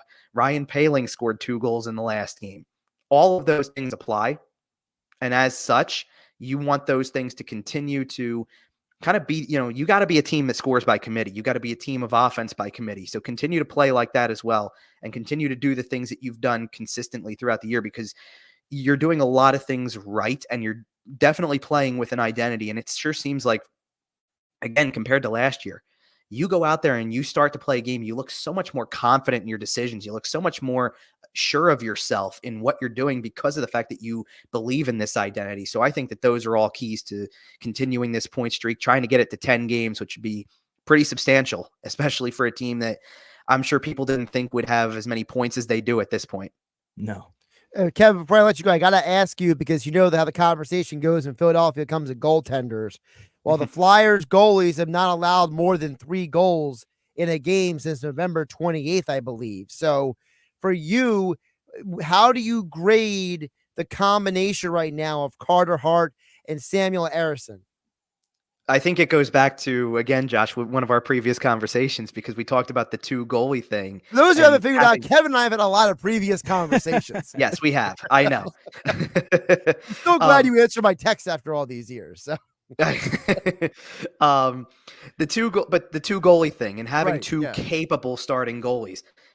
Is there any doubt anymore that Sam Ersson is capable as a starter potentially? I mean, there's a lot of teams in the league that are probably looking for a starting goalie that could be calling the Flyers and saying, "Hey, what's up with these 2 guys? One of these 2 guys." And we've talked about in the past about Carter Hart and kind of the reason why he's not really going to be traded or anything like that because of Hockey Canada and all that type of stuff. We don't need to rehash it, but the bottom line is right now, I think the Flyers look at their situation and go, "We got 2 number 1 capable goalies. Why would we do anything different right now?"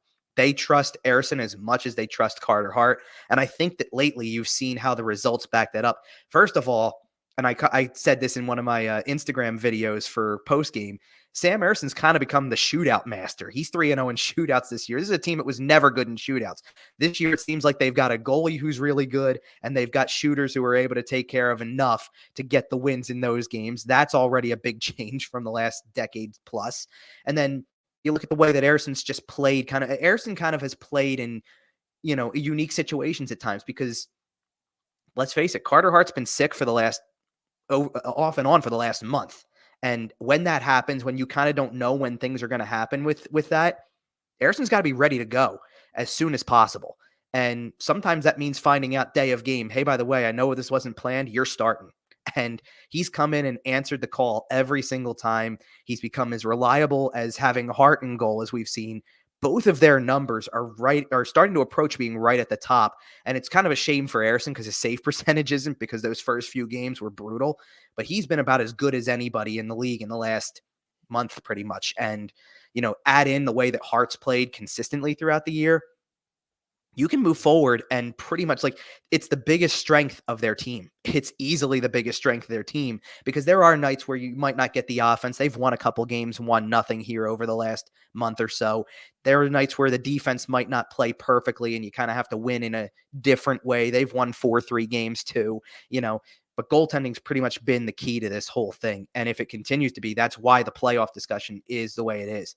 Because if it continues to be, goaltending can keep you in it. He's Kevin Durso, our Flyers insider, at Kevin_Durso on the Twitter X platform. Check out all of his Flyers coverage over at 973ESPN.com and follow him for all of his social media coverage at 973ESPN on Instagram and more. Kevin, always appreciate you jumping on. Flyers next 2 games will be on sister station Rock 1041 on the Rock 1041 mobile app. Keep up the great work, Kev. Thanks, guys. Appreciate it. Josh Hennig and Danny Ryan filling in for Mike Gill here on the Sports Bash on 97.3 ESPN. We'll wrap up the show coming up on the other side. Scott Graham here from Westwood One. Thursday night for Week 16 comes from Los Angeles when the Rams host the Saints. Derek Carr and New Orleans are in the playoff hunt thanks to back-to-back wins. Also at 7-7, Matthew Stafford and the Rams kept their postseason hopes alive with their own W last week. Spiro Ditas and Mike Golick will call the action on Thursday Night Football. Listen to Thursday Night Football on 97.3 ESPN. Coverage begins at 7:30. 97.3 ESPN has teamed up with Seize the Deal for incredible weekly offers from some fantastic local restaurants. Here's this week's big deal. Get 2 $25 gift cards that you can use at Beach Buns Bakery in Northfield for just $25. Get this great deal starting Friday at 9 a.m. at seizethedeal.com. Hurry, chances are this deal will sell quickly. For more info on this great deal, go to seizethedeal.com.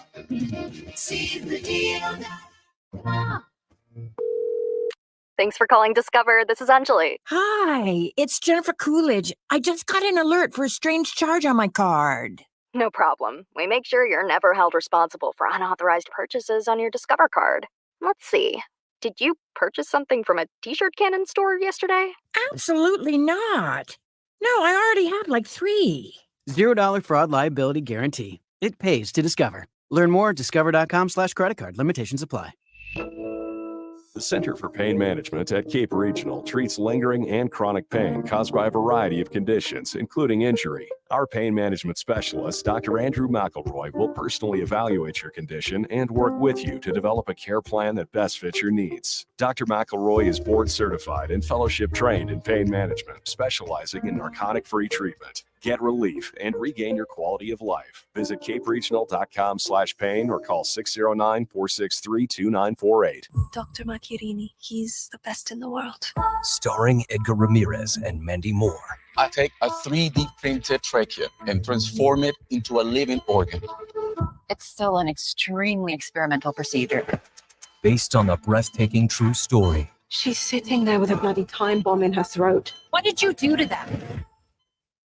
It's not right. Dr. Death. New Doctor. New story. Stream the Peacock Original Series December 21st. The iconic and most rewarding place to play is now available online. Caesars Palace Online Casino has all of your favorite games, including exclusive ones only available on Caesars Palace Online. Fantastic jackpots, daily promotions, and more. With Caesars Rewards, the largest and most rewarding loyalty program in gaming and entertainment. Every play brings you closer to the remarkable benefits only Caesars can offer. Bonuses, dining, tickets, VIP experiences, stays at over 50 Caesars Rewards destinations, and more. As a welcome to you, download today to get a $10 sign-up bonus and 100% deposit match up to $1,000. You must be 21 and physically present in New Jersey or Pennsylvania. Minimum wagering within 7 days required to unlock bonuses. Full terms and wagering requirements at Caesars Palace online.com/promos. If you or someone you know has a gambling problem, call 1-800-GAMBLER. Please play responsibly. What's holding you back from learning the language you've always wanted to know? Too hard. Takes too long. Not with Babbel. Babbel's lessons take just 15 minutes a day. 15 minutes isn't long. Nope, and they're fun. So you don't realize you're learning a language, but you are. In 3 weeks, you're able to start having conversations. And Babbel's lessons are built around real life. And with Babbel, it isn't hard. It's perfect. Start learning a new language today. Go to Babbel.com. That's BABBEL.com. We have exciting news to share with New Jersey residents. WellCare of New Jersey is now Fidelis Care. We're the health plan you know, with a new name and look. If you've been a WellCare of New Jersey member, nothing is changing. You have the same benefits and services you rely on, and can continue to see the primary care doctors and specialists you trust in our New Jersey network, close to home. If you're a member and we haven't spoken in a while, now's a great time to give us a call and make sure your contact information is up to date. And if you're a New Jersey resident who needs health insurance for yourself or a family member, you can count on us for quality, affordable coverage. We're here for you and your family, just like we've always been. Call 1-888-453-2534, TTY 711, or visit FidelisCareNJ.com.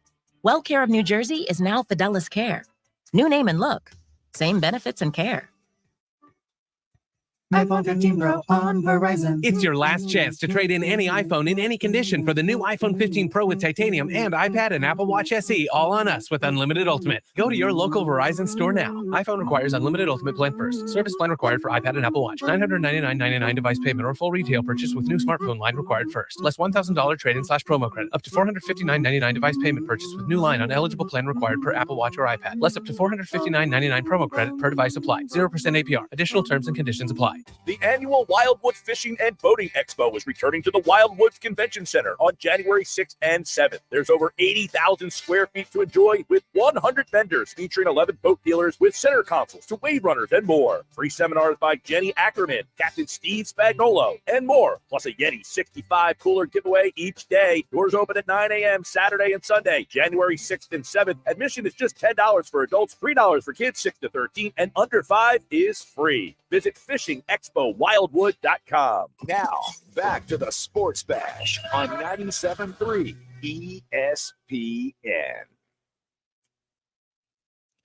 All right, Josh Hennig, Danny Ryan covering up for Mike Gill. You're filling in for Mike Gill on the Sports Bash on 97.3 ESPN. Why?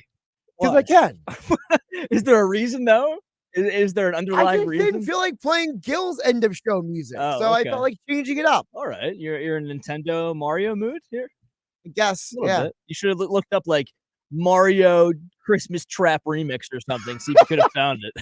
How about you work on that? And I'll play it tomorrow. Okay, I'll get some beds brewed up so I can have some input here. Dan at EHT chimes in on the text board before we get out of here. Says, I cannot handle a Christmas Eagles loss. Please tell me they're going to win. Can't tell you that, Dan. I wish I could, and I really do think they should, as you probably do as well. But, you know, who knows with Tommy Cutlets? No, let's be real. The Eagles are playing bad. I thought the point that was brought up of him. earlier about Mosher was a big deal about how Wink Martindale might mix things up and make this a closer game than it should be. Yeah. At the end of the day. So He might. You know, he's a good defensive coordinator, and we'll see what happens. But no win is guaranteed. I can't tell you with confidence that they're going to win any of these games until I see it. I feel confident in saying this. I think the Eagles win, but they don't cover the spread. Yeah, it's -12 right now, correct? By the way, did you see this thing? So apparently they asked Mike McCarthy about playing the Dolphins this week. According to McCarthy, the Dolphins, because they're on Hard Knocks in the season, the Cowboys have been monitoring episodes, but they found nothing useful yet. Shocker. They're going to put their play designs in the episodes. Yeah, that's what's going to happen, Mr. Mike. What? What kind of question? Like, what statement is that? Oh, gosh. Gotta love Mike McCarthy. He's the gift that keeps on giving, man. It's been a pleasure, Josh. He's Danny Ryan. I'm Josh Hennig. This has been the Sports Bash, filling in for Mike Gill on 97.3. Tomorrow, Danny Ryan and Ryan Rothstein will be live at Chickens and Pete's in EHT. Have a great night, everybody. It's Sixers basketball tonight on 97.3 ESPN with the voice of the 76ers, Tom McGinnis, calling all the exciting play-by-play action. And then Oubre gets it back and he throws it down. A nasty left-hand rebound. The Sixers host the T-Wolves. Tonight, coverage begins at 7 p.m. Philadelphia 76ers basketball on your radio home of the Sixers in South Jersey, 97.3 ESPN.